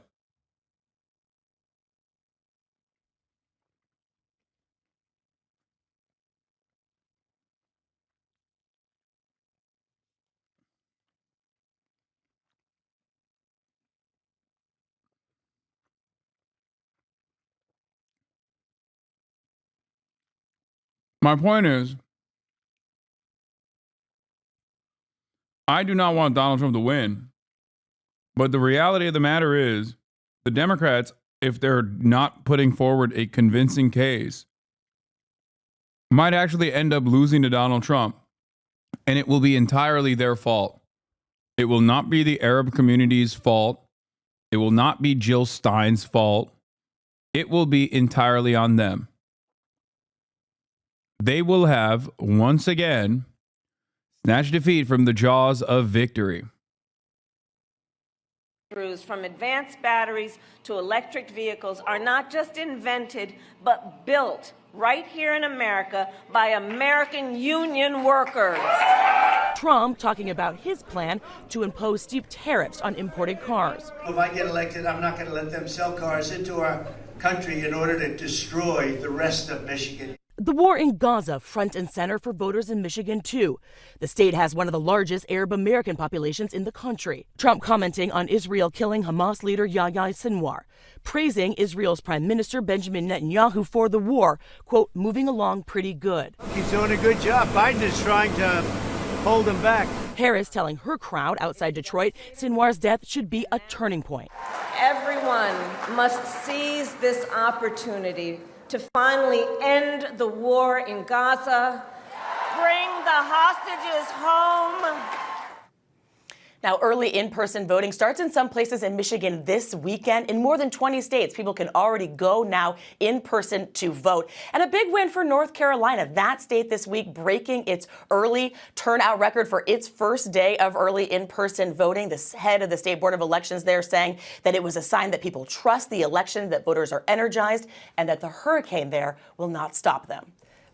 Plenty of energy already in this campaign. Thank you, Mary Alice Parks. We appreciate it. Kamala Harris visiting Detroit this week and rolling out a new agenda focused on garnering support from black men. But the polls show Democratic support among black voters since 2020 is actually, as you can see right there, slipping. So we decided to go to Detroit for our exclusive Barbershop Talk series to see what real Americans have to say. You can call for your committee to vote third party in blue states like New York or California. This does not increase Trump's chances of winning, but it hurts Democrat voting numbers, which applies pressure while simultaneously giving third parties voting momentum for future election cycles. Once again, I have to explain something to you. You are greatly overestimating my size, influence, and prominence. Okay? Please. If you want to do that, seems great. Do it.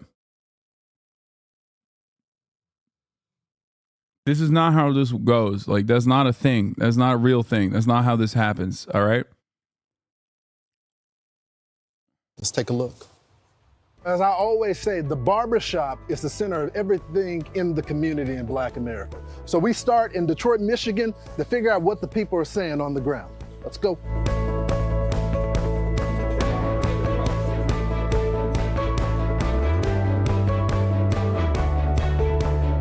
If the election were held today, who would win the election? Kamala Harris. I think it's a coin flip at this time. I really do.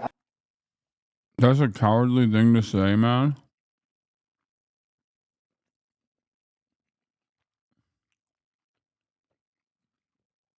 What? Shame, I appreciate your coverage, but you're not recognizing the action we're trying to take. Support means nothing if it's not backed up. What?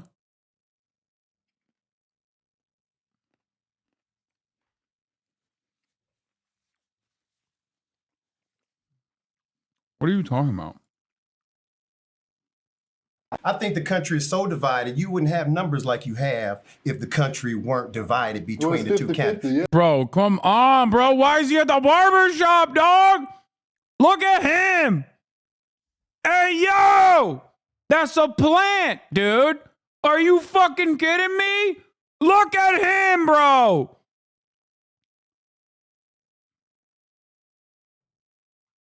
He's the barber.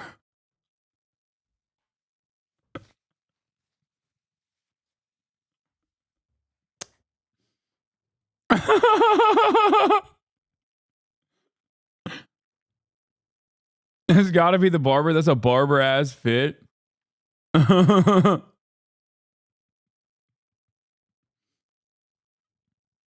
It's pretty much 50-50. I'm still like, coach, don't play the game.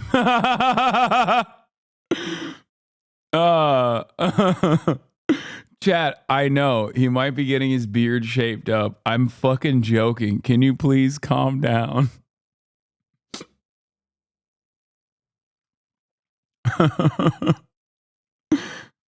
in between myself. Yeah. There's a lot of decisions have to be made. I'm sorry. If this is the haircut of my barber, okay, that's not. I'm exiting the barber shop. He lined him up good here, seemingly. But even then, bro, this is like, this is not giving me great confidence. That's all I'm going to say.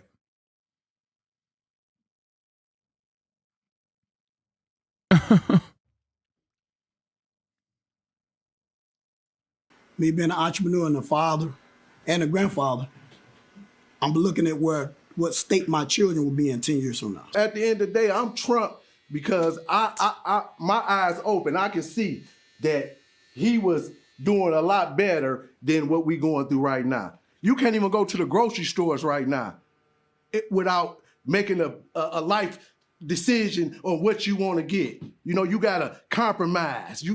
We don't have to go through that 4 years ago. You know, just being able to just live on a day-to-day basis, it has become a little harder at this point in time. It's really hard to put our economic condition now on any particular administration. In regards to the economy, I do think that Trump have some benefits as far as keeping our jobs right here.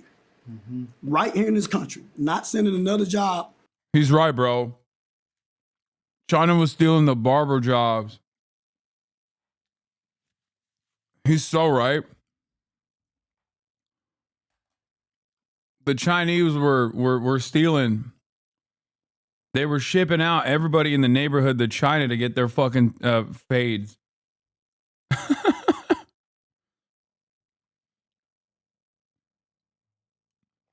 Like, it's valid when you talk about inflation. But it's like, what are you talking about in terms of like your jobs being shipped out? Nasdaq, thank you, Joe, for my Chinese lineup.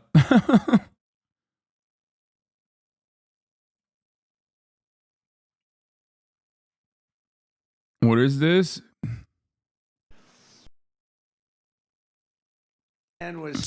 Wait, what? Oh my God, he's talking about Arnold Palmer's dick. Oh my Lord. Oh my Lord. What? Old man. This man was strong and tough. And I refuse to say it, but when he took showers with the other pros, they came out of there, they said, oh my God. That's unbelievable. I had to say it. I had to say it. We have women that are highly sophisticated here, but they used to look at Arnold as a bad, but he was really old man. This man was strong and tough. And I refuse to say it, but when he took... Bro, he's so zesty. I love that. And Trump said he talked to Netanyahu today, and Bibi told him he's not listening to Biden. That's hilarious. He called me today, and he said, it's incredible what's happened. They said, it's pretty incredible. But he wouldn't listen to Biden, because if he did, they wouldn't be in this position. And she's worse than him. She's not as smart as him. And I'm not saying he's the smartest. I'm not saying he's the smartest. But she's not as smart as him. And I like has happened. And Bibi called me today, and he said, it's incredible what's happened. They said, it's pretty incredible. That's crazy. It's just like, yeah, I talk to the foreign fucking government leader all the time, and he's always telling me he's throwing for me. Overseas, we're already going through enough crisis right here in our country, and I think the working class, we need more job security right here in this country. Who thinks immigration-wise, Kamala Harris is better? I don't have enough information about that question. That's fair. Who thinks Donald Trump would be better for the border? Let's face it, individuals are coming into our country, not just illegal, but they're criminals. The third issue is crime. Who do y'all feel like is the best candidate to handle crime in America? Kamala Harris absolutely would be the best. We have forgotten. The memory is so short right now. Was it not Vice President Harris who supported what? Defund the police? More black men voted for Donald Trump than any other Republican ever. So why? Unc is brain broken, dude. He has mainlined the worst kind of fucking right-wing nonsense. Like, just, again, and I talked about this yesterday.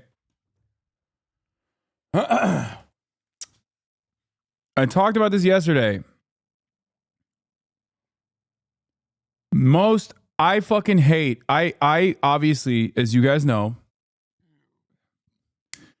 am not exactly fond of liberals or the Democratic Party. But the thing I cannot fucking stand more than anything else, beyond the unacceptable cruelty of American foreign policy, American domestic policy, the thing I cannot fucking stand is right-wing chirpers, okay? I cannot. Because so much of the sentiment expressed is just pure anger and resentment, and it is completely born out of falsehood. Like, every single right-wing grievance that people have, every single right-wing grievance that people have that say that they're going to vote for, and why they say that they're going to vote for Trump, could be resolved if we improved literacy rates in this country. I am not even a little bit joking about this. Okay? It's almost always made up shit. You hallucinated an alternative reality, and now I have to deal with it. And I fucking can't stand. I cannot fucking stand how I felt 4 years, day in, day out, under the motherfucking Trump reign, where the dumbest, sociopathic, monstrous pieces of shit that love Donald Trump were just constantly demonstrating their fucking idiocy and their arrogance on a daily fucking basis. He said it is yesterday too, so it was really sinking in. Yes, I will never forgive the dog shit campaign of Hillary Clinton, and I will never forget. And if Kamala Harris loses to Donald Trump, which is becoming more and more likely, I am going to lose my fucking mind for the next 4 years as the most annoying pieces of shit constantly demonstrate how fucking arrogant they are in their stupidity. It is this right here, in my opinion, is a more solid motivator for the average American that is still considering the fucking couch over voting against Donald Trump, over voting for Kamala Harris. Far better of a talking point than I am going to do the opportunity economy. I am just like Joe Biden. I love Israel. Am Israel high? All of those things that Kamala Harris has talked about, including but not limited to, like, oh, well, remember, like, Liz Cheney endorsed me. All that shit sucks. It sucks. It's dog shit. It's just horrible campaigning. If they were even a little bit smart, they would try to remind Americans how fucking annoying it is when Trump was goddamn president. All those people, because this is, once again, this is the perfect way to advocate for Kamala Harris that they are not doing, to advocate against Donald Trump that they are not doing, because it doesn't even touch any tangible policies. It's a real problem. It doesn't touch any policies whatsoever, because I know, God forbid, they actually fucking advocate for good things for the American population. They won't. Okay?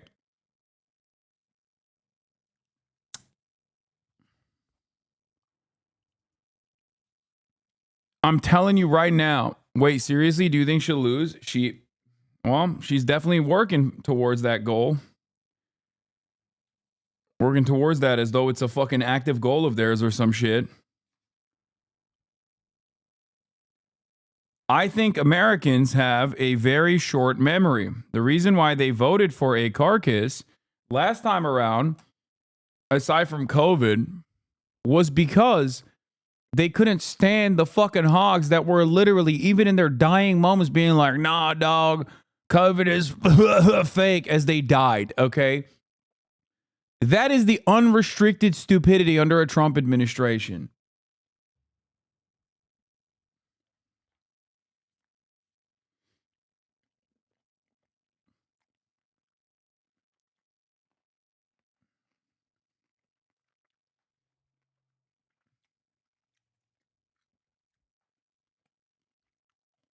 is a perfect message for the Kamala Harris camp because it doesn't even talk about policy. It just reminds people how annoying it was when Trump was president. Why is that? What is leading toward more support for him versus any other Republican? My brother is a firm Donald Trump supporter. There you go.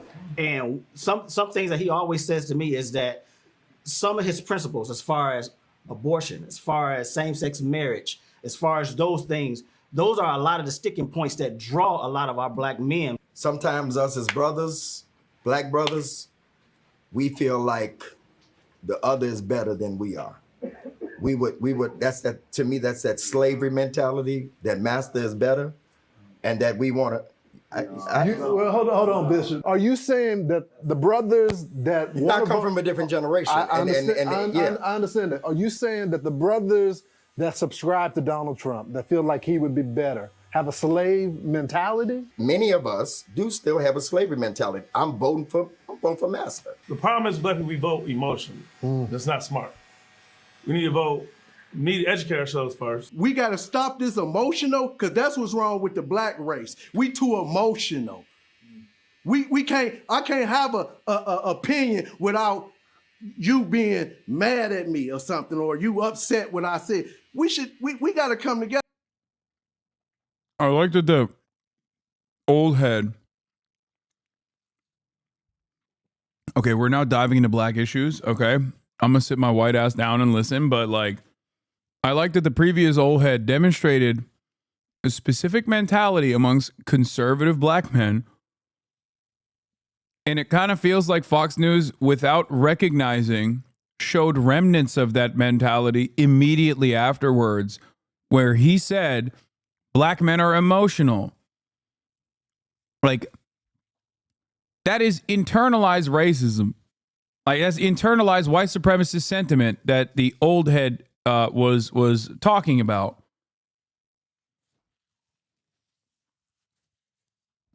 That's literally what it is. Like, immediately he proved it. He's like, yeah, it's just like, it's a real problem in the black community. You know how blacks get emotional and angry.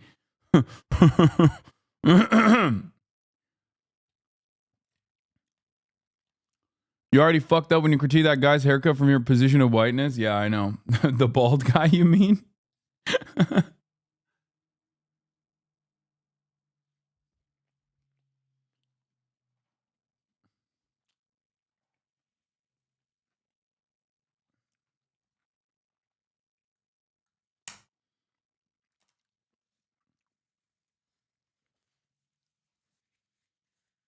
It's a skin fade across the board.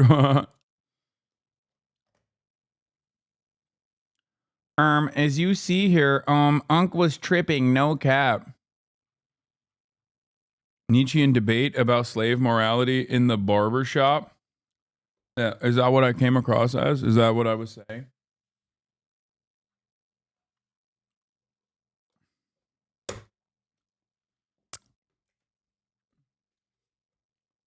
The presidency is not a person. It's an institution to be protected. Okay, and I think we need to get back to that, understanding the position, understanding what the intended job is. Okay, it's not Kamala Harris, it's not Joe Biden, it's not Donald Trump, right? It's the United States of America. Oh, that was great. I want to go to that barbershop. It was so much fun. As you can see, the tension got up at oh my God. I want to go to that barbershop. Okay, dude. Okay, Steve Douchey. Shut the fuck up.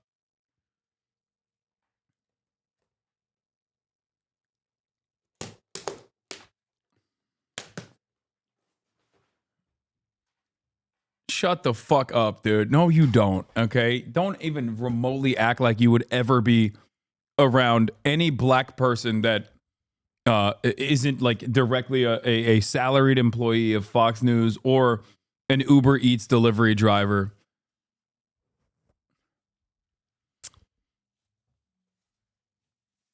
Did you go to the barbershop to get your baby face? Yeah. points of it, but it's an authentic conversation. And I left with 50% of them are going to vote for Donald Trump and 50% of them are going to be for Kamala Harris. Right. Still some undecided people in there as well, but the one consensus that you continue to hear is about the Trump economy, the Trump economy, the Trump economy. Sure. The other thing you hear, at least for some of the people that are going to vote for Kamala Harris, is that they want to be a part of the history of the first black woman being president. So there's a balance of economics versus history making going on. Yeah, I think what mattered the most to them, it sounds like, keeping jobs in America. It's a funny, what is this? Mr. Mandela effect. There's a Palestinian activist and reformed IDF Golani soldier I know who's interested in sharing his own experiences as an Israeli. Who's a Palestinian activist. How can I pass his info along? Is this the Mandela effect? What the fuck's going on? Oh my God, bro.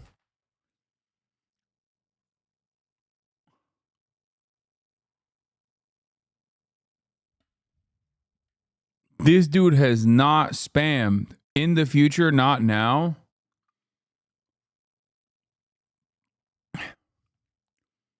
God damn.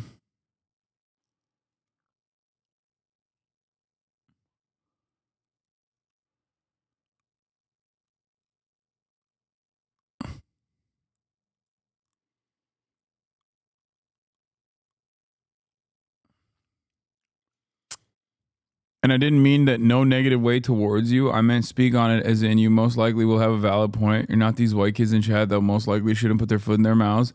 You normally have a valid point, so build on it. God, 5% Nation of Islam slang. Romy Rome is my favorite, funniest boomer chatter because he's an old black man who uses lol W. Like, how did this happen? Like a straight up boomer. Just using lol as an emote. So basically, Nick Pollum. Okay, fair.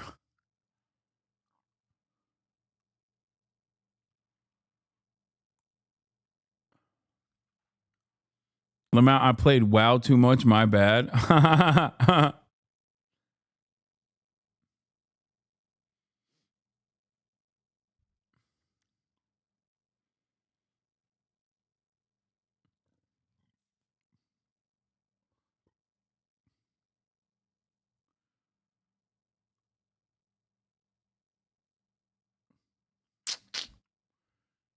Kamala and Donald are both live at this moment. Yeah, I don't care. Chatter, what's the name of the dude?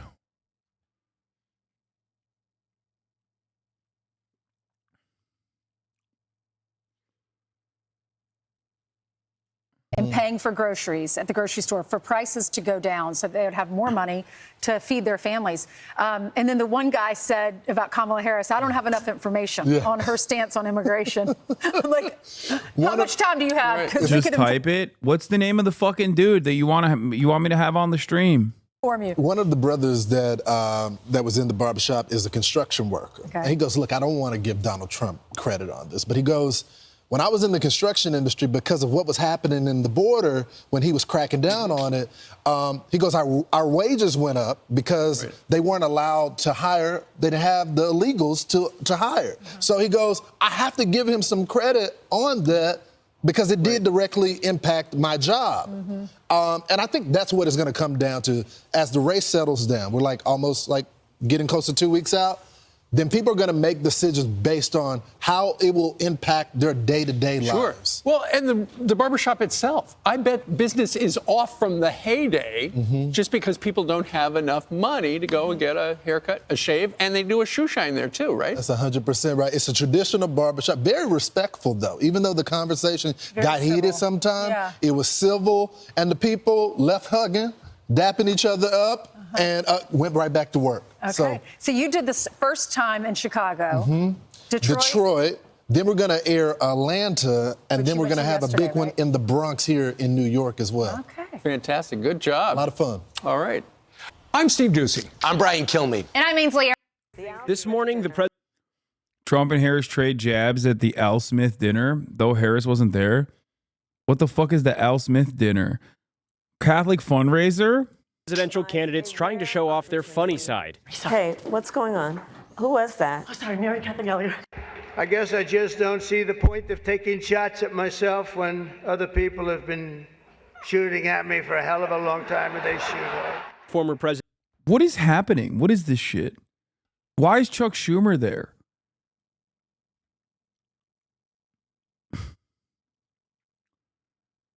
This is a yearly tradition? What do you mean? Catholic freak off? It's a bipartisan event. This is some bullshit they do every presidential election. How the fuck have I never encountered this? I've been covering presidential elections. I've been doing it also openly, like in public. I've been covering every election cycle. How the fuck did we never actually cover this? Did I actually cover this and not know the last 2 times at least? No, Obama called Trump a loser originally at the White House Correspondents' Dinner.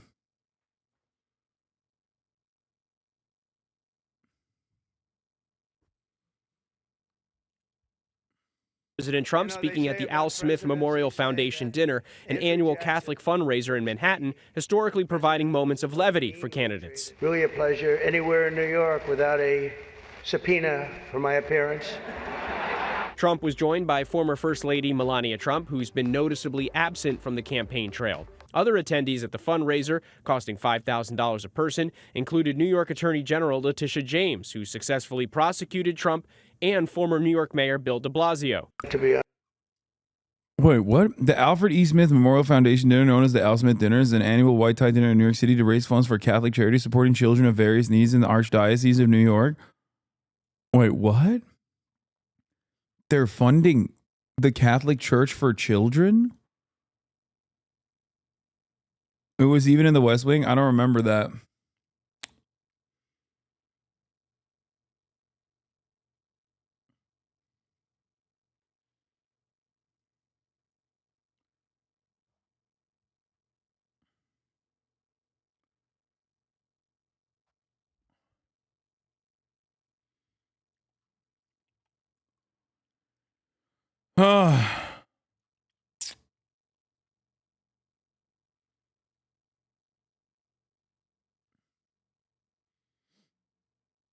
That's weird, man.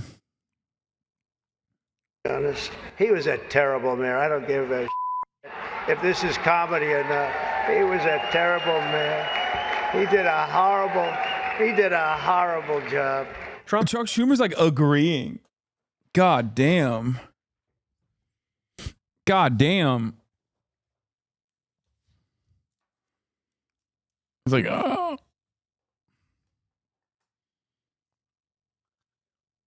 So, when they give money to the Catholic Church for children, they mean like to relocate the priests.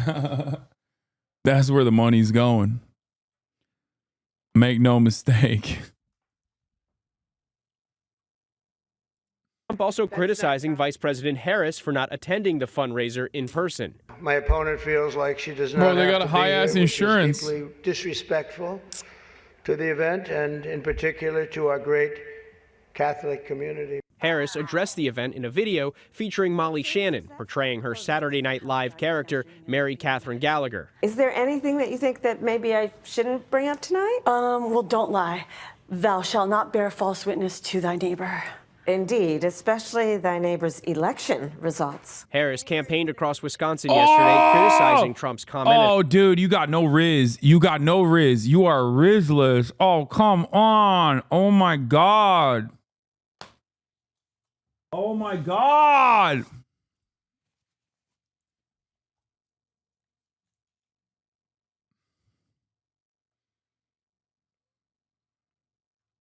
At a town hall where he called January 6, 2021, the day of the riot at the U.S. Capitol, a day of love. 140 law enforcement officers were injured that day. Law enforcement officers were killed that day. The American people are exhausted with his gaslighting. Exhausted. Enough. With his gaslighting. We are ready to turn the page. Earlier, several anti-abortion hecklers interrupted Harris. Oh, you guys are at the wrong rally. No, I think you meant to go to the smaller one down the street. Meanwhile, a battle of billionaires is now heating up the race. Oh God, Brian kill me, Brian kill me, I'm Brian kill me, I'm Brian kill me, I'm Brian kill me, I'm Brian kill me, I'm Brian kill me, I'm Brian kill me.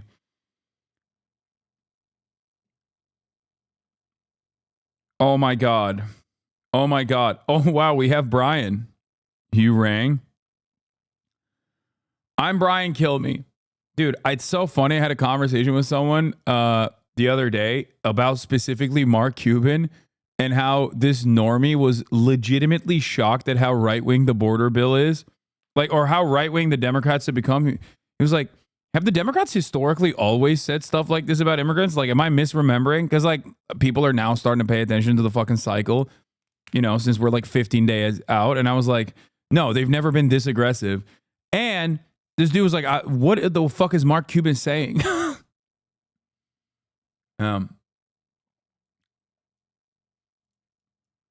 Why'd you let a Houthi on your stream and continue to cozy up to him, not asking any useful or hard-hitting questions? All this while having criticisms of Voldemort's platforming of Nick Fuentes and others.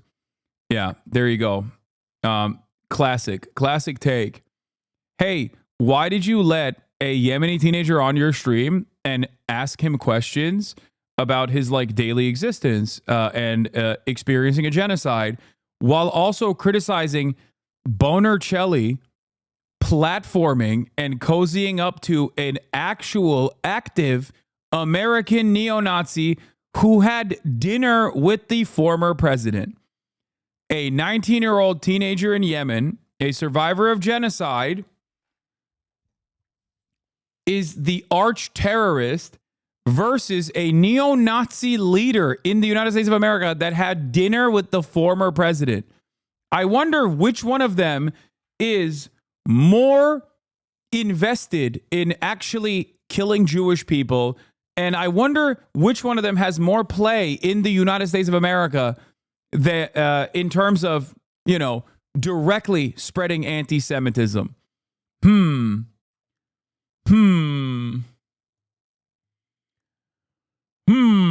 Oh, first, Hasan, you should unironically consider leaving this world in a game. You're a disingenuous little rat. You lie about everything, do not research, and are just as bad as Ben Shapiro in every way possible, except for the slight difference in intelligence between you two. Little bro, it wasn't that deep. How did you talk about it for so long?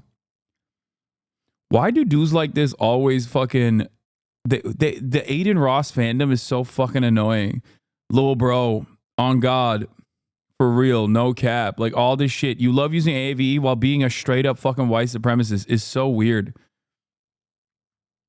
Like, what? What happened? I feel like they originally were doing it to, like, belittle black people, to be like, oh, look at AAVE, it's so stupid. And then they ultimately just, like, start using it unironically, and they use it in an actual stupid way because they have no fucking real culture and real association with this kind of thing. One apology you needed to make is calling Kamala as the candidate when we needed that chaos primary. How didn't he get banned? Yeah. Go back to the Bonercelli community where he was fucking banning people in his own fandom, apparently, for calling Nicholas Fuentes a neo-Nazi, to which he routinely defended those statements and said, I would say he's a nationalist. He's not a neo-Nazi, guys. He's not a Nazi. Please. Don't call him a Nazi.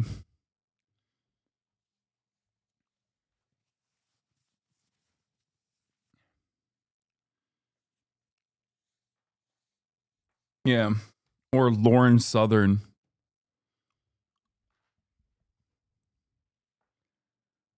Bonerelli.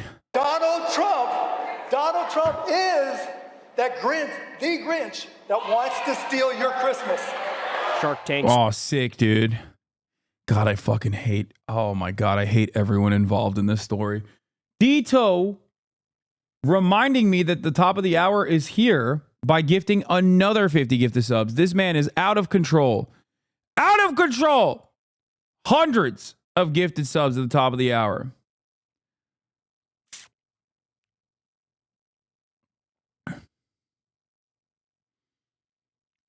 Yeah, Nick Fuentes routinely has denied the 6 million number. He is a straightforward white nationalist, white supremacist, neo-Nazi. Oh my God. A person that is not worthy of a platform. Holy fuck. Here's the 3-minute ad break now, by the way.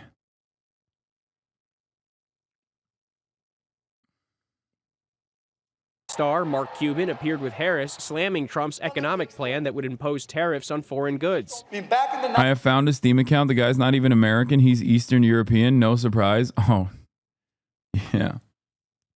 Euler is a lady. Okay, D2. Thank you. If Fuentes is not a Nazi, who is? I don't know. Like, that's the point. That's the thing that I will never understand is like, I guess like the only Nazi is Adolf Hitler himself.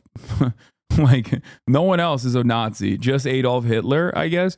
By the way, once again, I'm being sarcastic when I broach this subject matter because everybody knows what my fucking position on this issue is. Except lately, some of my sarcastic statements have been getting clipped as though I am in agreement with the things that I'm saying and being cynically used to falsely frame my own sentiment and my statements and my opinions on shit as though I am for certain causes rather than against certain causes. So I have to do that wee woo sarcasm shit, which will probably inevitably be clipped out of context when someone tries to say, see, Hasan is, you know, pro-Nazi or some shit. You know? It's not that sarcasm is hard for some folks. When you drop charitability, or when you genuinely, perhaps even desperately, try to frame someone a certain way, you will desperately cling on to obvious sarcastic sentiments, even if the tone of voice makes it obvious that it's sarcastic.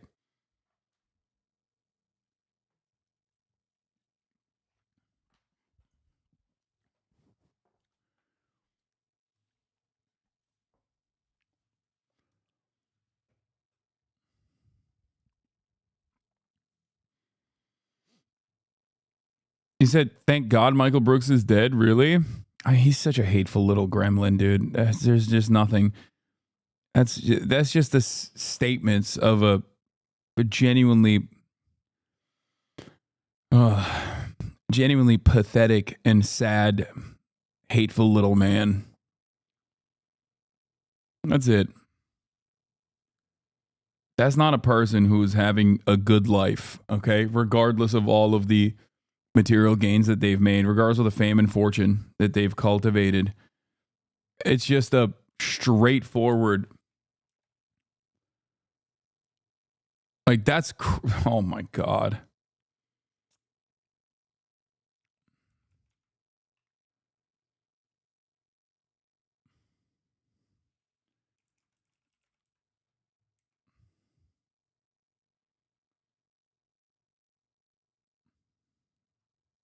'90s and the early 2000s, he was a little bit coherent when he talked about trade policy, and he actually made a little bit of sense. Also on the campaign trail, the world's richest man, Elon Musk, holding his first solo event in support of Trump, encouraging voters outside Philadelphia to register and vote early. I can't emphasize enough that Pennsylvania is, I think, the linchpin in this election. And this election, I think, is going to decide the fate of America, and along with the fate of America, the fate of Western civilization. Musk will hold a series of events for Trump, while Cuban hosts a town hall for Harris in Phoenix tomorrow. In terms of high stakes, the biggest event for Harris may have been Wednesday's interview with Fox News. Nearly 8 million people tuned in.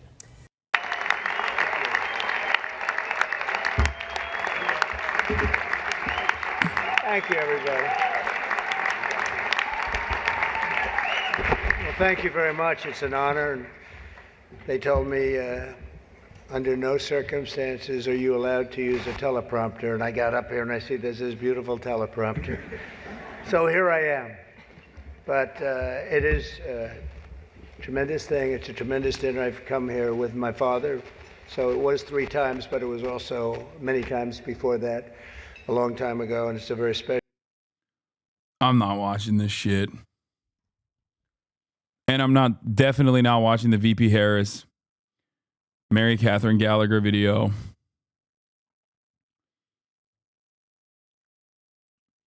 Why do you think he will win and she will lose? Do you think Trump's pandering to minorities successfully, or that Harris isn't doing enough to secure the vote? Are the early votes counted early and could give any indication?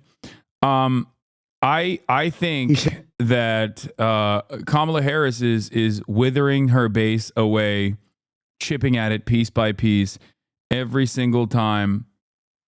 Every single time she comes out and says like another triangulated statement that is not really well received and indecipherable. Like, we don't know what the fucking real reason as to why she's saying this shit. What is this? Hasan exposed. He's so fucking dumb and rideable. Do you have your location shared with anyone? Yeah. How many people? Who? Like, how do you get your location? Because I have my want it, maybe, possibly. I have my location shared. Wait, what? Do you have your location shared? Rainy draws a lot. Thank you for the 25 gifted subs.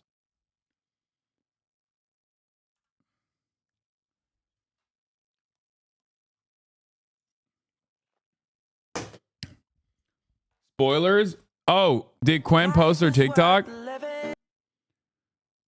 Okay, I got a TikTok that I got to post as well. Life is worth living.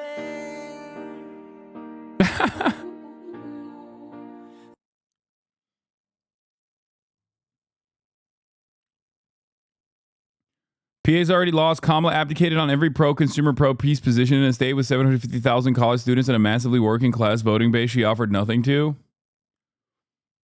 Shaving your beard was a mistake. I don't care that you think that.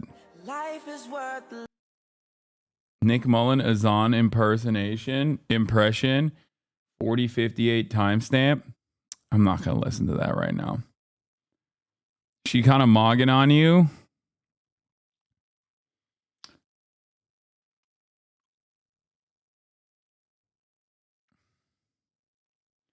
Did you cover the Elon PACs running into trouble with having their 25% of doors knocked are fake? The Guardian reported on it. Is pretty funny. Yeah, I love when fucking something that I predicted, which was like super predictable. It's not super hard to predict this, but I've never seen you miss this many cues at one time. It had to be intentional. No, on camera. You look like you have a nose job. Do you have a nose job? No. Your nose is kind of like a nose job. Your face. Oh, thank you. Is just well proportioned. I think. No, that's a really nice thing. Oh, thank you. I'm like, give it to me. Give me the nose. Oh, I wish Larry was here. Do you think you have? wrong with your nose? There's nothing wrong with my nose. Yeah. What? What did I miss? I don't understand. What? I can't. What? I still don't understand what this is.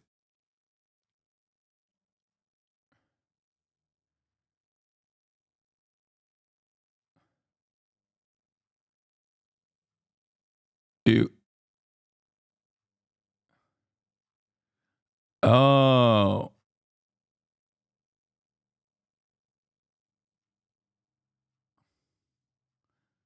Oh, I did not get that. I'm not even kidding. I did not understand that at all. Chad, don't say a god dang thing. Guys, I am not autistic, okay? I don't like that you guys say things like this. It's not true, okay? It's not. It's not a true statement. It's a false statement. Let's watch Patrick Bet David, and then we'll watch the video Feeding Starving Influencers with Quen. Said he never called. They wouldn't listen to him. Do you think he will listen to you? When you say just talk, when did you talk to him? 2 hours ago. Okay. He called me. I didn't call him. And dude, this is the only one of these kinds of interviews that I will watch because I fucking love Patrick Bet David. our country has been poisoned, okay? They're all threats to our nation. She would have no idea what we're talking about. Do you think 2024 could be one of those years that we look back and say they lost the African-American vote? The real threat isn't global warming. The real threat is nuclear warming, right? That's not the question I'm asking, if I may. Just let's go in the middle of the ocean and talk. You have to set your phone. I need someone to, when he says that, I need someone to be like, what about Israel's nukes? What would you do if Israel decided to nuke Iran? Like, I need this in my bones. Obviously, PBD would never ask that question, but like, I need this in my fucking bones. I need what kind of answer. I need to know what kind of answer he would give to a question such as that. Patrick Bet-David. If I were president, that war would have never happened. Who were really the power players? Who were the manipulators? Who were the ones that would threaten behind closed doors? No, I don't want to put you in trouble. More beautiful than any word I know, Tara. If I buy this in U.S. and it's made in U.S., it's $2,400. Well, let me explain. Can you send me that chart? Look at that. I spent some time with Bill. He loved having you that night. You're like a psychiatrist for a lot of people. Because this stuff is very good. Now, let's end the show right now. See, he's glazing. He loves glazing the people.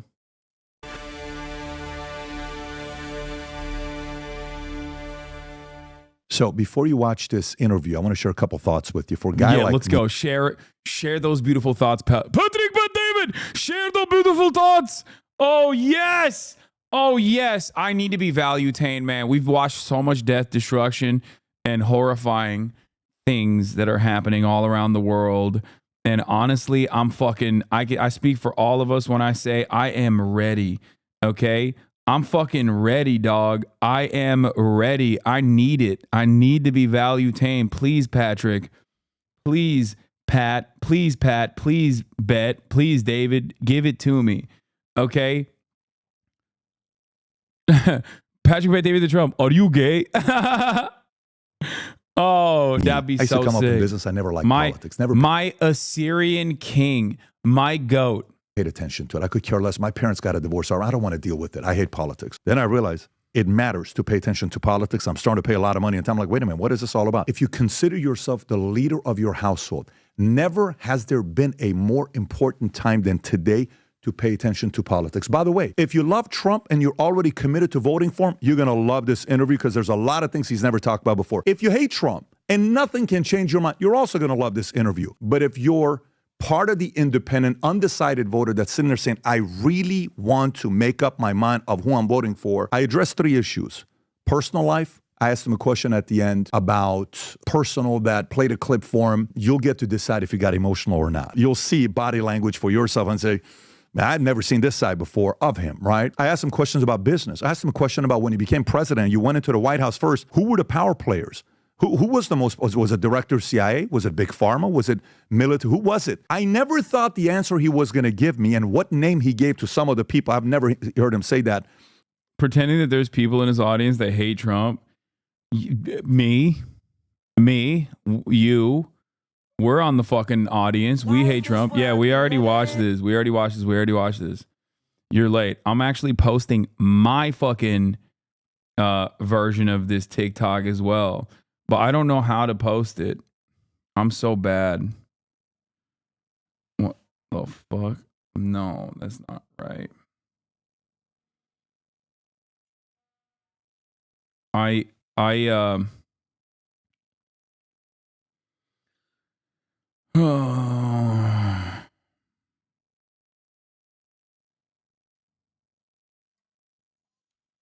do I post TikToks? I'm about to. Earning that unk status in real time. Yeah, I don't know how to. Just one thing at a time, my guy. I know it's too hard. I'm overwhelmed right now, but I'm posting it. But how do I add the sound?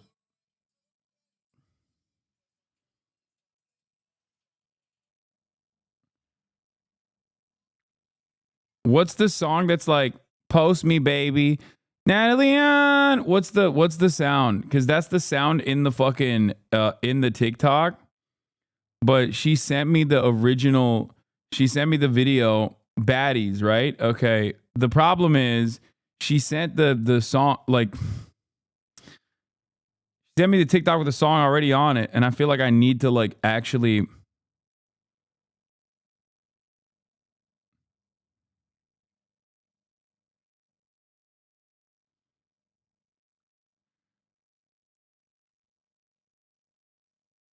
All right, I figured it out. I made it work. I made it fucking work. Use Shazam or check the corner for the audio. No, I got it. I'm posting a TikTok in real time right now, bro. Watch. Save yours as a draft. Go to hers and push the sound.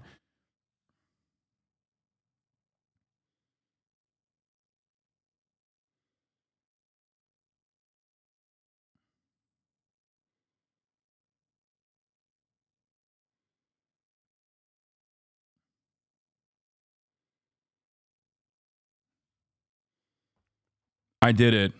I posted it.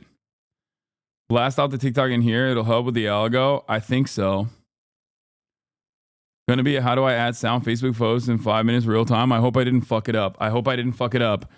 Okay, are you guys ready for this? I just posted the TikTok. Let's see how this works. Let's see if it shows up. Oh, it did. Okay, here it is.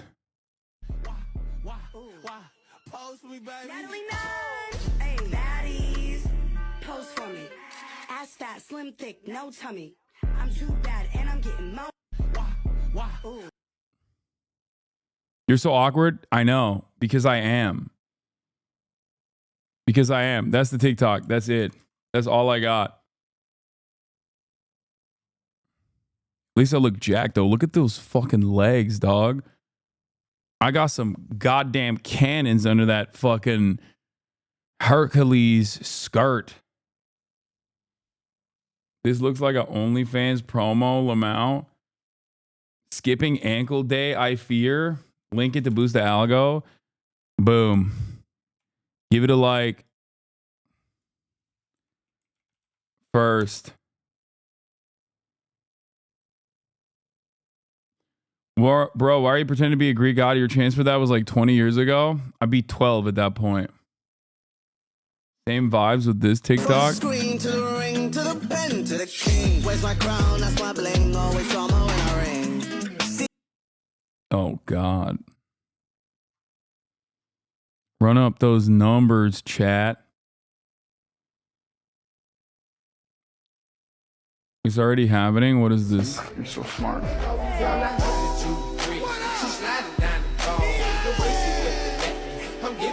Damn, this is like from an hour ago. Girl, it's been 2 hours. I ran a TikTok after the video was posted and no edits were made, so I had to make one. That's crazy. Costume should have been one size smaller. No, I think it was a perfect size. It's a good size with this costume. It would have been too small. No calves training? Dog, I'm tall. Okay? Shut the fuck up. All right. Now that I have actually posted my TikTok, my little TikTok, I've posted it. It's time for me to get back to Patrick Bet-David. Before, he reacted to a few videos about Barack Obama. I showed him a couple charts he had never seen before.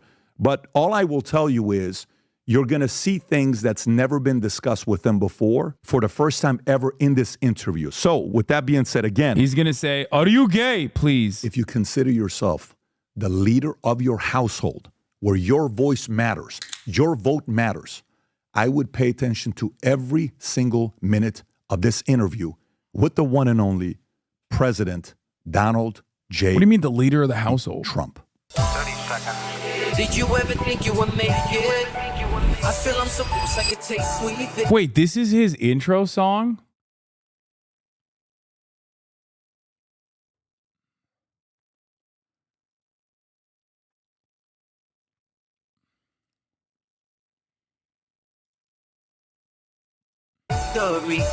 I know this life meant for me.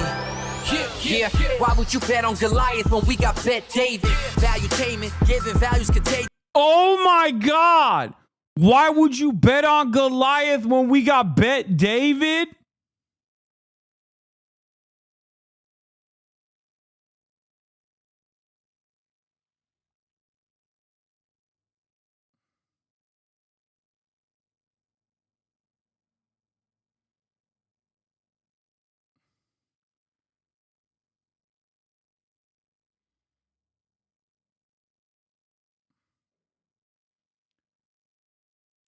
This guy in a song said valuetainment as a bar. We got to run it back. I'm sorry. One and only President. I got to run it back. J. Trump. 30 seconds. Did you ever think you would make it? I feel I'm so close I could taste sweet victory. I know this life meant for me.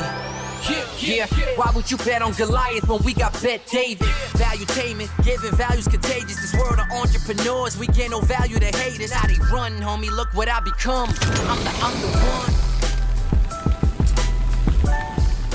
So we have a special guest in the house today for. That was incredible, dude. That was fucking incredible, dude. He's got MLM bars, dude. He's got pyramid scheme bars. Oh my God, I have nothing. I am nothing. This right here. This is the GOAT. This is the GOAT, dude. This is the fucking GOAT. That's my king. That's my king. That's my king. We are but mere servants to him. For the podcast, we've been waiting to do this for a long time. However, whether you love him or hate him, there's one thing you have to know. In my opinion, he is the only trifecta we've ever had in the history of America. Let me tell you why I call him a trifecta. We've only had one person who's won in business and became the king of New York, became a billionaire. That's one.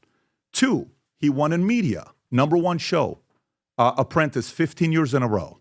Three, he becomes a president. So he won in business, he won in media, he won in politics. Again, there's never been a person who's done that. Like I said, whether you love him or hate him, you have to respect him. Mr. President, it's great to have you. That was a nice introduction. Yes. Thank you very much. You are a one of one. Yeah, let's end the show right now. Okay, so I want to get right into it. I got a lot of questions I want to ask you. Some of it's personal, some of it's business, some of it's politics. But something happened last week. Barack Obama, he's at this event, he's speaking. Right. And he's given this message about your economy, how great the economy was. And then at the end of it, he says, you didn't build that economy. I built this. I kind of want to get your reaction on this talk that he's given. Rob, if you can put that up. And the reason some people think. Bro didn't even wait. He came in hot. He was locked in the chamber. He had that shit ready to fucking rip, dude. He's like, come on, let's start talking about Barack Obama. He's a piece of shit. He's lying about saying he built the economy that's real good. Well, I don't know. I remember that economy when he first came in being pretty good. Yeah, it was pretty good because it was my economy. We had 75 straight months of job growth that I handed over to him. It wasn't something he did. I had spent 8 years cleaning up the mess that the Republicans had left me the last time. So just in case everybody has a hazy memory, he didn't do nothing except those big tax cuts. So how do you feel about this when you see him saying this last week? I think he's angry. He pretends not to be, but I think he's an angry guy. He's a nasty guy. Dude, seeing Trump in a gamer chair gives me so much heart. It gives me so much joy. Like him just like him just like going back and forth, side by side, just like, yes, he's angry. He's an angry little man. He's got a little bit of an edge, and he's angry about a lot of things. You look at what happened with Biden, and you look at what he did with Biden. He really hurt Biden because I'm not sure he wouldn't have imploded anyway. We had the debate, and he was down quite a bit, and they walked out, and they just took it away from him. I mean, if you think about it, they stole the election from a sitting president. That's, I always say coup, but the word coup, I don't think it's accurate enough. They just walked in and took it away from him. That is a legendary thing. He didn't. Bro hitting the angry black man line not even 5 minutes into the debate. He did do that, but also calling this a debate is really funny. If you think like in debates, they just kiss midway through. Because I suspect that this is going to, maybe they won't actually directly have their lips touch one another, but the vibes wise, it will seemingly look like that. It will feel like he's that. angry now. They're all angry, the Democrats, if you think. That's true. Okay, they did do that in the VP debate. He's angry. They're both angry. But no, I watched that last week, and I think he spoke down to black men. I thought it was terrible the way he spoke to them. You think it's effective? You think he still carries the same stick as he did, maybe 8 years ago or 12 years ago? No, I don't think it is. No, I don't think he does. I think people have gotten smart. And no, I don't believe he does at all. I hadn't seen him. He's changed a lot. Visually, he's changed. I like to say visually as opposed to from the look standpoint, because, of course, looks don't matter anymore in politics, You say looks don't matter. It doesn't make any difference because we want to be politically correct, but they do matter. But he's changed. His look has changed actually quite a bit. I haven't seen him in a long time. Damn, he used so many words to just say Obama got old as shit, dude. He's just trying to.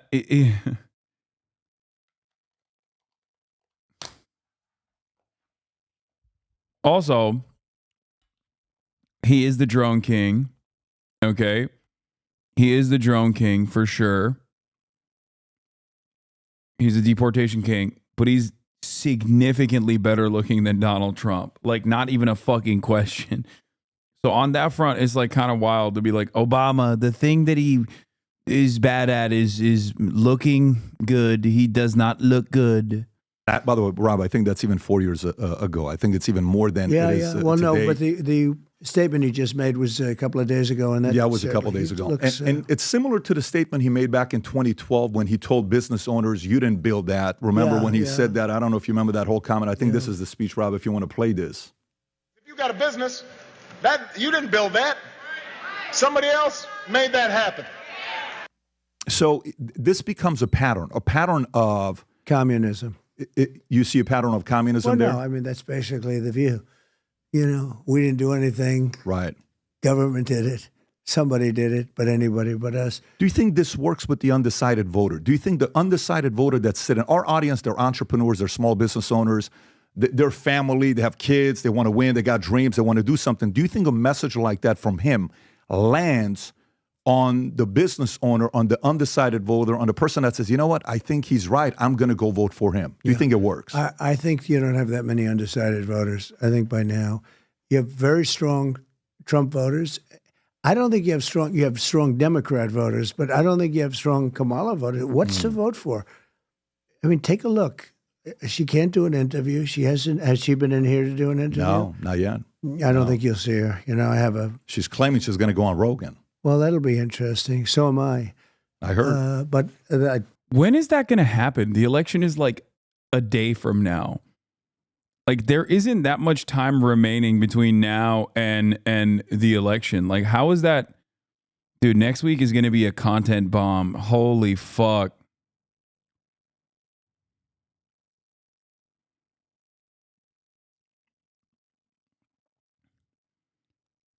Next week's about to be crazy if they do it next week, I suspect. Holy shit. Dude, I'm going to be honest with you. Like, it shouldn't be this way. Let me just explain to you something, okay? It shouldn't be. What I'm about to describe to you is the reality, and it shouldn't be the reality. But I do legitimately think this double Rogan header for Kamala and Donald Trump is going to be significant. And that, to me, is devastating about the future of American politics. I know a lot of people that have brought up in totally random, irrelevant conversations that they are waiting to see what the Joseph Robinette Rogan conversation is going to look like. Like what that podcast is going to look like. That's how stupid the median voter is in general. Okay? Considering the track record of Trump in moments like this versus someone like Kamala Harris, like, I can't believe the keys are in the hands of a toe-shaped man who very famously used to deny that the moon landing happened, and now has become an anti-vaxxer, like an actual fucking ape man. Oh, fuck it. You gotta enjoy the show. Honestly, you just, if you can't really change the outcome, the trajectory, if you can't do anything about American politics, the least you could do is at least, like, you know, watch the doom and enjoy it as it's happening, I guess. I think I am. I don't know. I think so. But it'll be interesting. It'll be interesting to see what happens today with Brett Baer. You know, Brett's two people. He can be very nice or he can be himself.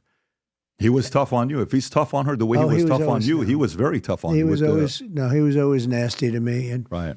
I don't think he'll be tough on her. I don't think he'll be. He was wrong. Fox is a very disappointing thing. During the day, Fox is just terrible. Terrible. During the day, Fox is very disappointing. At night, that's when they thrive. That's when I like them. I love it. Well, and but I want to show something with this. When you look at this whole Barack Obama thing, I think the one thing they don't show, you were talking yesterday, I think it was the Bloomberg event, which, by the way, I loved. I love the way you handled the whole terrorist conversation. That was a great event. I got hoodwinked to go on that. You know, I was supposed to make a speech in front of the Chicago Economic Club, which is a big deal, you know, which is a very prestigious place, beautiful. Everything was beautiful. And all of a sudden, I understand I'm being interviewed by this gentleman. And he's got a reputation for being about, I'd love to see him do Kamala. He should do Kamala. That would be beautiful. But he's a tough cookie, and he's the chairman of Bloomberg. He's a big so all of a sudden I'm being interviewed, and I wasn't happy about it because I found out that he is, his reputation precedes him. And but I decided to do it. You have a choice: walk out and don't do it and have a scandal, or go in and do it and hopefully win, or you go in and do it and you get killed, which is probably the worst. But it was a great interview, actually. And he was nasty, but he wasn't overly nasty to me. I mean, other people thought he was. I thought nastier was David Muir when he kept interrupting me during the debate and saying false things, like when I said crime is way up, and he said, no. His beautiful face, David Muir. I hate him. He's nasty, but also beautiful. A handsome man, right? Straight out of Central Casting. I hate him. I hate his stupid face. I want to kiss his lips. No, crime is down. I said, you're wrong about that. Crime is up. And then 2 days later. No, the crime was not up. Crime is down. Why? This is what I mean, okay? Get ready for this. And it will be entirely because of Kamala Harris. If this fucking dipshit wins, I cannot stress this enough. If this fucking dipshit wins, get ready for this for the next 4 years. And it will be entirely the fault of Kamala Harris and her dog shit fucking campaign. Okay? She had every opportunity to win this race, and she still, if she fails, oh my fucking Lord, dude. Every goddamn day of the week, people are going to be saying the absolute worst, most nonsensical horseshit with the seriousness with the arrogance and seriousness. Oh my God. Oh my fucking God. Oh my God.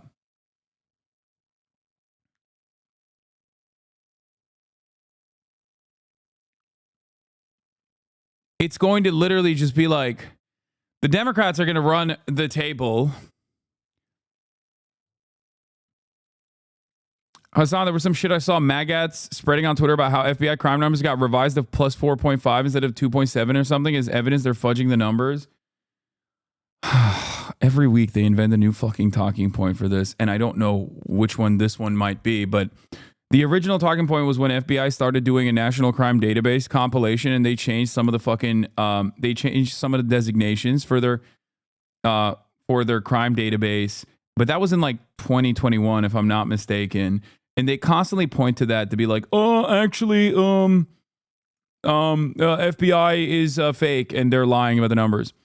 The reality of the matter is crime numbers come from local police departments. Okay. The FBI tries to compile it. Some police departments actually give all of the data to the FBI. Some do not, but it doesn't matter. Ultimately, there are plenty of national databases that track crime numbers that the police departments, local police departments, which are like 90% Trump supporters, by the way, those guys are the ones who are giving all of the data, conviction rates, arrest rates, all of that. Some might not offer demographic data beyond that. Some might keep that private. Others won't. Doesn't really matter. Ultimately, the broader crime statistic is obviously meticulously fucking tracked. Okay? And those numbers show that crime is down in urban cities, in big cities. Why is it down? Because crime was never across the board up to begin with. There was a brief there was a brief increase in crime in the aftermath of the COVID lockdowns ending. Okay. But beyond that, the only part of crime that was actually up were homicides. Okay. This is a pretty significant fucking thing. It's a pretty significant type of crime. Homicides across the board are now down as well. Okay. You can literally look at local departments in every single fucking municipality and figure out if crime is up or down in your neighborhood. I do not know why Americans just don't simply do this and instead rely on the television man telling them that crime is up and that there is a tremendous amount of crime happening everywhere. This is precisely the reason why the attitude towards crime is also tracked and polled with regular frequency. And Americans very consistently say crime is actually down in my neighborhood, but elsewhere it feels like it's really high. That is the most consistent American message on crime. They know that there's no crime, or at least the same level of crime in their neighborhood, and it's like managed and it's manageable. They trust their local police departments, but when asked, they always think, oh, it's happening somewhere else. This is a direct consequence of mainstream media regularly fucking running, if it bleeds, it leads, bottom lines, headlines, regularly fucking lying and claiming that crime is just a complete out of control, a panic thing that is happening in America. It's like there's crimes in every fucking corner. Oh. See the biased coverage? FBI revised crime data to show violent offenses rose rather than drops report. The FBI revised, this is 2022, not 2021, showing a 4.5% rise in violent offenses instead of a decrease. Researchers criticized the FBI for lack of transparency, said the revised data harms the Bureau's credibility. We're looking at where this information was revealed, and it is 94% leans right from the Gateway Pundit and InfoWars down to Straight Arrow News, the Express Tribune, and VIN News, New York Post, Washington Examiner, Just the News. Now, but that's not alone. That's not enough. That's not enough to say like, oh, this is like fucking stupid. Oh, it's really biased. Of course it's biased. These guys are doing propaganda. The issue is, it is exactly what I was telling you, which is that no, crime is not up now. It's down. It's down from 2022, but it doesn't fucking matter. And the only reason why the crime, the homicide numbers actually rose, or violent offenses rose, specifically homicides in 2022, is because the FBI, I think, changed something in their fucking, in the way that they compile this information, and that's it. Crime, however, is still down. It's down from 2022. It's down from 2023.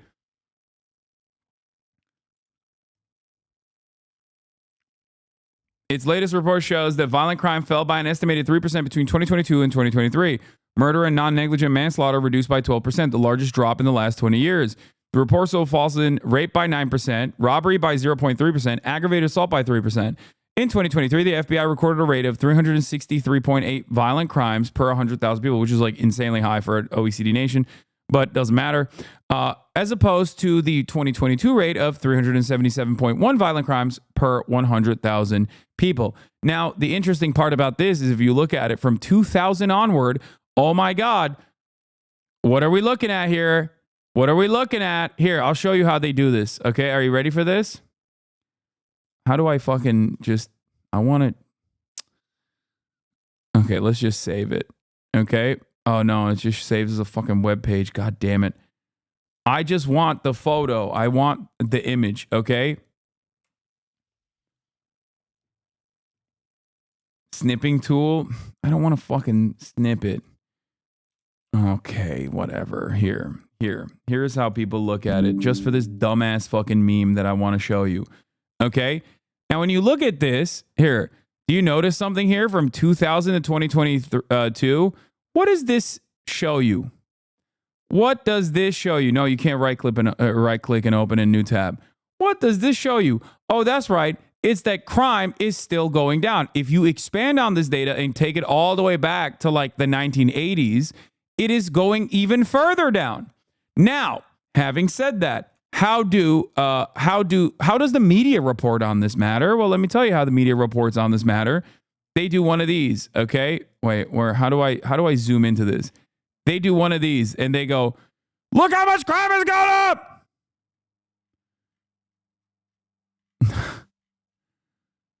Oh no! Crime is out of control, brother. They did that right here. Okay? They literally did that. Okay? When you look at the chart like this, I can't zoom in any further and I can't move it any further, unfortunately. When you look at it like right here, okay? When you look at it right here, fuck. How do you crop the image? Okay, there it is. There, I did it. Whatever. You get the point, okay? You get the fucking point I'm making, which is when you hyper-focus on a brief increase in crime, it causes you to not recognize what is actually happening in the country. People do this all the time. Now, with Donald Trump, in the case of Donald Trump, he doesn't even do that. He just lies. He's just like, they're not even like lying by omission, okay? They're not even fucking lying by omission. What are they doing? They're doing straight lying, which is a new thing, okay?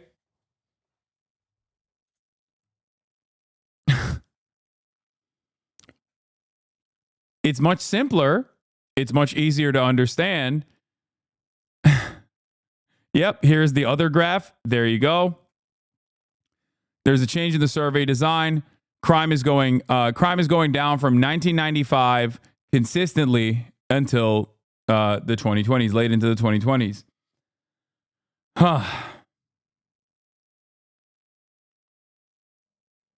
What is this, brother? It's time. If I had to choose, which would you choose? Harris voters, 43%, communism, fascism, 11%, Trump voters, fascism, 28%, communism, 16%. This is actually a noticeable. First of all, what the fuck? 11% of Harris voters said they would choose fascism over communism.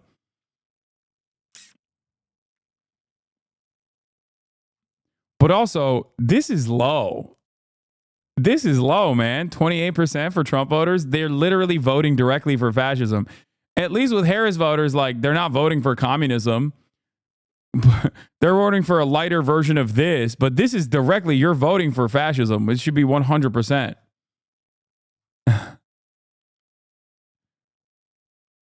Not that it matters at all, because obviously Americans don't know what either of those words mean. All right, let's continue.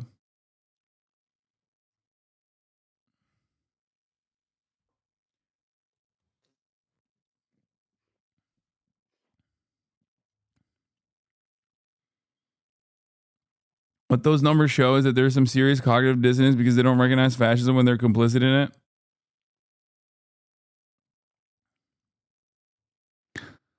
Yeah.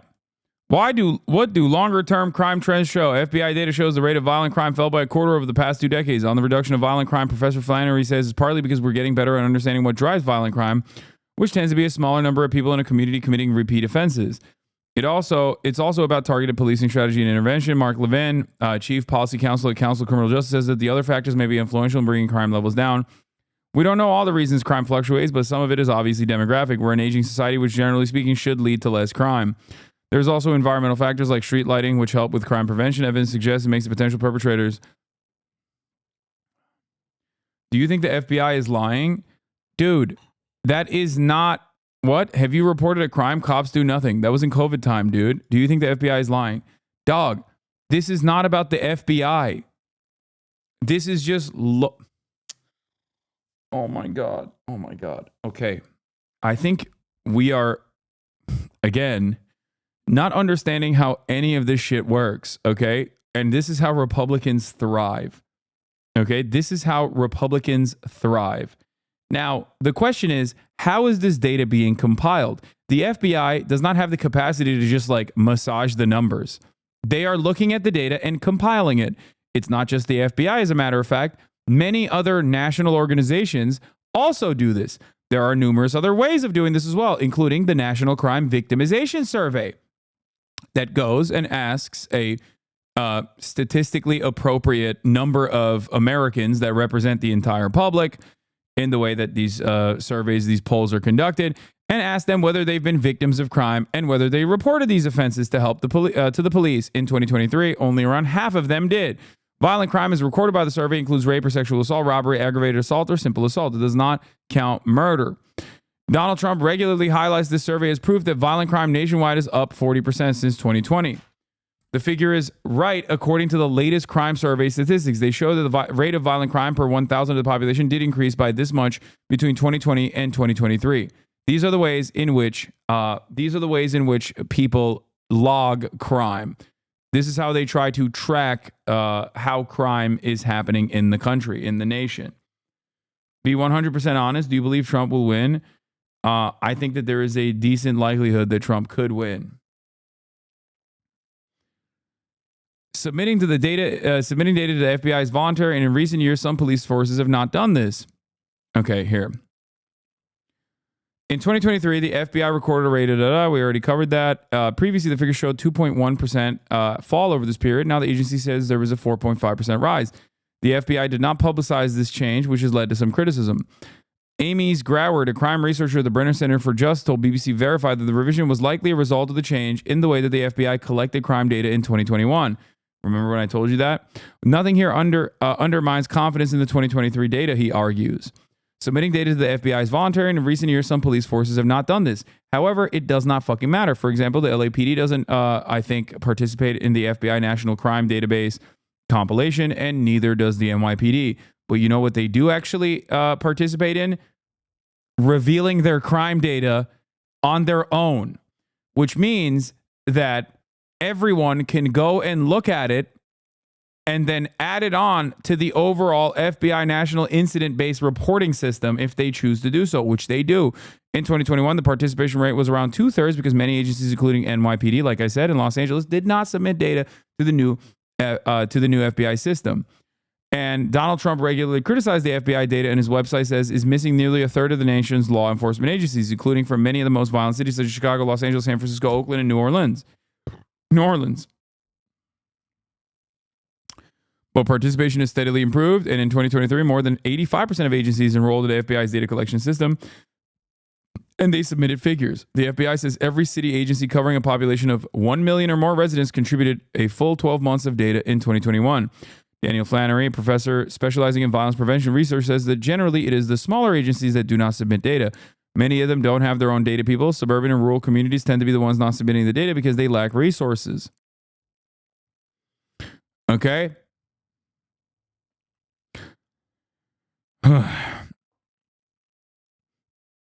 However, Trump is making a comparison with a year when violent crime, as measured by the survey, was significantly lower.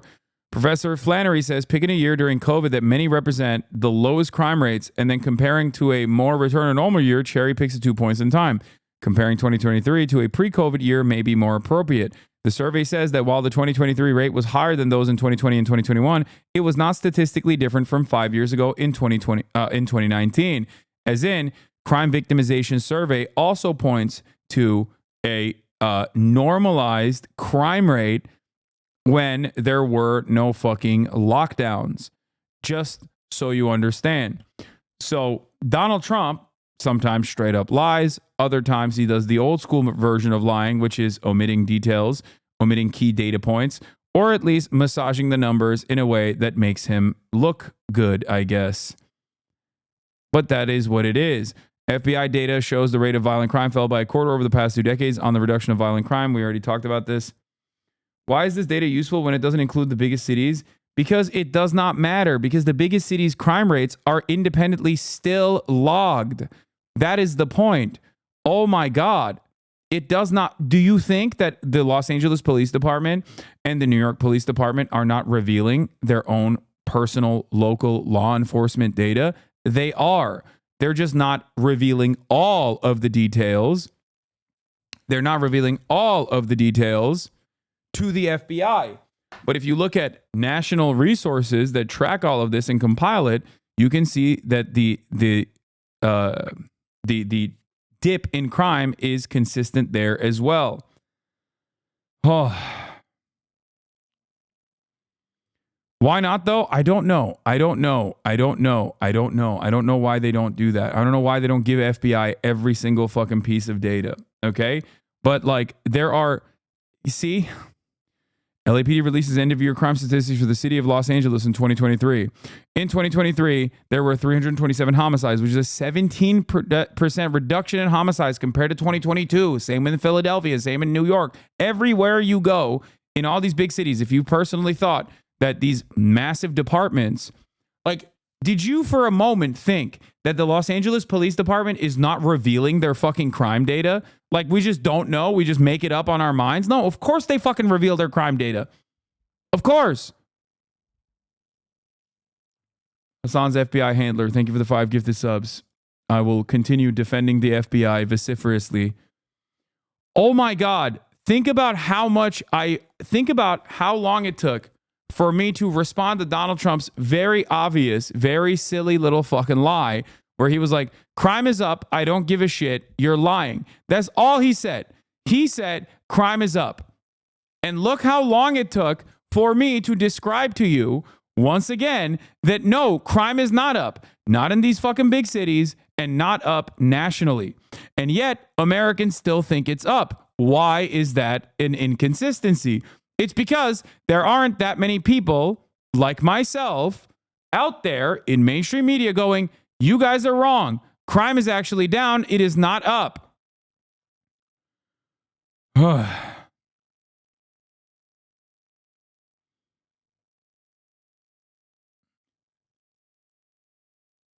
Trump has captured the not looking into it crowd. I think we are all the not looking into it crowd. We are all that crowd now, okay? Everyone in America is that crowd for whatever fucking thing suits their cognitive biases, whatever makes them feel comfortable in their idiocy.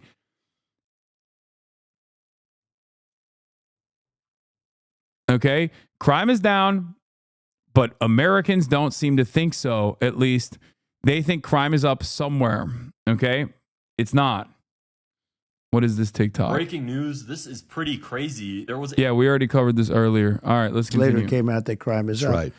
I mean, to me, that was much nastier than this gentleman. But it was really a study of business. It was a detailed study of business. You're talking about with the Bloomberg one? With the Bloomberg, Right. and people loved it. I agree. The tariff one. And the one thing I wanted to show is the following. So you know how you talked about Jerome Powell, what an easy job. You come once a month and he said, we're going to increase the rates. Greatest job there is. I think this is the one thing they don't talk about. So Barack Obama got elected November 4th. Okay, quantitative easing started November 26th. Right.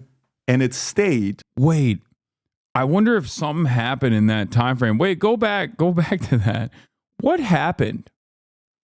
What happened when Barack Obama was first elected? What was he being elected on? Like, what was he coming off the heels of, I wonder?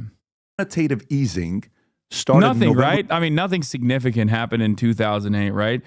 No fucking like meltdown of the American economy at all, right? That's like no crisis whatsoever. November 26th. Right. And it stayed for 8 years until you got elected. Right. So if you look at that low, pretty much 0% interest rate, right, and then you get elected, right? If you go to January 2016, Rob, for the audience to see that, and then from there, one by one, rates are going up, and then Biden comes in, goes back down to 0 to try to save the economy, and then the rest is obviously history. Right. But do you think the average person knows like the impact of going to 0%?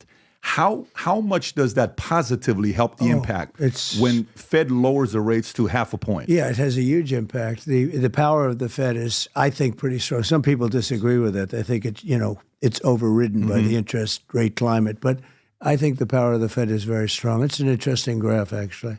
Yeah, it's an interesting graph because you were still president in the graph. But neither of you guys seem to recognize that. Also, what's the argument that the Fed is actually in the pocket of the Democratic establishment? Is that what it is? Like, what are they trying to say here? Yeah, this just shows that the rates. Also, this is kind of stupid because Donald Trump does want to control the Fed. Like, he directly wants to control it. That is one of the things that he has said. He is running on that. He is saying like, no, I want to retain full control over it.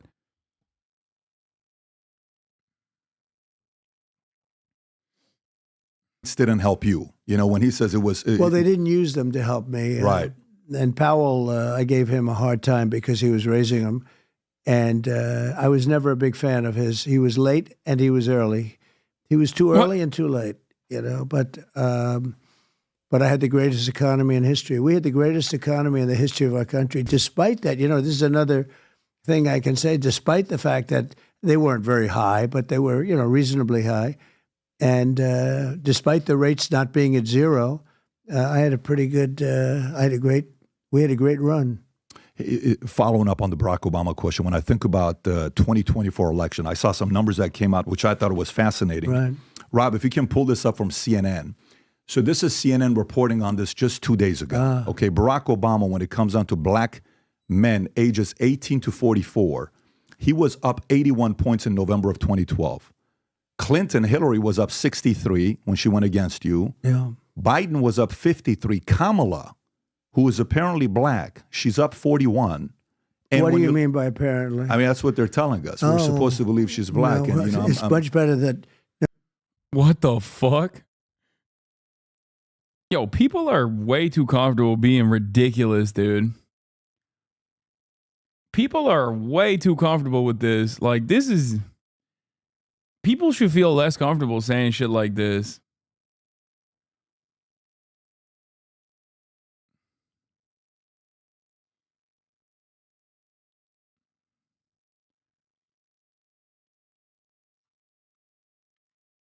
Patrick Bet David. No. See, I would never say a thing like that. But you said, don't explain. Oh, I would never say anything like that. You did say that. He's saying that because he wants you to say it again so we can have a fucking clip. Call him the clip, a.k.a. Faye's Stable Ronaldo, the way he's trying to clip you. That is why he said the thing that you had said prior. Because he wants you to say it. Look at his face. Look at his face. Look at Patrick Bet David's please say it, Mr. President face. He's doing that right now. Explain what you mean.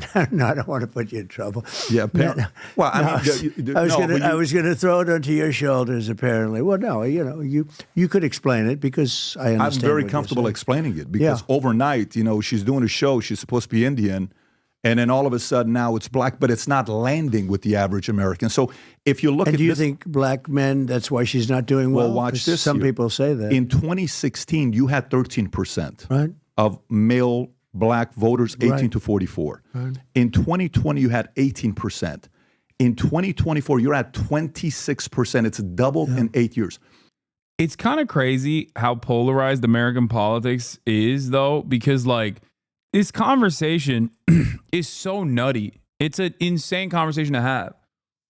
Like, whether Kamala Harris is a black person or not would not even be a normal conversation that should exist. And yet, here we are, where people are just like having this conversation, having this back and forth. And it's partially because Donald Trump launched it.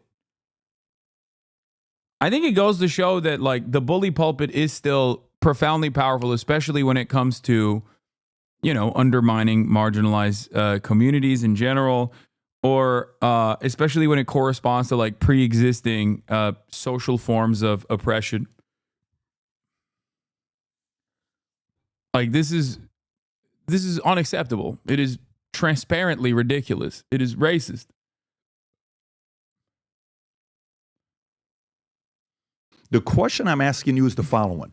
Back in 1960, 64% of African Americans would vote Democrat. Right. The other was pretty much conservative. African Americans have historically been very conservative. Okay. Barry Goldwater, the issue happens, 1964. Right. It goes from 64% Democrat to 92%. And it's been between 85 to 92% since 1964, right? You've come in and you've shaken things up.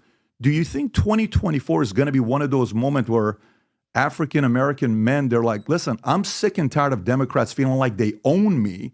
I think I'm going to go to the other side. Do you think 2024 could be one of those years that we look back and say they lost the African-American vote? They really lost it for a while, the Republicans. I mean, it started, I guess, with Barry Goldwater, if you look at the charts.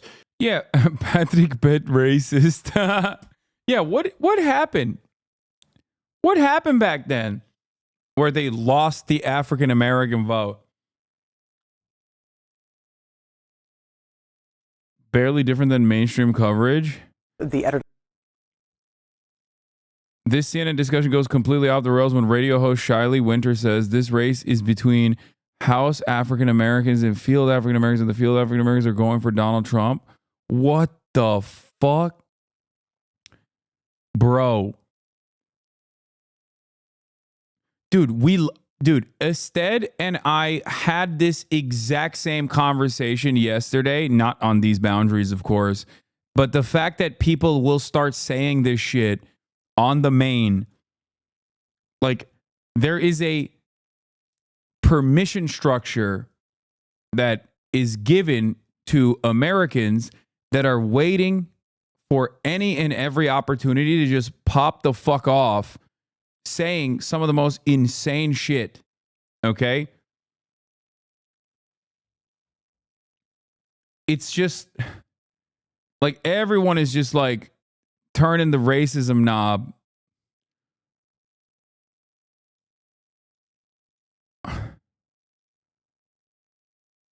Yeah, right next to Islamophobia, brother, starting to start blaming minorities so liberals can feel comfortable. Dude, it's fucking nuts, dude. It is nuts. It was the underlying, unexamined, relatively stale Islamophobia post 9/11 in the United States of America that had like kind of been cast aside, but we never really fucking talked about it. And then boom, everyone was like, "Oh no, we're tuned. We're ready. We're fucking ready to rip. We're ready to let it rip, dude." In chief of Bloomberg. I want to move on to what Donald Trump has said about an issue near and dear to both of your hearts, the issue of black Americans and Latino voters. Kamala Harris has been doing interviews on black media.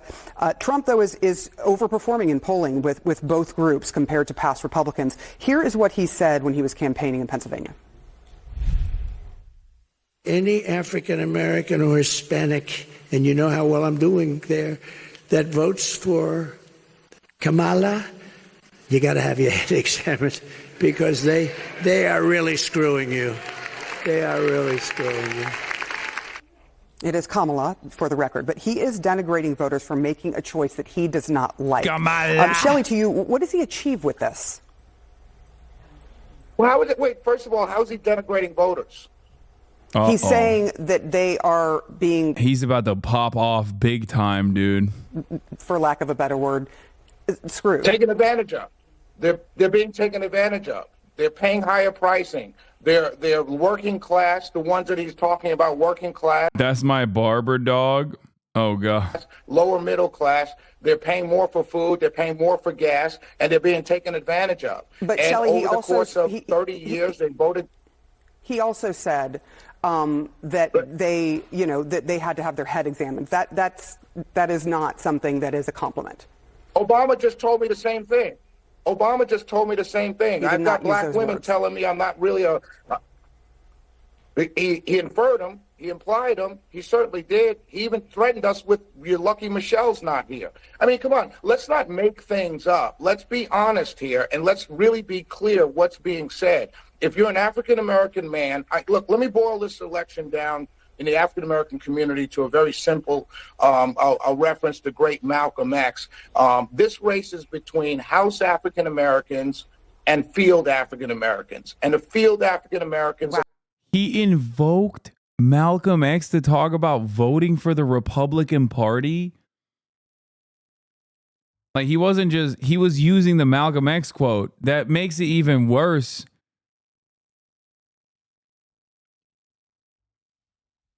That's like, that's crazy.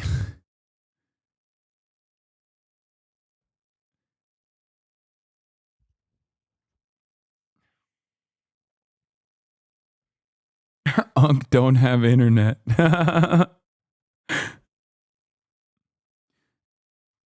going for Donald Trump. I'm talking about your men. I'm talking about your men who build, your men who put things together, your men who work with their hands, your men who do things, not the men who push paper, or the men who are connected to power and want to continue to be connected to power. I'm talking about the men and women in our community who are actually doing the work. African American men who are professionals who work in white collar jobs? Is that what I'm hearing from you, or no? I'm just trying to understand. Is Shelley No, what he said is like almost worse. Like he's.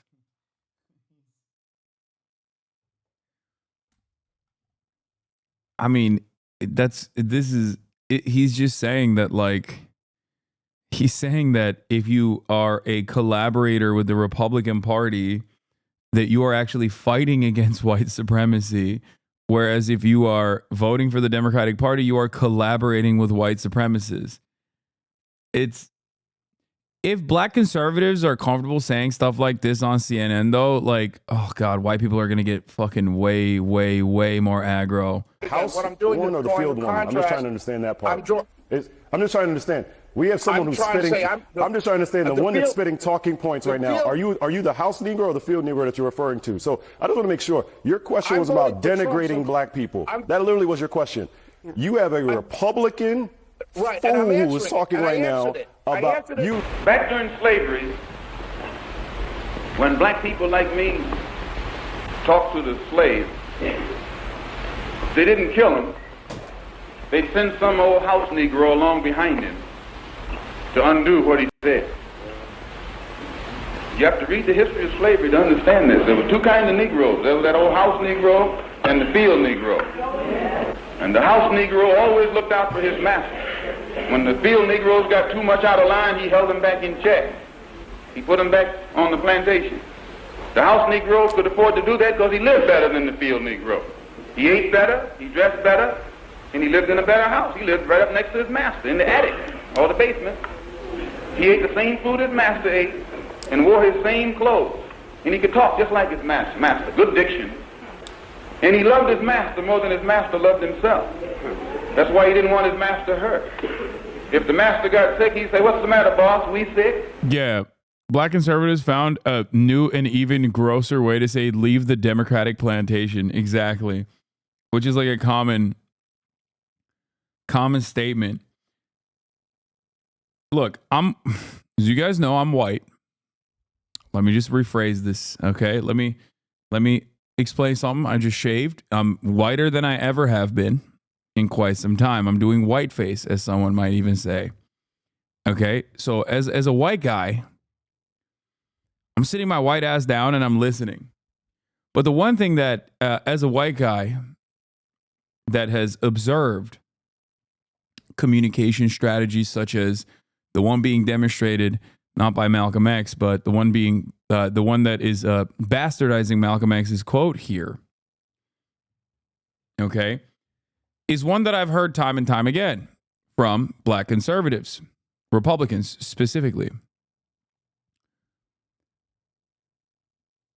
Black Republicans play fast and loose with white supremacist terminology that inherently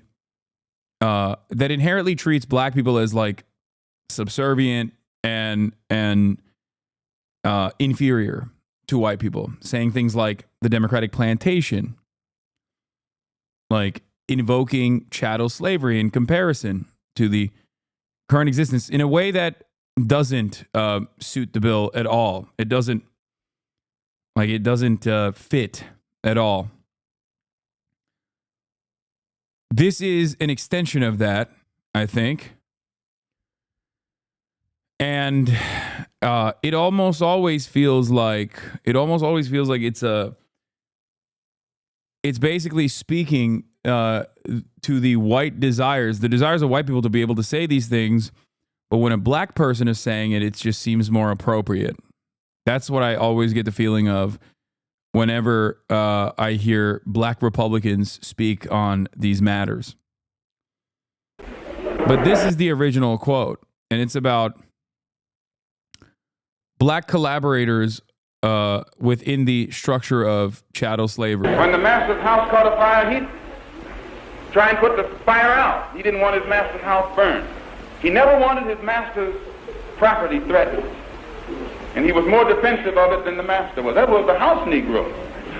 But then you had some field Negroes who lived in huts, had nothing to lose. They wore the worst kind of clothes, they ate the worst food, and they caught hell. They felt the sting of the lash. They hated their master. Oh, yes, they did. If the master got sick, they prayed that the master died. If the master's house caught a fire, they prayed for a strong wind to come along. This was the difference between the two. And today you still have house Negroes and field Negroes. Yeah. I'm a field Negro.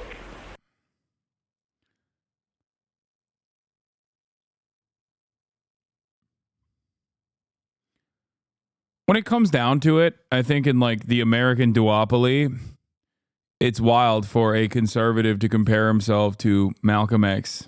You literally just said that black men, you actually just said this is an election about house or field. This is the nonsense that we are listening to right now by those that are supporting Donald Trump. Not what I said, that is actually what you just there's only well, clearly you must be in your own talk. I'm not sure what kind of radio show you have that you can't listen to your own thing. So you actually just said for Trump. Again, do you understand? You sound absurd and silly. And so let's actually talk about the substance of your question. You sound absurd and silly. The substance of the question was around denigrating. The substance of the question was denigrating black and Latino communities. Sir, the substance of what I said is very clear. My name is Michael. And we thank you that. So the point here, the question that was raised around denigrating black and Latino communities. All right, my brother, let me... All right, let's get back to Patrick Bet-David. But I did criminal justice reform. That's a big thing. They've been trying to get it. You know, I saw a guy named Van Jones. He's I don't think anybody knows who he is. He's a... We know. We're fans. We're fans. He's Mr. Mao's Third World is. I am the Chad Democrat operative. You are the soy silly and absurdity commentator for CNN. And he came to see me in the White House, and he was crying. I remember that. He was crying because I bring these things up because it's a lack of, I don't know, there's something about a law. This is the funniest, most liberal attitude I could ever fucking examine in my entire life, and I'm glad that you said it. We also need to acknowledge that Malcolm X could have been problematic even in his own context, and perhaps that his metaphor was problematic. Not saying that we reject everything he said, but perhaps not everything is sacrosanct either.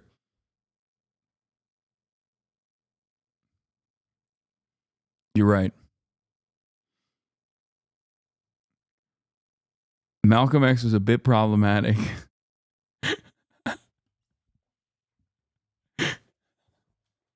Come on, chatter. They have a point. The metaphor is wild. I think like we probably shouldn't do that, especially about like people who have given their lives for. I mean, in the present context, his message might not carry over. I think, given the context of the era, it feels as though his statement, especially coming from a man who gave his life for black emancipation, it is an apt metaphor. Anyway, but that's what I think. But what do I know? Tone policing Malcolm X is fucking insane. No, yeah, well, we've been doing that quite a bit about a fucking 19-year-old in Yemen. So why not? Why not about Malcolm X? Fuck it. Take it to MLK too. This reminds me of when a chatter called Desmond Tutu a lib.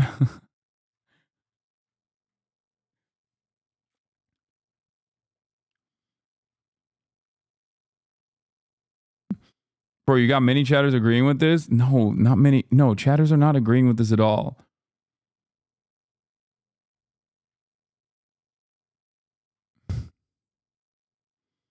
loyalty. You help somebody with something. He came in with a fairly large group of people, mostly black people, and he was devastated because criminal justice reform wasn't going to happen. Obama didn't do it. And I had a dream. Yeah, I had a dream too. My father not throwing the pot roast was my dream too. That was my Afghanistan. Every time I heard the keys jiggle, that was my dream. Don't talk to me about your dream. Oh no. Every time I heard the keys in the keyhole, that was my dream.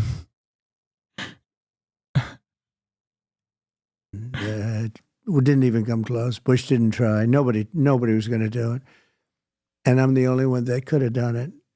And he was with a group of people that was, they were begging to do it. They were 5 votes short.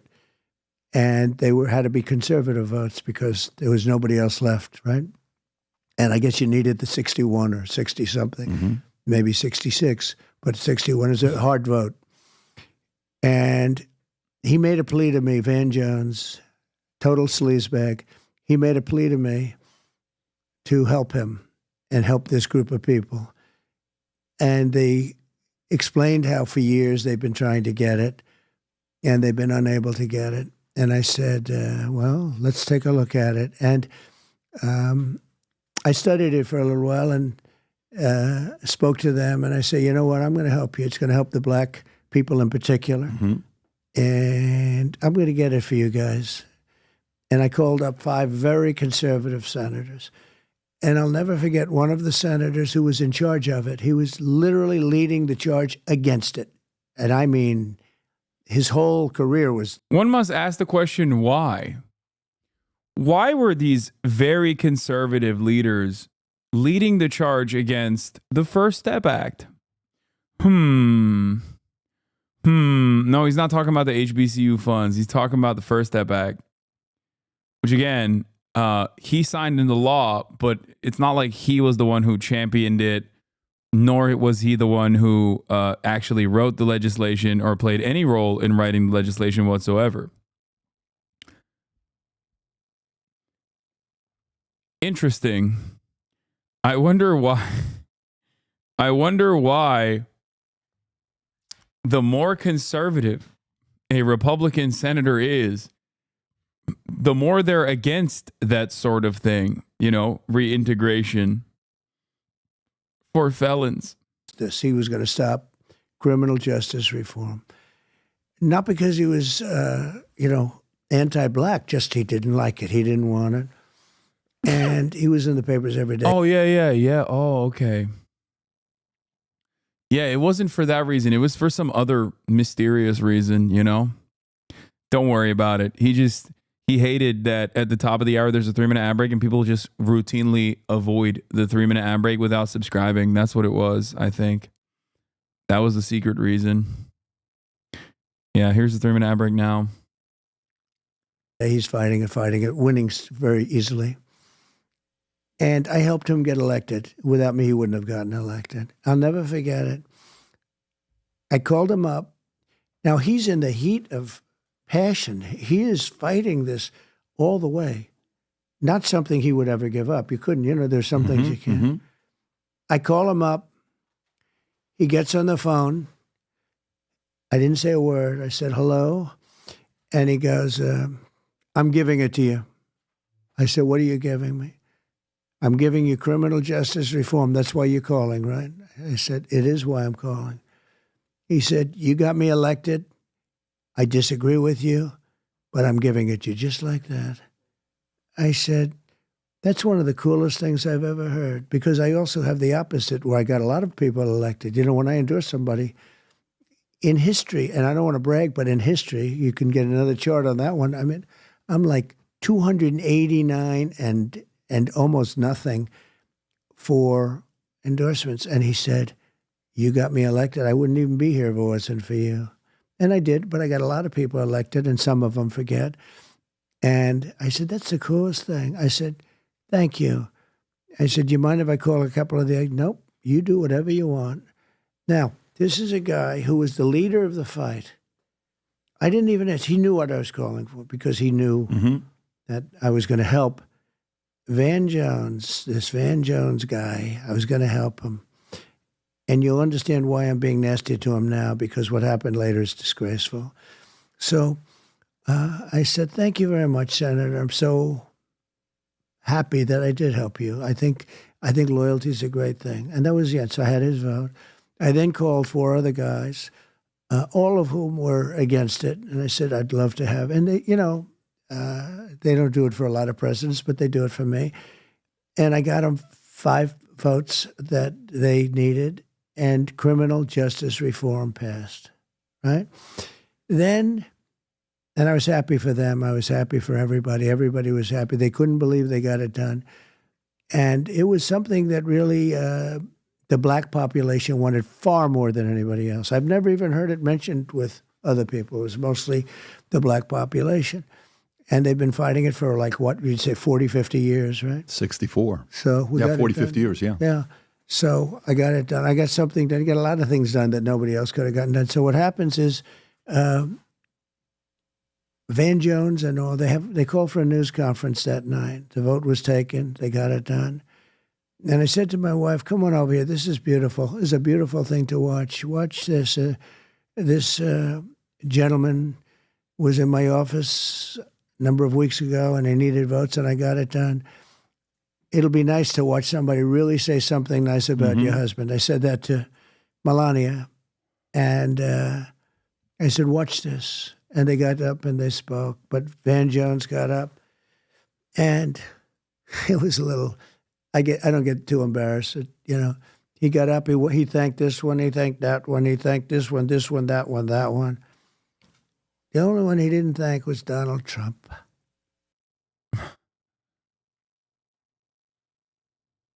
How dare you? How dare you? Not thanking Donald Trump. I'm the reason why criminal justice reform happened. They didn't thank me, folks.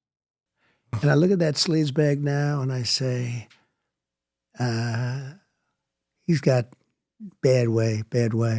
I looked at him. Then I saw him last night, and he was on CNN, which is dying, by the way, in the ratings, because they have people like him on. And I watched him last night say how he hopes I'll be defeated. And we should defeat him. We have to fight him. He should be allowed to be. And I said, normally I'd say I wish I had that vote back, but I did the right thing. What? Why do I think he praised you? Why do I think he got emotional crying? No. Giving you credit about what you did. I don't know. All I can tell you is he was crying in my office. That's probably what you heard. Before he got it, he was crying. He was literally, they went over to him with handkerchiefs. He was crying. Tears were pouring down his eyes before. But after he wasn't crying, not that I know. But so he didn't mention me the night of the news conference. He was leading the news conference. And I don't need it. I get mentioned plenty of times, et cetera, et cetera. But I watched last night. It's a good place to say this, actually. It's better than writing out a truth, whatever. But I watched last night, and I watched him talk about how I must be defeated. I'm a bad guy or something. And Van Jones is saying this. Yeah. He said it last night. I saw him last night. I don't watch CNN. Honestly, I don't watch it. But I happen to be, I'm passing it, and I see him on, and I watched him talking about essentially negative about me. What difference does it make? Nobody cares what they do. They have, they've been fighting me for years, and, I became president. I did much better the second time than I did the first, and now I'm doing it the third time. And if the election's not rigged, we're going to win. If it is rigged, I guess that's a different story, but we'll find out pretty soon. But I love whenever he says this, like, liberals get so scared. I might be wrong on this. But I don't think that a January 6th will happen again in a post-January 6th universe. And that is because a lot of the HVAC business owners and the small business fascists, like the little Adolf Hitlers of the American heartland that flew into the Capitol, ever thought that they would see any sort of repercussions from the criminal justice system. And the fact that they did is the reason why a lot of that momentum was cut aside. There's a couple different reasons as to why I don't think so. Well, one, because Americans are too individualistic and too predisposed with commodity consumption to like actually build any sort of like militia movement, like a real organized militia movement. Okay. So that's number one. Like, we are too capitalist to be even fucking fascist, at least at this stage, like to be openly fascist, like to care about a higher order of society. This isn't to say that like fascism is good or anything like that. I'm just saying that like we're as a nation, we are far too sedated and far too servile and far too comfortable. So that's number one. Number two, more significantly, people seemingly forget that January 6th wasn't simply conducted by Donald Trump. A lot of people have hyper-focused on Donald Trump because he was culpable, for sure. That much is an absolute, that much I'm absolutely certain on. But they forget that like every part of the Republican Party's institutions, their machine was also there. Turning Point USA, the Koch brothers and all of their subsidiary groups were busing people and flying people into DC. That got cut instantly post January 6th when they recognized like, oh shit, we might actually face some legal repercussions for this. They didn't get any punishments for it, but I think it was a mistake that they did not want to repeat. And that's why you saw a lot less people at his rallies post January 6th. I'm done. You're constantly shitting on every person in the developing world. What? I'm done standing up for this, you piece. You're constantly shitting on every person in the developing world. Play DBZ Sparkling Zero or you're literally starving the gaming frogs in every developing state.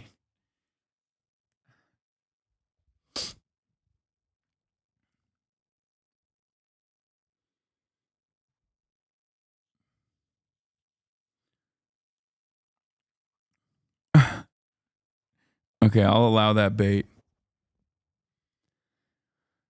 Anyway, I think, maybe due to the short-term memory that Americans have, specifically American hogs, maybe they'll forget that like 1,600 people were successfully prosecuted and are serving their prison sentences right now for the crimes committed on January 6th.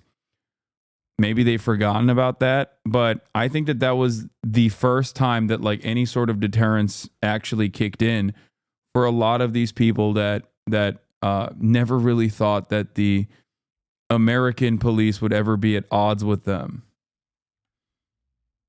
if that makes sense. So I think the likelihood of a second January 6th is far less post January 6th. But I watched this guy last night against me, even if he was a little against me. But he wasn't. He was like, we have to defeat Trump. We have to defeat him. And I've watched him a little bit over the years. And every time I watch him, I say, what a sleazebag he is, what a bad guy. But I did it for black people. I did it for, it was purely the only people that told me about criminal justice reform were African Americans. That's all. And I did it for them. I also did historically black colleges and universities, and I got them financing. I would see the heads of... I don't know if I'm crazy about this, but I think Donald Trump historically offered significantly less money to HBCUs than Barack Obama and also Joe Biden. Like way, way lower. So I don't know why he always talks about like, oh, I gave so much money to those black colleges. Like, it's very weird. Maybe he just thought it was any money was too much money. Colleges come down after 2 years. They would come to Washington like 45, 50 people, a group. They'd always come in, a big group. And I got... He gave $500 million to HBCUs. Obama was $4 billion. And I think Joe Biden also has given like 3... to know him a little bit because they had to come through my office to get funding.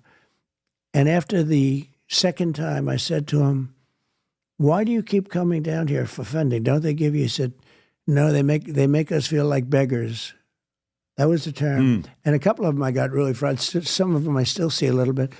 And I said, what does that mean? He said, every year we come down for funding for the black colleges and universities. And they play a great role, a very important role, in my opinion. So I said, so you mean every year you come down? We do. We come down together, and we go and see senators and congressmen, and we try seeing a president. But I got to know him, and I said, this is no way to live where you come down. And I ended up getting them more money than they even wanted. And I got it done, and I got it long term. And I said, fellas, I just got this done for you. And I want to tell you a little secret. I'm unhappy about it. They said, why? I said, because I'll probably never see you again. You'll never come down to Washington to see me. And I meant it actually in a friendly way because I got used to seeing them. They were always coming down looking for money. I took care of their needs long term, more money than they wanted. I said, you're going to need more money than that. And I got it for them. And I think that's why black men really like me. And I think black women. Yeah, the black men that really like Donald Trump they really like him because he gave money to HBCUs. Like, no, dude, what the fuck? I mean, not that it matters. Neither of these people understand black Americans or black culture or anything like that because they're fucking racist. So why try to understand the black community? But it's quite literally the fucking opposite. It is actually in the same exact way. When you look at educational attainment in every community, black men without a college degree are going towards Donald Trump. People who went to HBCUs are significantly more likely to vote for Kamala Harris over Donald Trump. What the fuck is this? Like, what the fuck is this? What is this statement? It's actually the same exact demographic. The same exact demographic that is across the board going to Trump by wide numbers. And ironically enough, for black men, it's a much, much smaller percentage. It's a much smaller percentage of black men that are saying they would vote for Donald Trump over white men that are saying that white men without a college degree that are saying they would vote for Donald Trump over Hispanic men without a college degree that are saying they would vote for Donald Trump. Women do too, but they have a woman who is black, although you would say she's Indian, but she is black. But she really, a lot of people didn't know. He's woke. He's correcting Patrick Bet-David. No, which is true. But I learned about it just a couple months ago. The fact that she's black, yeah. Or that she's Indian. The fact that she's black, I thought she was Indian until a couple months ago. Things changed. A lot of people. Well, because if you follow baseball, Sammy Sosa kind of, you sometimes have to respect people. They change, right? So I thought maybe she was. That's crazy. Again, I am not a fan of Kamala Harris. Okay, I hate the Democratic Party. But this kind of sentiment is so insanely gross. It is so much worse than just like the duopoly or the conversation of who you're going to vote for. This is some straightforward, unrestricted racism. Okay? Oh, yeah. Our lies about Kamala Harris being black recently, when she has grown up as a black woman in America, is akin to Sammy Sosa is fucking nutty.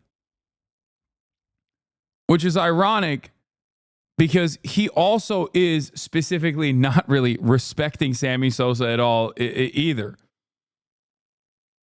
It's just like, oh yeah, remember when Sammy Sosa changed his race by doing skin lightening?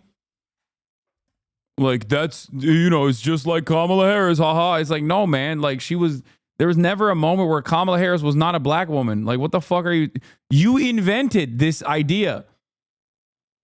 You invented this idea, and now you are going along with like additional racist jokes about it. Was doing a Sammy Sosa the other way. Yeah, Sammy's changed. Right. People change. If you remember Sammy Sosa. He could hit the ball. He could hit the ball 66 home runs. Seriously, yes. he was. But I want to show you this. And by the way, the only reason I want to show you this is because I think Van Jones is scared of giving you credit. This is what Van Jones said after. Yeah, I mean, also Sammy Sosa and his attitude about having dark skin is also another product of like existing in an overwhelmingly white supremacist society. But we're not going to get into colorism and whatnot or internalize anti-blackness.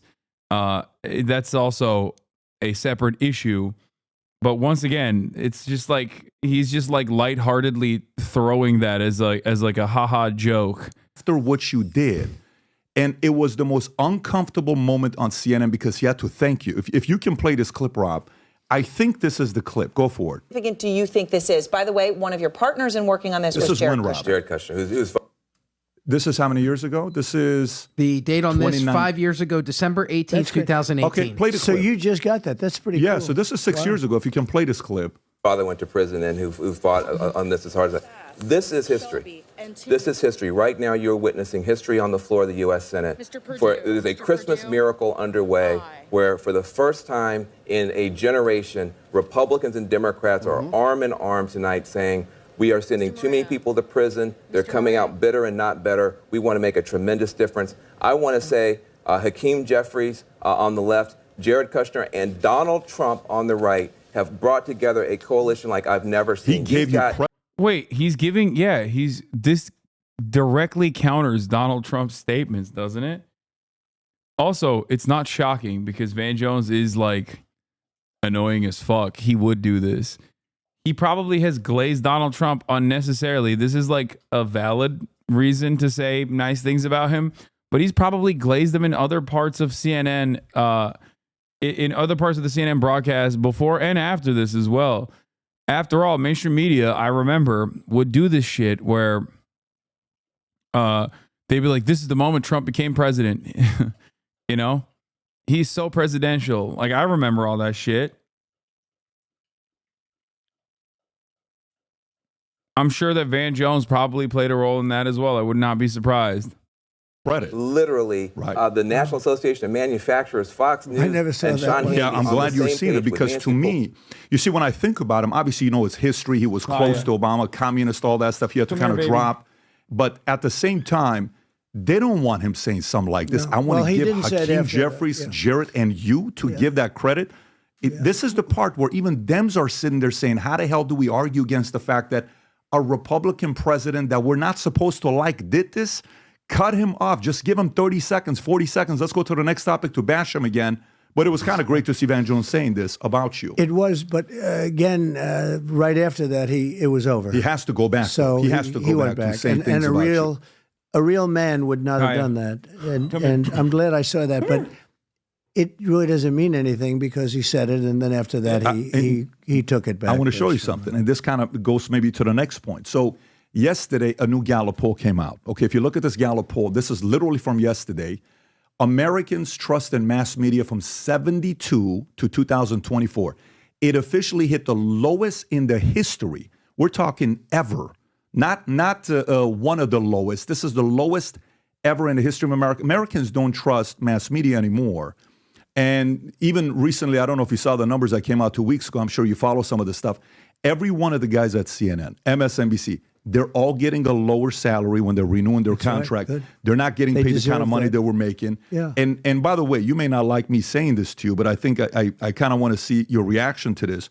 I know a lot of people will say, well, you know, he has, XYZ amount of felonies charged, 91, 53 were dismissed, 32 is this, and 12 are the ones that are remaining. I think the only one that Letitia James, Jack Smith, and maybe even Fannie, if they wanted to, claim that you did commit a crime, is you kind of did kill mainstream media, if you think about it. I did. And that could be a crime for those guys. I'm very proud of it. And I want to show you this clip because this is the first time ever the phrase fake news was ever used. And from this moment on is when the decline started. Rob, if you can go ahead and play this clip. Since you're attacking us, can you give us a question? Mr. President-elect. Go ahead. Mr. President-elect, since you are attacking our news organization, can you give us a chance? Your organization You are attacking our news organization. Wait, nah, he didn't invent that shit, bro. He did not invent that shit, dog. I'm going to tell you who did.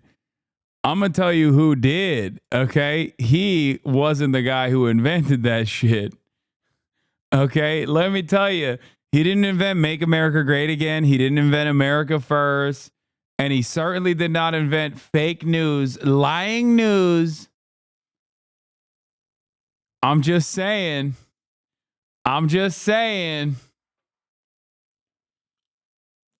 A chance to ask a question, sir. Go ahead. Sir, can you state, Mr. President-elect, go ahead. Can you state categorically, She's asking a question. Don't Mr. be rude. President-elect, can you give us a question? Don't be rude. You're attacking us. Can you give us a question? Don't be rude. Can you give us a question? I'm not going to give you a question. Can you state categorically? You are fake news. Sir, go ahead. Can you state categorically that nobody...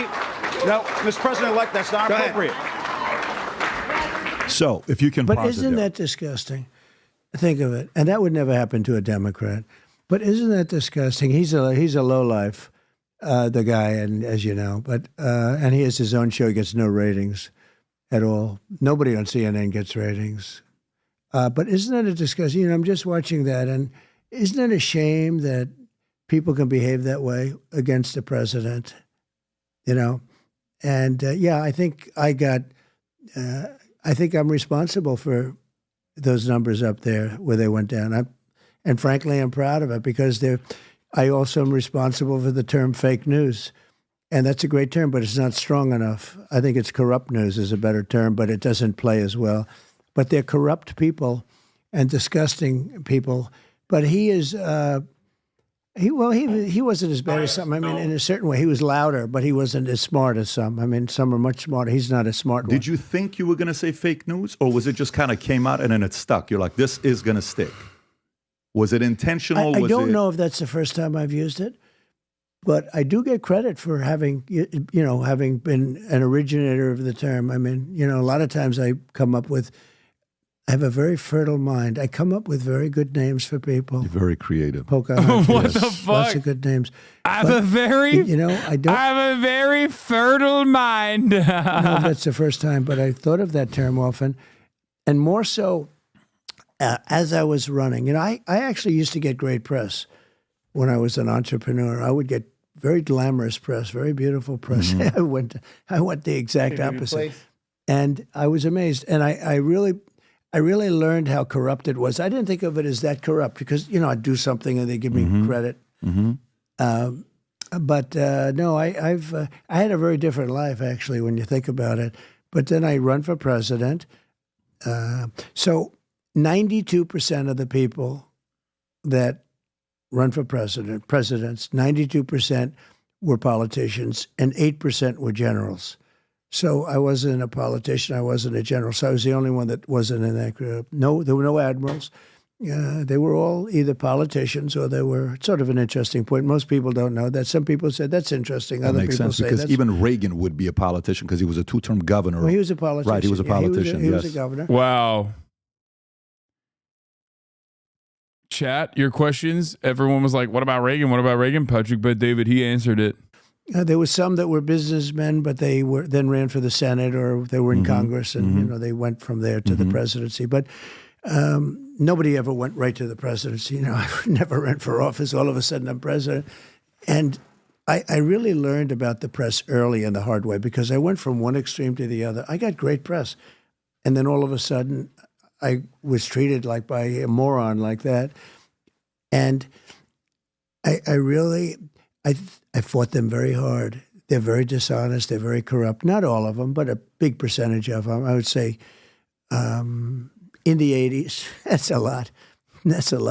Big percentage. They're very corrupt, Very correct. Have they always been? Has it always been the case? You've been around media, TV. I don't think it's ever life. been like this. Yeah, I've been around it for a long time. I don't think it's ever been like when this. Do you think it flipped? When I started off, Patrick, I used to have a story written about me, and without fail, somebody would call after the story was written but not published, and they would call fact checkers. Hello, sir. We're calling about a story that we wrote about you. Is it true that you own this? And is it true that you did this? And that you spent X dollars? Could we check that number? Blah, blah, blah. And it would go on for a while to a point where you'd get somebody else to just do it. But without fail, I'd have, if there were any details in a story, not always, but if there were any details, always, and they would call fact checkers. Hello, sir. My name's Jim Smith. I'm a fact checker for the New York Times. And they check the facts of a story. And I think they at least were trying to be real. I haven't had a fact checker call me in 30 years. They don't call anymore. Do you think that's because of the Fairness Doctrine Act of 1987? Because prior to that, the media platforms had to actually give both sides of the story. I can hear the fucking camera in the background. They're like snapping pickies. You guys hear that? The story. And then once that was dropped, they lost the accountability. They could say whatever they want to say. Or is it the chair swivel? Oh, Trump just swiveling in that fucking squeaky ass chair. And it was kind of free for all. Let me go after that. Yeah, the media segment is kind of boring. When you became a president, let's see. Having Newscomb, Elon, and Tim Cook. Why wouldn't they want to have a strong border? I don't understand them because, usually like in business, you'll understand why somebody wants something. Why wouldn't they want to have a strong border? Why do they want to have men playing in women's sports? I watched the Olympics and two people transitioned into womanhood. 2 people. They went from man to woman and they were into boxing. And they beat the hell out of everyone. They won the gold medal. Weightlifting, records that held for 18 years. A quarter of an ounce on each side. You've seen me do it probably because it's so cool. I mean, weightlifting is so easy to, it's so descriptive, right? How can you be better than that? Like golf is a little bit harder because you have to sink putts. That's different. Women can putt, but they can't lift, 450 pounds over their head. And the weightlifting record that stood for 18, 19 years gets broken by 100 pounds. They put like a little, they take this top of this pen. See that pen? That thing weighs like 1/8 of an ounce. And they'd put one over here and one over. They couldn't do it for 18 years. So the guy comes along. It's crazy. I mean, the border could make sense, though. If you were to say, like, why would they want the border to be open? Why do they want an open argument border? To be made there? Well, why do they want an open border with no check-in? In other words, there's nobody vetted, nobody checked. And as you heard 2 weeks ago, the Border Patrol put out the numbers. They weren't supposed to, but they did because they had to. Because they had to inherently, they endorsed me. I saw that. They endorsed me. 100% unanimous, like a massive, they said he's the greatest in the history of, I had the best border in the history of the country. I had the best economy in the history of the country. But you take a look at some of these stats. So yesterday, a young woman's playing volleyball. You saw that shot? And he got hit by a hard shot by a man who transitioned. There's been many of those. If there was a new one yesterday. She got hit in the head. She didn't know where she was. Right. She said, I've never seen a ball travel at that speed before. But here's why do they want that?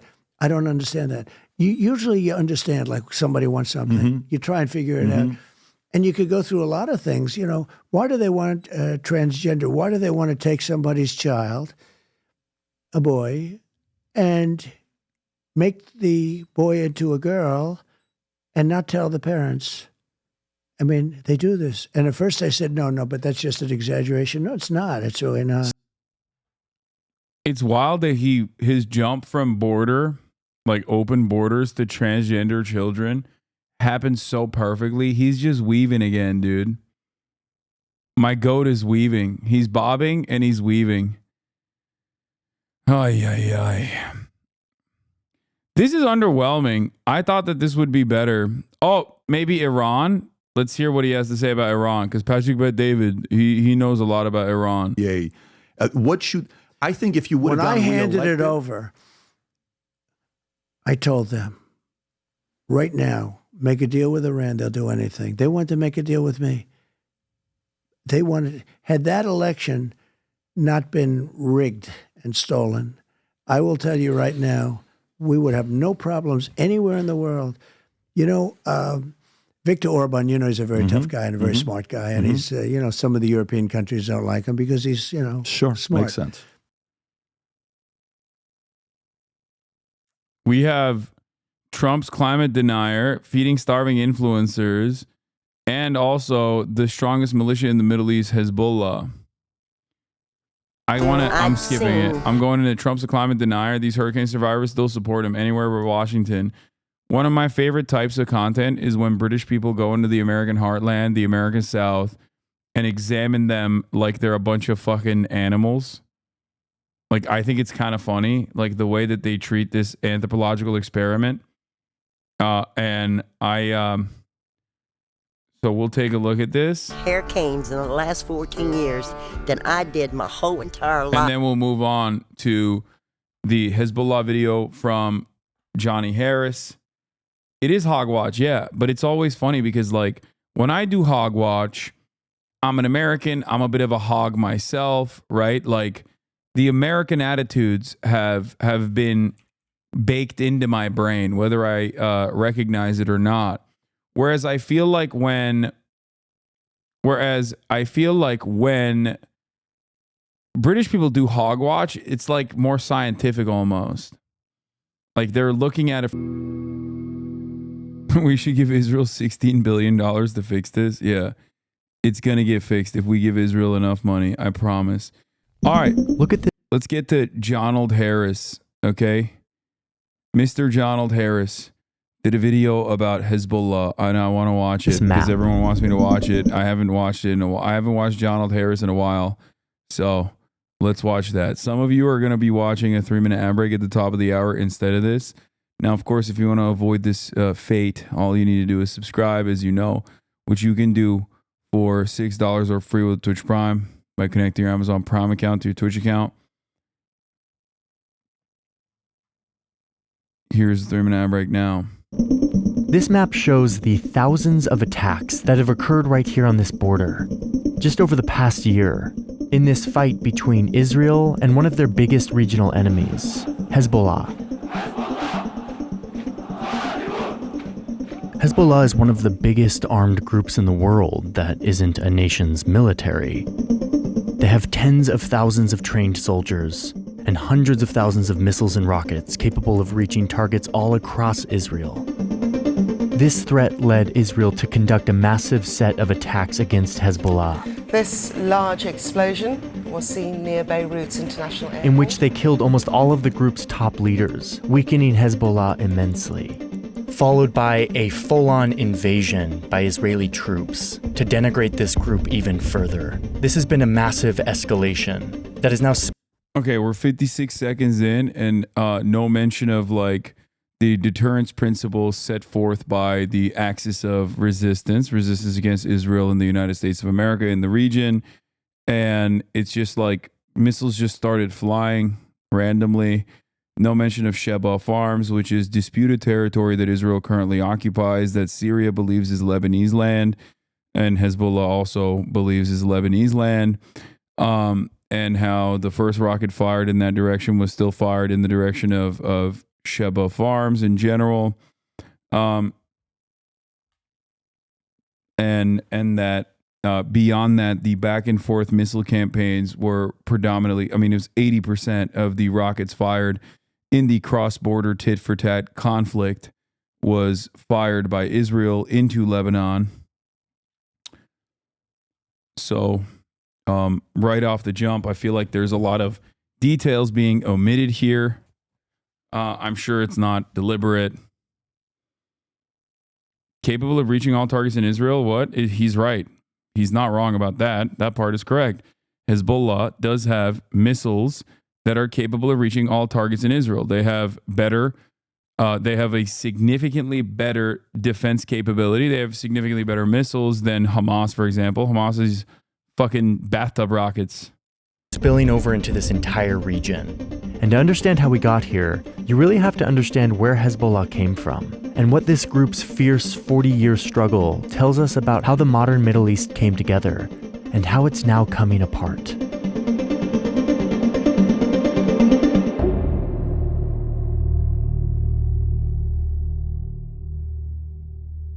The geopolitics of the Middle East is complicated and sensitive, and there's a lot going on right now, which makes navigating the news pretty difficult, which is why I'm glad that the sponsor of today's video exists. Thank you, Ground News, for sponsoring today's video. Ground News is this new tool that I'm very excited about. What it does is it aggregates news stories from around the world. Important and timely story of the rise of Hezbollah. The story of Hezbollah really starts when the vast Ottoman Empire broke apart in the early 1900s. Europeans came in and sliced all of this up, France taking all of this territory. But then they... Okay, they didn't... It was picked apart by other imperial powers with colonial interests in the region, just saying. It was what they picked up as winnings. I mean, that's what happened. They drew a line here to carve out this little mountainous region, one that was populated mostly by Maronite Christians. But the border didn't include just Christians. The French made sure to include this area to the east and this area to the south, areas that contained large populations of Shia Muslims, who were now forced into this new country where they were made a minority to the Christians, along with a few other religious groups. We're going to focus a lot down here, on this Shia heartland that would eventually become one of the most important regions in the whole Middle East.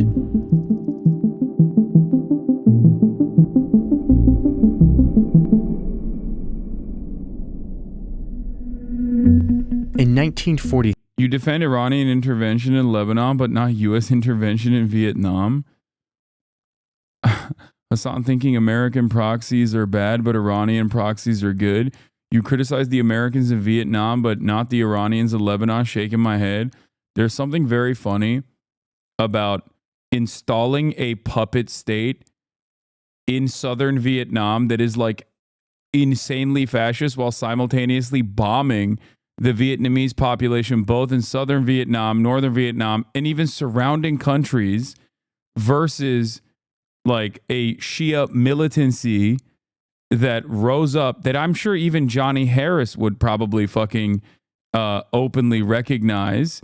Hold on, just before you fucking start jumping to conclusions, there is a difference, okay? There is a difference. The difference is Iran wasn't pummeling Lebanon as the largest fucking imperial power at the time, while simultaneously saying, like, you're going to be ruled by these guys. This is something that a lot of people always fail to comprehend. And it's very strange. American installation of puppet states, specifically fascist puppet states, are not in line with like any sort of ethnic group that it has any sort of like serious fucking any sort of serious popular momentum. They don't have like popular mobilization. That's why it's usually dictatorial. The comparison between the South Vietnamese government and Hezbollah is not a apt comparison for this reason. Iran does not have the power to be able to look at Lebanon and say, we are going to run Lebanon in the same way that America thought that they had the capacity to run Vietnam. Despite the fact that you think Iran is justified because of USA starting all this, which I agree with, but then go and state Iran can influence Lebanon. I'm not saying that Iran can influence Lebanon, okay? Iran, at the very most, can only offer logistical support to a group of individuals that live in Lebanon that became the primary fighting force within Lebanon.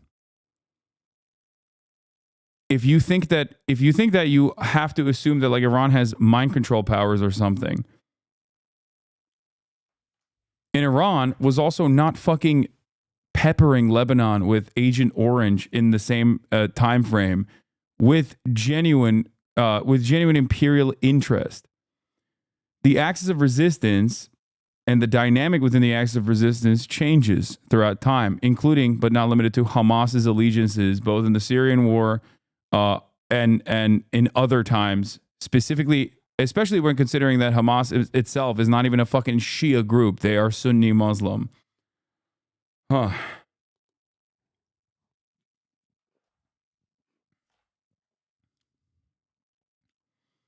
Even if Israel and USA were absent from the Middle East, Iran and Saudis would be at each other's throats.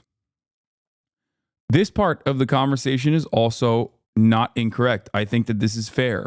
The problem is you cannot ever imagine Israel and USA being absent from the Middle East, and that especially the Saudi reign without U.S. intervention would be non-existent.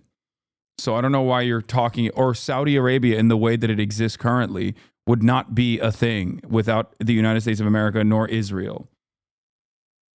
It is incorrect. Yeah, exactly. See, it's incorrect. If the U.S. was absent from the Middle East, Saudis wouldn't exist. Saudis propped up by the U.S.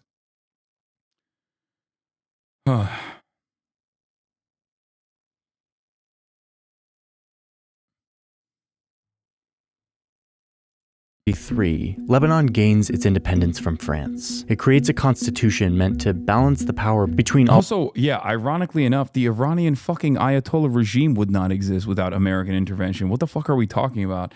I can't believe I got so captured by the framing that this chatter was presenting that I forgot a pivotal part of this process, which is that the fucking Ayatollahs are directly a reaction to American imperialism and American statecraft in Iran specifically. What the fuck? Like, we have routinely fucked with this area. We have routinely fucked with every single country in this area, which is a resource-rich region. So we have to do that. You know, they got that thick, juicy world come that we need. And then we're just like, oops, sorry. Well, these guys are really scary. We just have to continue intervening. And there's nothing we can do. All of these religious groups. But that balance wouldn't last, mostly thanks to what started happening down here. Like, dude, the example with Norway is apt because Norway is a country that has nationalized its extraction industries in its entirety. And one thing that I've always found, albeit reductive, is a great comparison between Norway. If these countries were allowed to develop and maybe even find themselves within the sphere of influence of the USSR, do you think without American intervention, they would look the way that they do? If they did not, if American intervention and a reactionary movement against said intervention became the only emancipatory movement against such intervention, if those things did not exist, don't you think that these countries could have developed on their own, had their own nationalist movements, that may have even found themselves again in the sphere of USSR influence at times?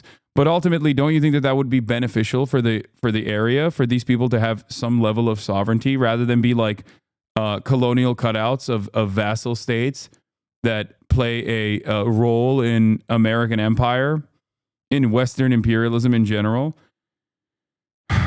Why can't that happen? Why could that never happen? Is it because we just seemingly think when we look at these countries that they're just barbaric? They have a barbaric bone in their brains and they just can't seem to deal with themselves. They can't have any autonomy. They can never have any sovereignty whatsoever because ultimately they're just animals that need to be dominated. Is that what it is? And the answer is, I think that is the underlying sentiment with Western empire. That is literally just repackaged colonial propaganda, that these guys cannot handle themselves. Okay?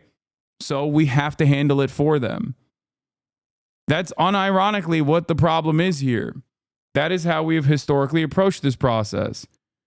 Israel's invention, its inception, its nation statehood relies on this attitude.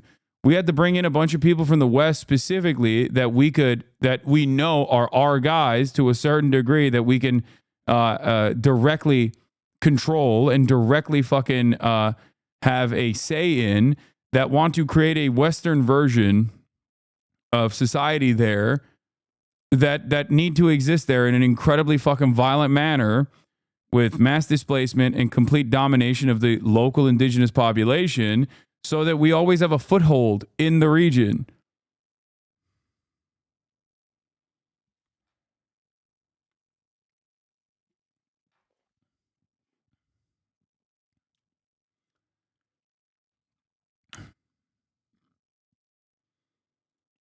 Where another set of borders were being carved into the Middle East. The British had controlled this, but in 1948 they left, and the UN helped draw these new lines, creating a new Israel and Palestinian state. Decades of war forced out millions of Palestinians, many of whom ended up here in Lebanon. These Palestinians are mostly Sunni Muslim. Right, but these are still bourgeoisie states based on exploitation, somehow concluding that they would not consume each other is ridiculous. Okay, the Rupert Murdoch. The point is, it would be far more favorable to every single fucking person living in these countries that were, once again, not even designed on any sort of real national boundary that they wanted to set during this time, but instead colonial cutouts anyway, that they could have autonomy and sovereignty and be normal nation states that could develop and have, you know, money that they want to spend in whichever direction they want to spend it in. Like the idea that some groups of people are simply fucking barbaric and would never be able to amount to any sort of serious governance, self-governance, is ridiculous. It is an antiquated and white supremacist idea that still dominates this region, or at least still dominates the way that we understand this region.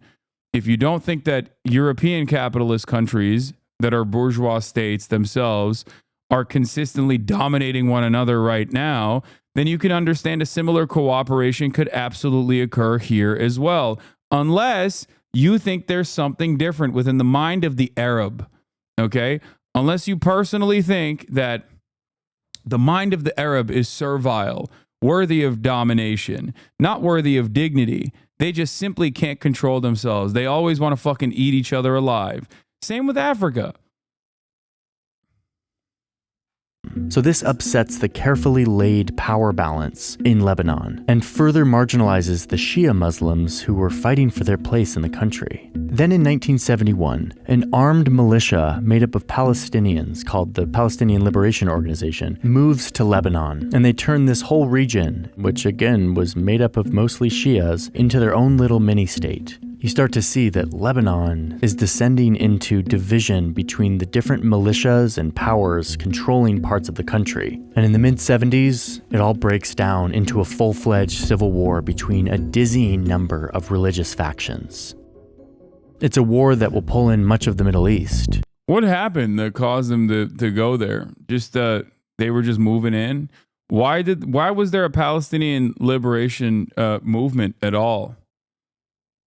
We didn't just that was not a thing. I guess they just anti-Semitism, maybe? Would they not say it's the Islamic ideology rather than the mind of Arabs? That's so fucking, again, that you're just repackaging the same thing, okay? Yes, it's the same exact attitude.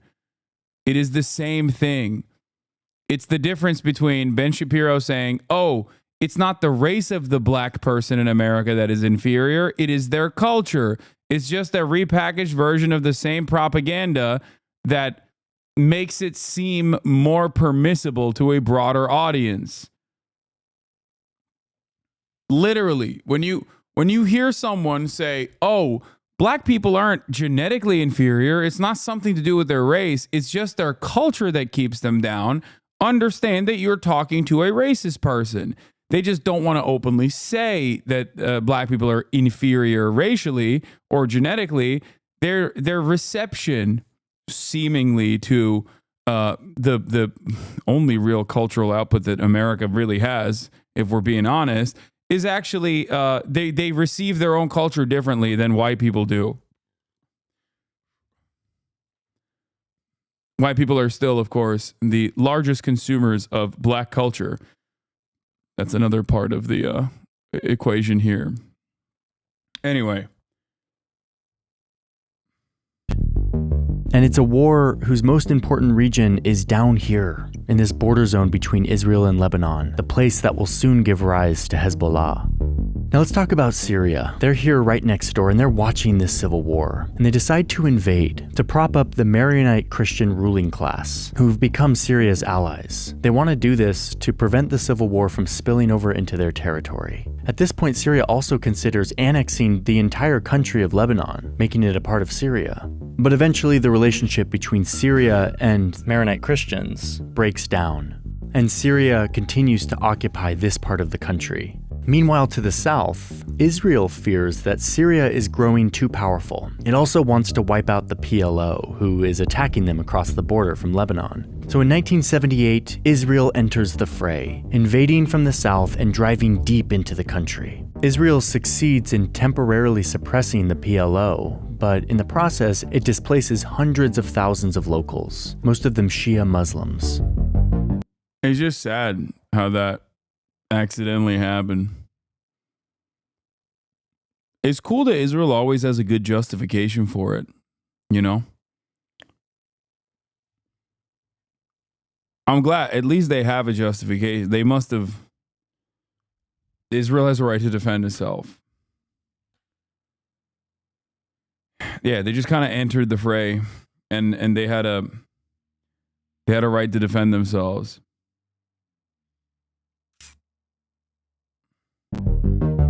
It eventually withdraws after a UN resolution. But then in 1982, after more PLO attacks, Israel invades again, this time pushing all the way to Beirut, fighting both the PLO and Syria.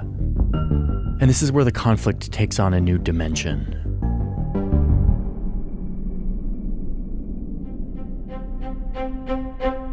It's 1979. And over in Iran, the people have risen up against the US-backed dictator in this Islamic revolution led by a Shia Muslim cleric who wants... How'd he get there? How'd this guy get there? I don't know. What was he doing? Probably good stuff, right? I mean, those guys are always good. In this Islamic revolution led by a Shia Muslim cleric who wants to spread this revolution throughout the region. He's looking for allies. And in 1982, they find their perfect match here in southern... Like everything that occurred is within the context of the Cold War. Like you cannot frame this outside of... You cannot look at these events that are unfolding without understanding why America was so interested in both propping up Israel and destabilizing the entire region, because most of these countries were, in a way that is not dissimilar to like the BRICS dynamic, I guess, but even though the BRICS dynamic is like a little bit different here, weighing their options of who they could align themselves with. They see America as a destabilizing force in the region. They see the USSR as being more sympathetic, at least, especially certain groups see the USSR as being more sympathetic. And basically, they want to dominate as fast as possible. They want to destabilize and dominate as fast as possible. That's partially what happens in Iran as well. The problem is, you know who also is definitely not going to align with the USSR? Islamist fundamentalists for the most part. Problem, however, is that they also are seen, due to their fundamentalist attitudes, seen as, I guess, the only real uncorrupted forces. Ironically enough, in many of these places, they are directly funded and facilitated and radicalized by the Western governments, by specifically the CIA. But it doesn't matter. In the eyes of the population, they're like, well, these are our guys. These are like the most annoying guys in the area. And they probably are not like they seemingly are more anti-America than anybody else. And I don't want any sort of intervention from the British or the Americans, so I'll just go with those guys. Better than the fucking monarch puppet that was placed on top of me that's dominating my life every fucking day. Sure, we'll take a chance with this guy. And from the perspective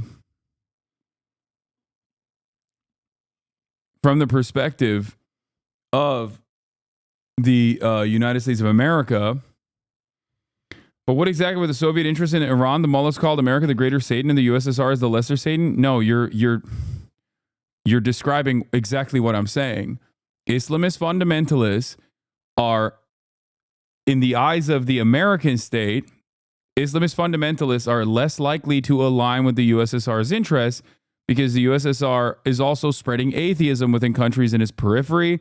The USSR is also forcibly Russifying many of the regions that have a shit ton of Muslims inside of its own territorial boundaries. This presents a threat for a lot of the Islamist fundamentalists as well.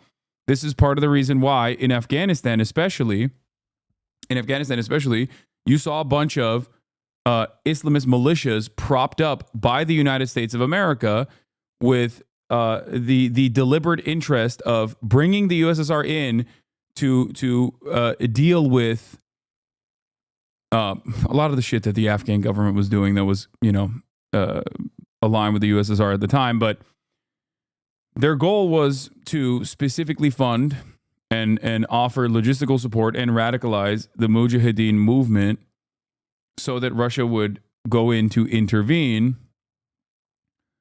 A gamble that actually panned out really well for them in the short term, which may have led to the demise of the USSR that spread itself too thin, but then kind of backfired dramatically on the United States of America when 9/11 happened, or I guess depending on whose perspective we're looking at, it paid out dividends later down the line for the American military industrial complex. So I'm not saying that I'm not saying that Islamists were USSR aligned at all. I'm simply stating that predating Islamist movements in these countries, which always existed but were nascent in comparison to like social democratic pan-Arabist pan-Arabic nationalist movements, or even, dare I say, socialist pan-Arabic nationalist movements, which presented a much graver threat to the United States' interests in the region. They played a little bit fast and loose with propping up Islamist groups that were never going to align with the USSR in their own calculation.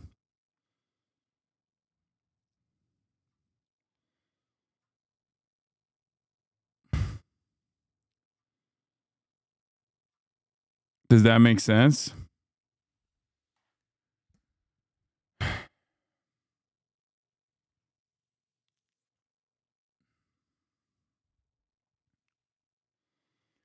But that is a bit reductive. The USSR never gave the same degree of support to their guys like the US did in that area. Afghanistan is sort of an exception. But for example, when Egypt was attacked by Israel, the USSR did not react and even had a weapons embargo on it. Yes. Well, they also had significantly, they had limitations in comparison to America.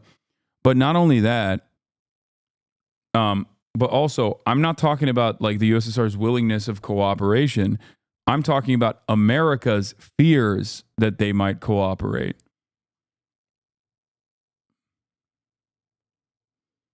Does that make sense?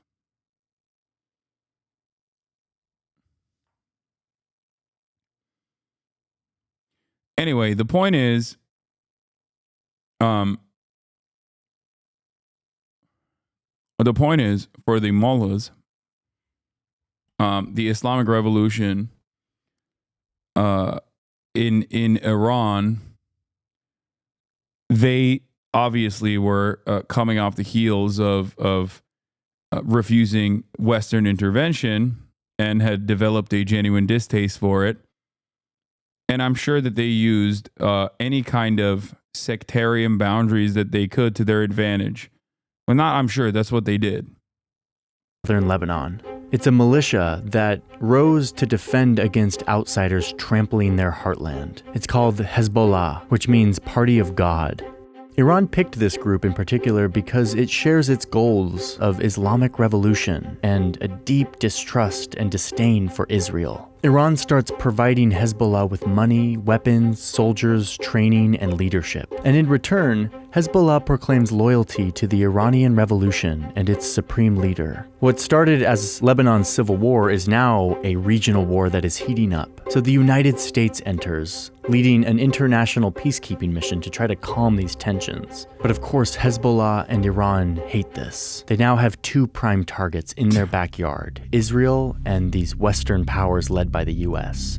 So in 1983, they launch a series of terrorist attacks. A truck bomb detonated in front of a US and French barracks in Beirut that kills over 300 people. Most of the world blames not only Hezbollah, but also its backer, Iran. The fighting continues until 1989, when the mini terrorist attacks against Europeans in Lebanon. Yeah.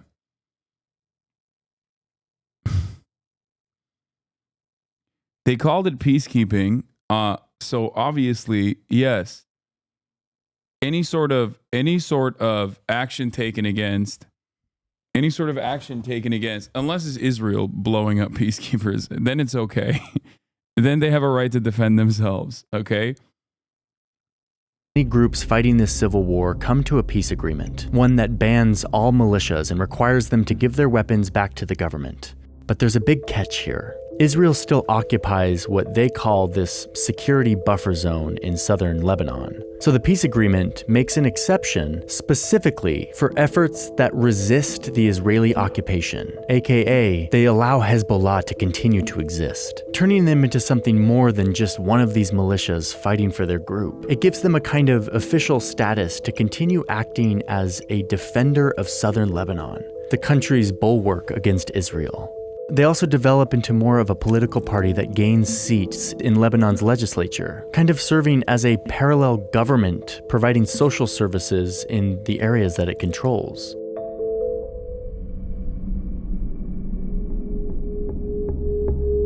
But they did that also in a sinister fashion, just so you know. They were doing that in a sinister way. When they were offering social safety nets, they did that in an evil way. I need you to understand that. A Islamic style social safety net. Look at Hezbollah in this moment, because they find themselves in the middle of shifting power games in the Middle East, balancing their mandate to defend their Shia heartland, which was their founding motivation, but also trying to gain further influence in the region, while also appeasing the demands of their major supporter, Iran. In 2005, Lebanon's prime minister is assassinated, and most Lebanese blame Hezbollah, along with its other foreign supporter, Syria. Lebanese people rise up in mass protest, and Syria eventually withdraws its forces that have occupied Lebanon for 28 years. Hezbollah is disgraced. Its legitimacy is supposed to come from resisting foreign meddling, and it's becoming clear that they have become a pawn in the geopolitical game of regional powers, Syria and Iran. I don't understand why a lot of this I don't understand why a lot of this conversation like always makes any kind of like indigenous group or any kind of fucking like sect that exists in the region, it denies them agency in its entirety. Like it makes it seem like these the Shia dudes that were there were just like, but we love our neighbors. Like we don't want to fight. We don't want to fight Israel. Don't make us fight Israel, please. And then Iran's like, no, you have to fight them. And they're like, no, like, I hate that, but like I just gotta do that. Obviously, no such extension is given to no such analysis exists for like phalangist militias or even Israel for that matter, in terms of like them having agency and autonomy.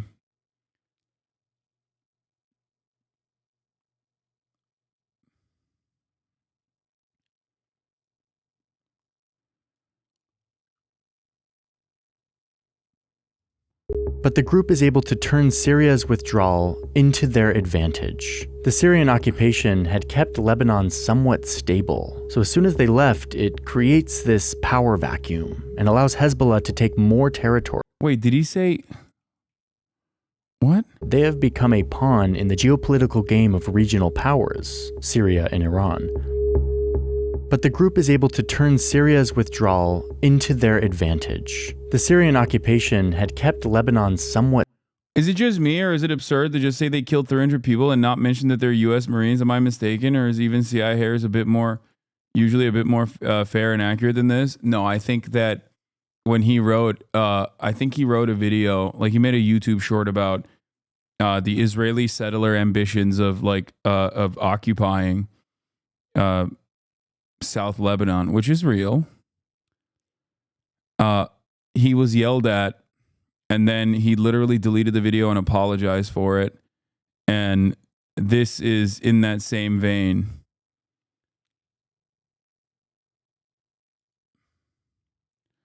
Hey everyone, earlier today I published a short form video about a group of Israelis who are calling for people to move in and build settlements in southern Lebanon in an effort to expand Israel's territory. I likened it onto the settler movement that had led to illegal settling of Israelis in the West Bank after 1967. I'm realizing now that I was wrong to equate the two. This is a different situation. While some Israelis do want to expand Israel's territory by attempting to settle southern Lebanon, this is a fringe group that, under the current status quo, has no feasible chance of expanding Israel's occupation and changing Israel's borders. This may change as the conflict escalates, but for now, the comparison was an inaccurate characterization. I will also refuse to recognize that the way that this was propagandized and packaged was also a fringe movement that was not really backed by the Israeli state, even though it totally was backed by the Israeli state, both quietly and also publicly. And now we just kind of take it for granted because it just happened to exist that way. This may change as the conflict escalates, but for now, the comparison was an inaccurate characterization. I hope you trust that when these errors come to my attention, I will do my best to assess the error and immediately issue a correction and let you all know about it. Thanks for your patience. Yeah. He took down the video because he made a correct take.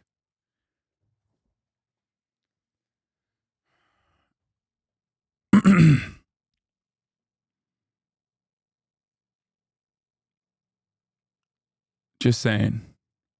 But stable. So as soon as they left, it creates this power vacuum and allows Hezbollah to take more territory, ramping up attacks across the border against Israel and leading to another brief war with the IDF. Hezbollah continues to be a useful proxy for Iran, and Iran continues to fund them and arm them. And by 2011, Iran and Syria pull Hezbollah into another unpopular conflict. They were just kind of doing that for fun. Like, for no reason. They were anti-Semitically, if I might add. Anti-Semitically, but also, at the behest of Iran as well, and not necessarily due to their own personal ambition or motivation of wanting to rid Israel of their territorial boundary. Yeah. 2006 war? Yeah.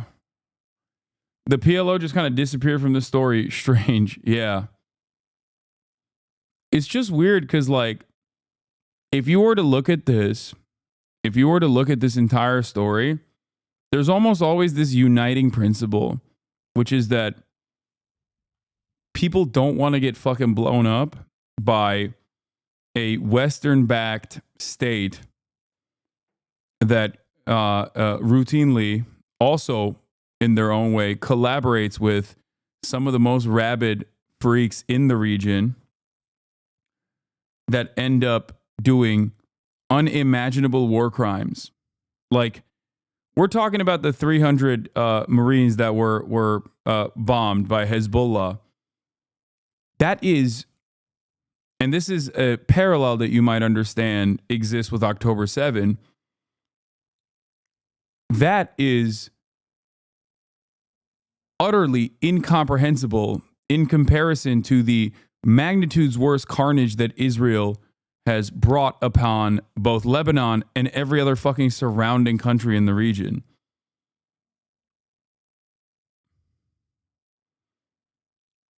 What's interesting, especially when you skip the 2006 invasion that he just considered a brief war, is that all of these instances of Israeli incursion, which aren't simply just like a tit-for-tat military operation, targeted, precise, but almost identical to the death and destruction that you see in Gaza right now, as Israel's military doctrine for the way that it conducts itself in these quote unquote wars is the denier doctrine, is complete destruction of all matter of civilian infrastructure.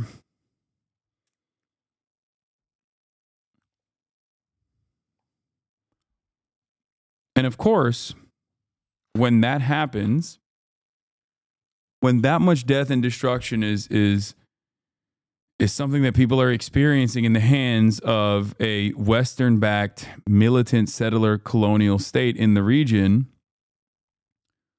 understandably, the people are going to inevitably go, yeah, I don't give a fuck who's doing this. I don't give a fuck who's defending me. I'm with those guys. I don't even care. I don't agree with them. They're not great. I don't agree with their worldview. I don't agree with the way that they treat me in certain instances, but I'd rather, I'm happy that they're fighting.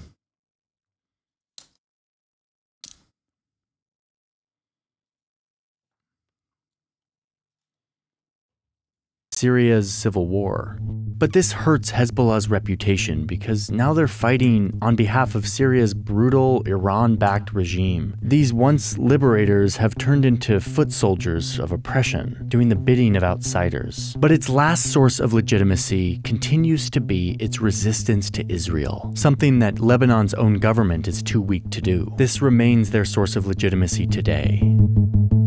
So on October 7th, 2023, when Hamas... Why is the Lebanese government weak to defend its own territorial sovereignty, I wonder? I mean, they have a military, they have a security partnership with the United States of America. Also odd that they just don't have anti-aircraft missile systems. I just don't know how a country can have any sort of territorial sovereignty in a region where they are so closely surrounded by other countries, some of which used to have aircrafts that they could use, and others that could at least lob missiles. Why is it that they don't have any sort of anti-aircraft missile systems?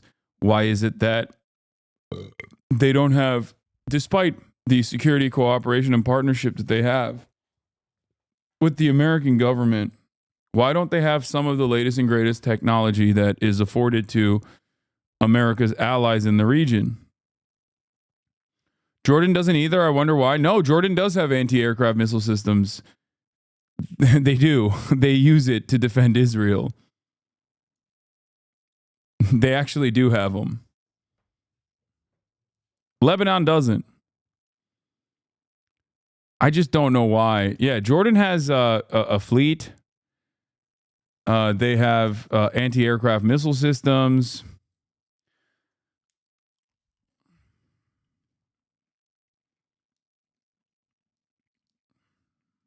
Lebanon doesn't. And Israel descended into this most recent war, Hezbollah jumped in, launching more attacks against Lebanon's southern border. This is meant to support Hamas in the Gaza Strip and to threaten Israel with a war on two fronts.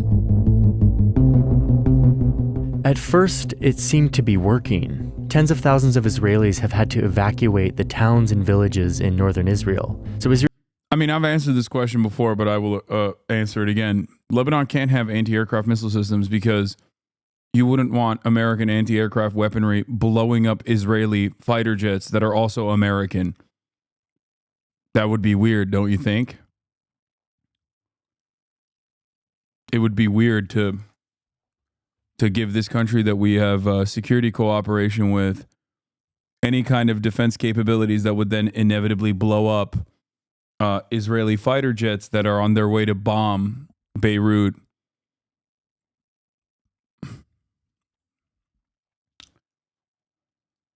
Israel started firing back across the border, forcing 90,000 people in southern Lebanon from their homes. This, in addition to Israeli strikes on Iranian proxies and military officials, led Iran to fire its first ever direct strike on Israel, trying to deter it from going any further. But it didn't work. In September of 2024, Israel escalated. Okay, this part is actually kind of surprising. He talked about, like, he low-key talked about Iranian deterrence. Surprising. Even though he didn't, I don't think he brought up why Iran retaliated.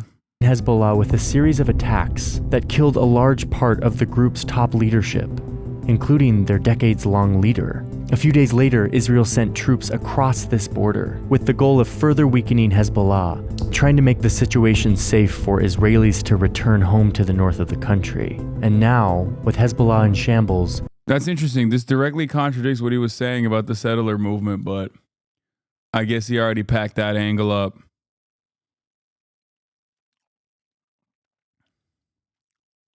Huh.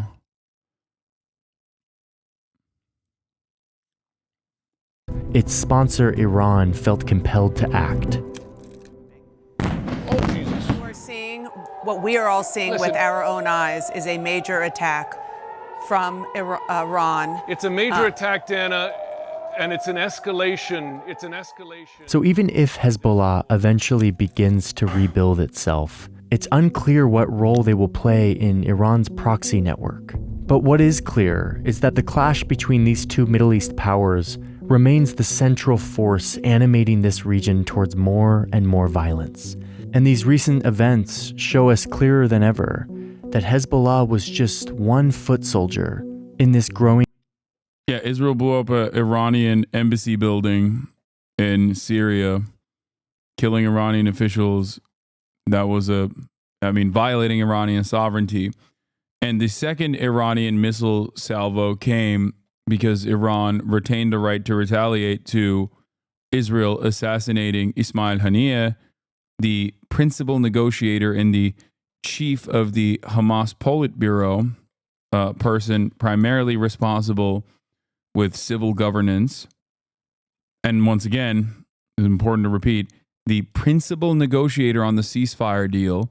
Israel assassinated him in Tehran. Once again, violating Iranian sovereignty. Conflict between these two powers.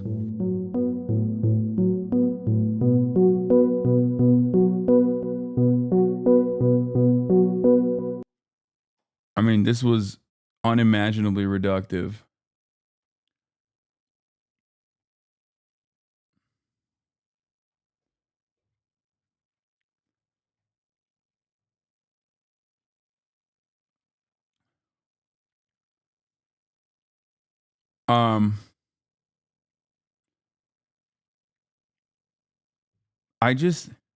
I find it strange that it's not even like omitting details to make it seem more presentable to a Western audience, but I just don't understand why you would never like put forth motivations and the ambitions of people that are that make up these militia movements, right? Like that's just like you don't have to agree with it. You don't have to agree with them. You could do the Benny Morris thing and be like, yeah, you know, you can pull up Benny Morris and be like, yeah, the Nakba happened, but it was good. You know what I mean?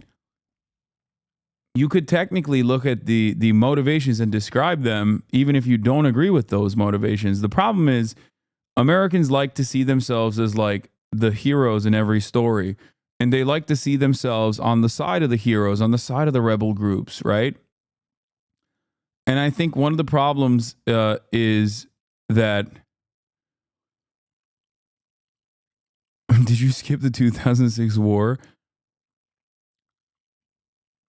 I often rely on them to gain a better understanding of global events. However, as a Lebanese with deep insight into this particular situation, I found your video to be somewhat misleading. It skips over key events and seems to take sides at certain points. I'd be willing to provide a detailed breakdown, pinpoint specific timestamps where the content could be more accurate, but I'm hesitant to invest the effort if it's just going to be overlooked. If you're truly committed to presenting objective, truthful information, misleading to the point where it's almost propaganda. Yeah. Just 5 minutes in, and this video is so inaccurate. This video is made for people who have no idea what's going on, and after they will still... This is what I was thinking as well. Like, if you watch this video with fresh eyes, not knowing a single thing about, like, the inception of Hezbollah, like, Israel, like, you would literally be more confused by the end of the video, especially because, like, it literally just does not fucking talk about the motivations, the intent, the ambitions of any of the parties involved. Which is ironic because he doesn't even do that for Israel. He does it a little bit for Israel where he'll be like, oh, they wanted to defend themselves. But like, if you knew nothing and you came into this with fresh eyes and you wanted to like learn about at least a couple talking points, you'd be like, what the fuck did I just watch? It just seems like a bunch of people were motivated to fight for no reason, including at times even the Israeli occupying force. It's just kind of a thing that happened. People are violent and religious, and they just fight each other all the time. People be fighting.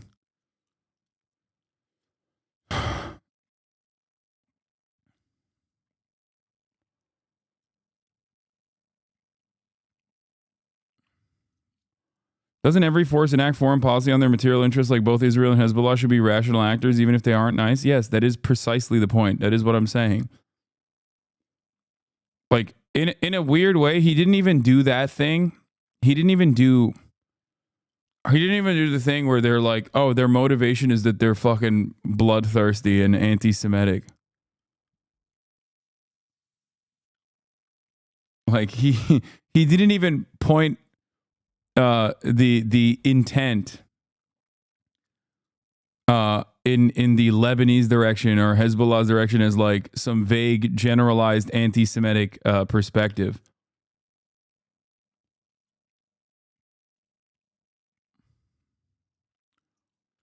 I think maybe he was just feeling like he hasn't done a lot of videos in a while or something. I don't know.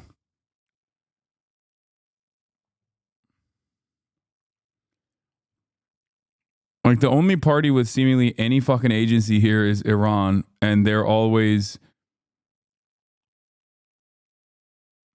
You started the video from the Ottoman Empire, conveniently omitted settler colonial tactics of Israel and jumped directly to PLO. Convenient, bro, convenient. The phrasing used on this video is highly misleading. It reads more like propaganda than something genuinely intended to inform or educate. Here's a list of Israeli atrocities committed in this time period that this guy skipped. Sabra and Shatila massacre in 1982. Israeli forces allowed a Lebanese Christian militia, the Phalange, to enter the Sabra and Shatila refugee camps in Beirut. Over 2 days, they massacred between 700 and 3,500 Palestinian civilians. Yeah. They also blocked the civilians from escaping so that the Phalange's militias could fucking slaughter them. Operation Grapes of Wrath, 1996. Israel launched a large-scale military operation against Hezbollah in southern Lebanon. During the campaign, Israeli artillery shelled a UN compound in Qana where hundreds of Lebanese civilians had taken refuge. 2006, Lebanon War. In response to Hezbollah capturing 2 Israeli soldiers, Israel launched a massive military campaign in Lebanon. The war resulted in 1,100 Lebanese deaths, mostly civilians. Like, if you don't mention any of this stuff, you can't understand how the fuck... Hezbollah rose to prominence. Gained any sort of like unlikely allegiances from the rest of Lebanese society, which is understandably primed to fucking despise them.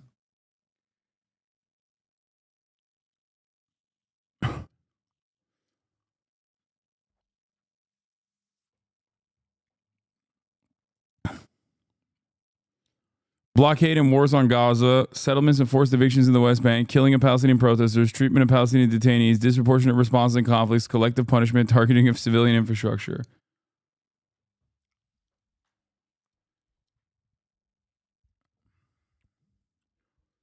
Like, what is the PLO?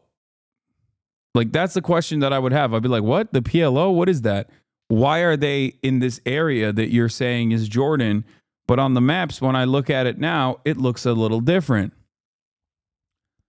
Like, what happened there? How did they go to Lebanon? Why did they go to Lebanon? Why do they exist? What is Palestine?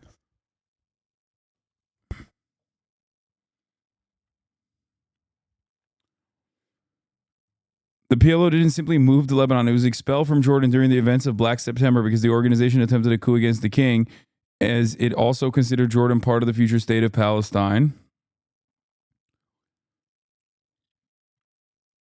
You explain where they attack, but never explain why they attack. Telling the history of the region without speaking one bad word about what Israel did all these years is truly something shameful to do.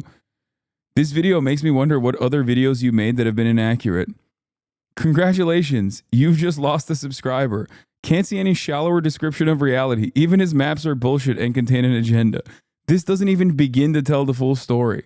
I've lost so many family members at a little village in Lebanon, literally in the middle of nowhere. They live off the land and everyone lived a simple life. Then bombs started dropping left and right. Now everyone has left a beautiful mountainside my father and generations before him used to call home. People on both sides need to stop killing each other. This has gone too far. Sloppy work. Love how the Nakba was reduced to decades of war forced out millions of Palestinians. Highly inaccurate and misleading video. Easy to classify them as terrorists, but not these West who invade them. Ironic, is it? Irony, is it? I'm not even from the region, but please either tell the whole story or don't. Skipping the 2006 war, trying to sell the Hezbollah who started fighting, calling it war from two sides. Either you start to sell propaganda or you don't do research on your topic very well. Keep the old way, please.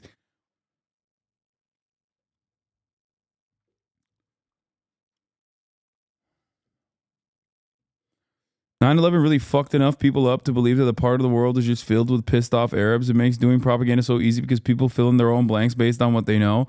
All Zionist propaganda needs to do is leave shit out and it will reach hearts and minds." Yeah. I've never seen a fucking Johnny Harris comment section like this. Spewing foolishly lies absolutely totally about the Iran and Syria. Guys, this video is funded. It is an ad. Brought to you by APAC. And Johnny, Israel escalated. Johnny, 5 seconds later, Hezbollah forced to respond. Dude, come on, no one catches the biases in editing or you want to be biased intentionally. Damn, this guy is actually saying this video wasn't pro-Israel enough. He managed to piss off everybody, dude. We found one. We found even a guy who's like, dude, what the fuck? I don't like the way you presented Israel in this. Yeah, Johnny Harris, much like Israel, on a 7-front war. Johnny Harris seemingly has opened a new front in his war.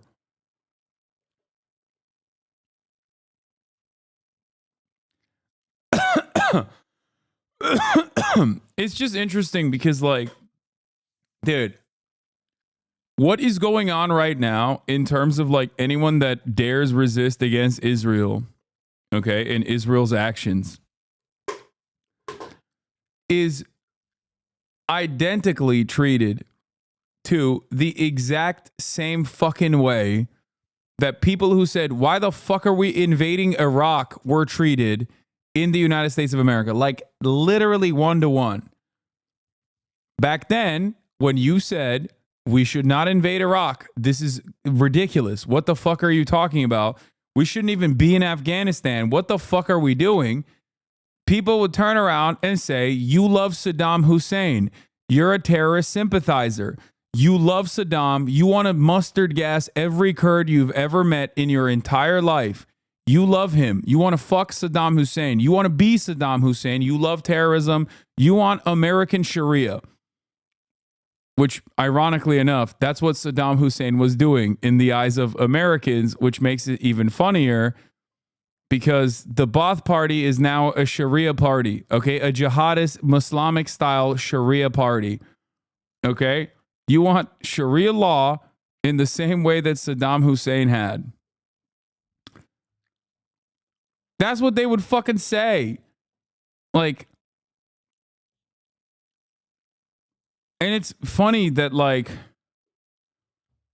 as an Iraqi whose mom is Kurdish, so much this, I used to get this all the time. It's just like, yeah, you love Assad, you love Gaddafi, you love Putin, the fucking, just, you know,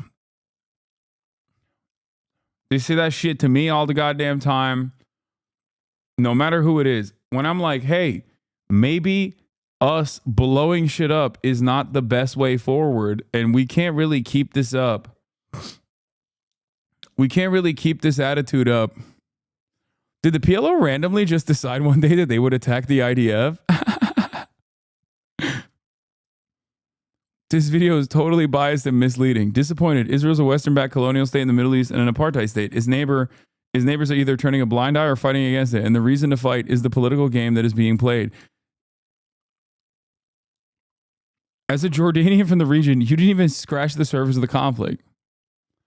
I like how he says the PLO moves into South Lebanon, creating their own mini-state, but Israel invaded it despite Israel having the backing of the LAF. Nice journalism. Again, we found another person who is like saying, you're not kind enough to Israel. Respect. I like seeing those guys in a sea of people being like, what the fuck are you saying, dude? This reads like pro-Israeli propaganda. There's still guys who are like, I don't really appreciate how you criticize Israel.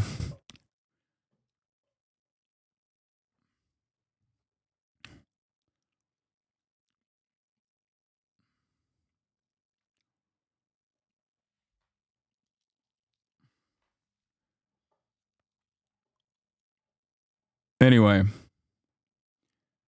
he got Palestinians and Israelis to agree on something at least. Yes.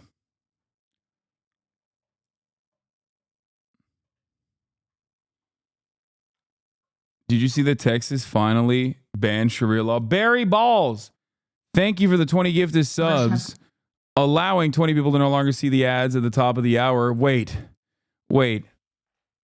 A slap in the face of Islamists. Texas bans Islamic Sharia law throughout the state. No, but I wanted Sharia law. Fuck. How will we ever bring Sharia law to Texas now, dude? Rick Wiley says, this is America. We will not accept Sharia law under any circumstances. Islamic Sharia law has no place in America. This country was founded on God, not Allah. Yeah.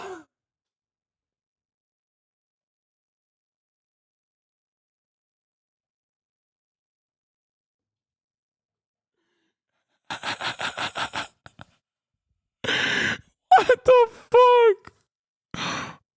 Oh my Allah. Oh my God. It's the same guy, lady. This country was founded on God, not Allah.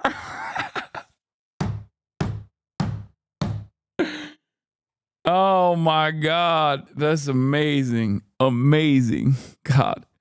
Americans are fucking brilliant, dude. They're so good. They're so smart.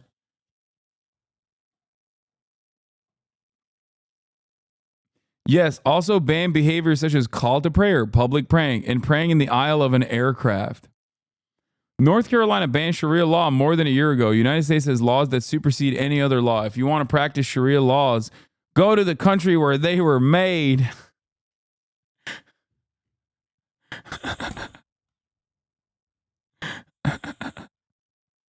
Well, let's see how they covered this. Islam. State legislators in Texas passed a version of the much debated American Law for American Courts bill.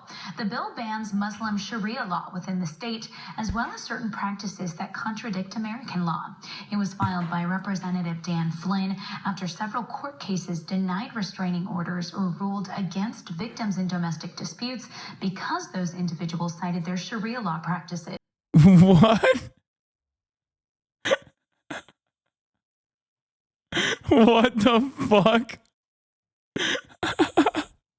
That's not how this works, man. It's kind of funny because it's like the Muslims in Texas, I'm imagining them being like, brother, I am sovereign, okay? Brother, bro, believe me, bro. Listen, bro. I am a sovereign citizen, bro. I only believe in Allah, bro. It's maritime law. I was traveling. I do not need identification.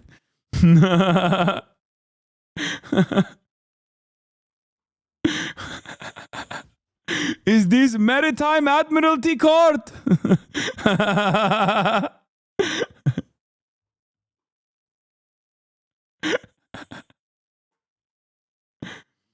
Oh, that's funny.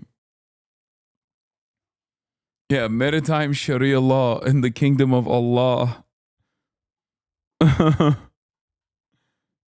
Oh, dude. Although many Muslim activists oppose the legislation, it's been voted for by both the House, the State House and Senate, and it will now head to the governor's desk for a Yeah, wait till the fucking Christian patriots get a hold of this, that they can't beat their wives and then claim that there's a religious exemption for them. They're going to be like, hold on, brother.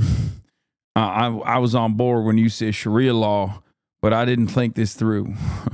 Maybe the Muslim man guys have some good ideas, okay? Hold on now. What do you mean I can't beat my wife? Like, what is this story? Like, just do the law, man. Just do the fucking law. There is no superseding factor here. You can't just be like, oh, sorry, I'm Muslim. Like, just arrest a person doing domestic abuse. You don't have to... You don't have to like try and do this weird fucking thing.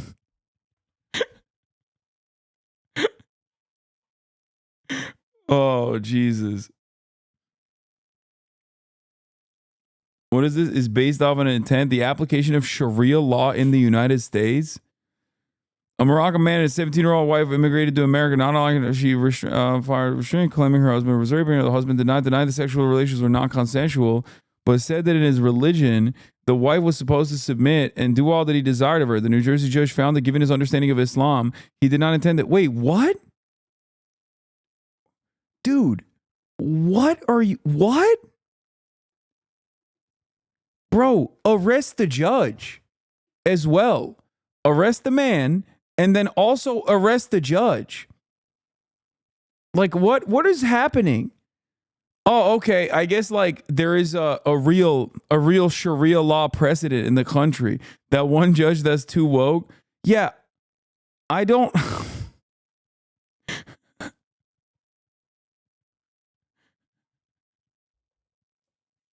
What the fuck are these people doing? Your Honor, dude, these guys are unironically taking advantage of how fucking stupid and Orientalist Americans are by being like, no, you don't understand. It's my religion to rape my wife. And then the judge's like, oh no. He said it's his religion to rape his wife. I guess that's true. My bad.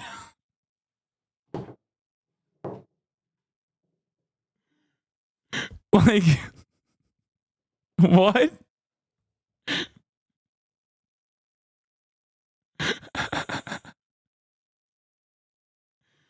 Oh, that's cool, man.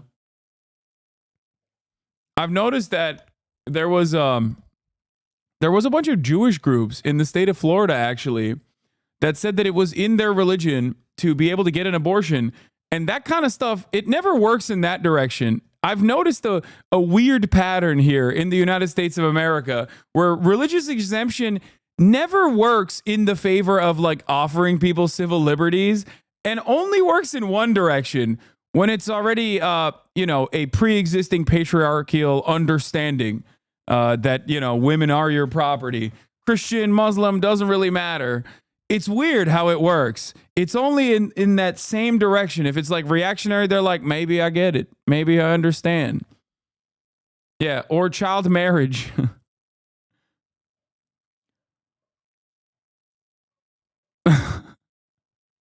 Hasan, the ruling was overturned. Read notes below the headline.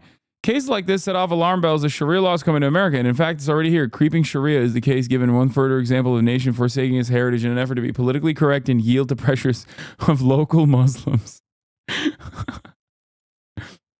But according to Eugene Volokh, a conservative law scholar at UCLA, it is quite the opposite. Where U.S. judges have made reference to Sharia law, they do so within the parameters of long established in American legal precedent. He notes, importantly, that the judge in New Jersey case made a legal error overturned by a higher court, which granted the restraining order. Yeah, no shit. In the effort to understand this controversial and inflammatory subject, this explanation proved very helpful. Here's a list of what is not allowed in the American judicial system. Allowed distribution of inheritance according to religious motivation. Not asking the court to divide inheritance according to Sharia law.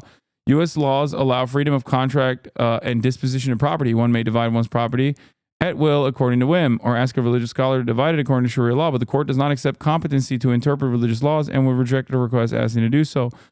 Allowed application of foreign law to determine marriage or overseas injury. Exemption from work rules for religious reasons. Granting accommodation to students or clients that impose only modest costs on the granting institution.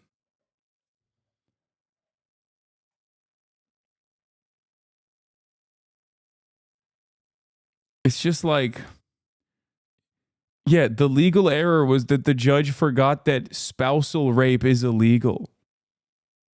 Like, I like that you can be a judge in the United States of America and just like forget such an important part of the law. It seems. Sorry. I forgot. My bad. Only made illegal in 1993, though, so maybe the judge was old. True.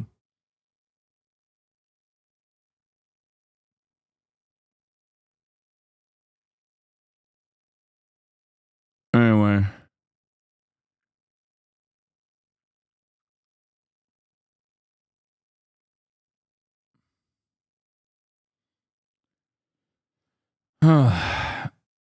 All right. That's it for me. I'm tired. I'm running the last ad break here. We didn't get to watch the video feeding starving influencers featuring Hasan Piker.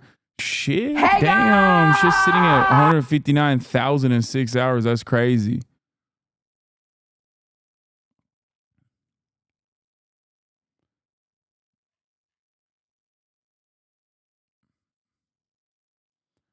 So by banning it, Sharia law, what? So by banning it, it doesn't mean that we shouldn't follow their laws? What?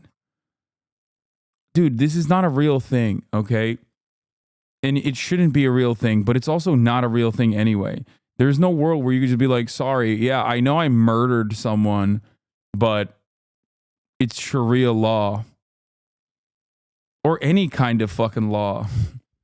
You know, that's not a thing. You can't. It's no different than like sovereign citizens being like, oh, I can only be held in contempt of maritime admiralty court. I was merely traveling and not actually. I was merely traveling. I was not actually driving. That's not how this works. Anyway, love you guys.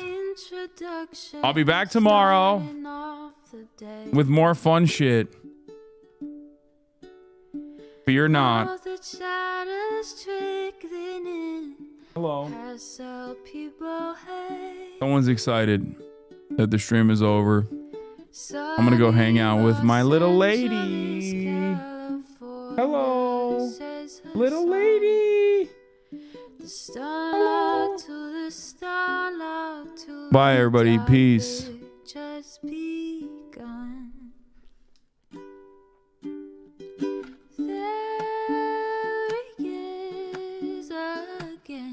Hasan is streaming. Hasan is streaming. There he is again.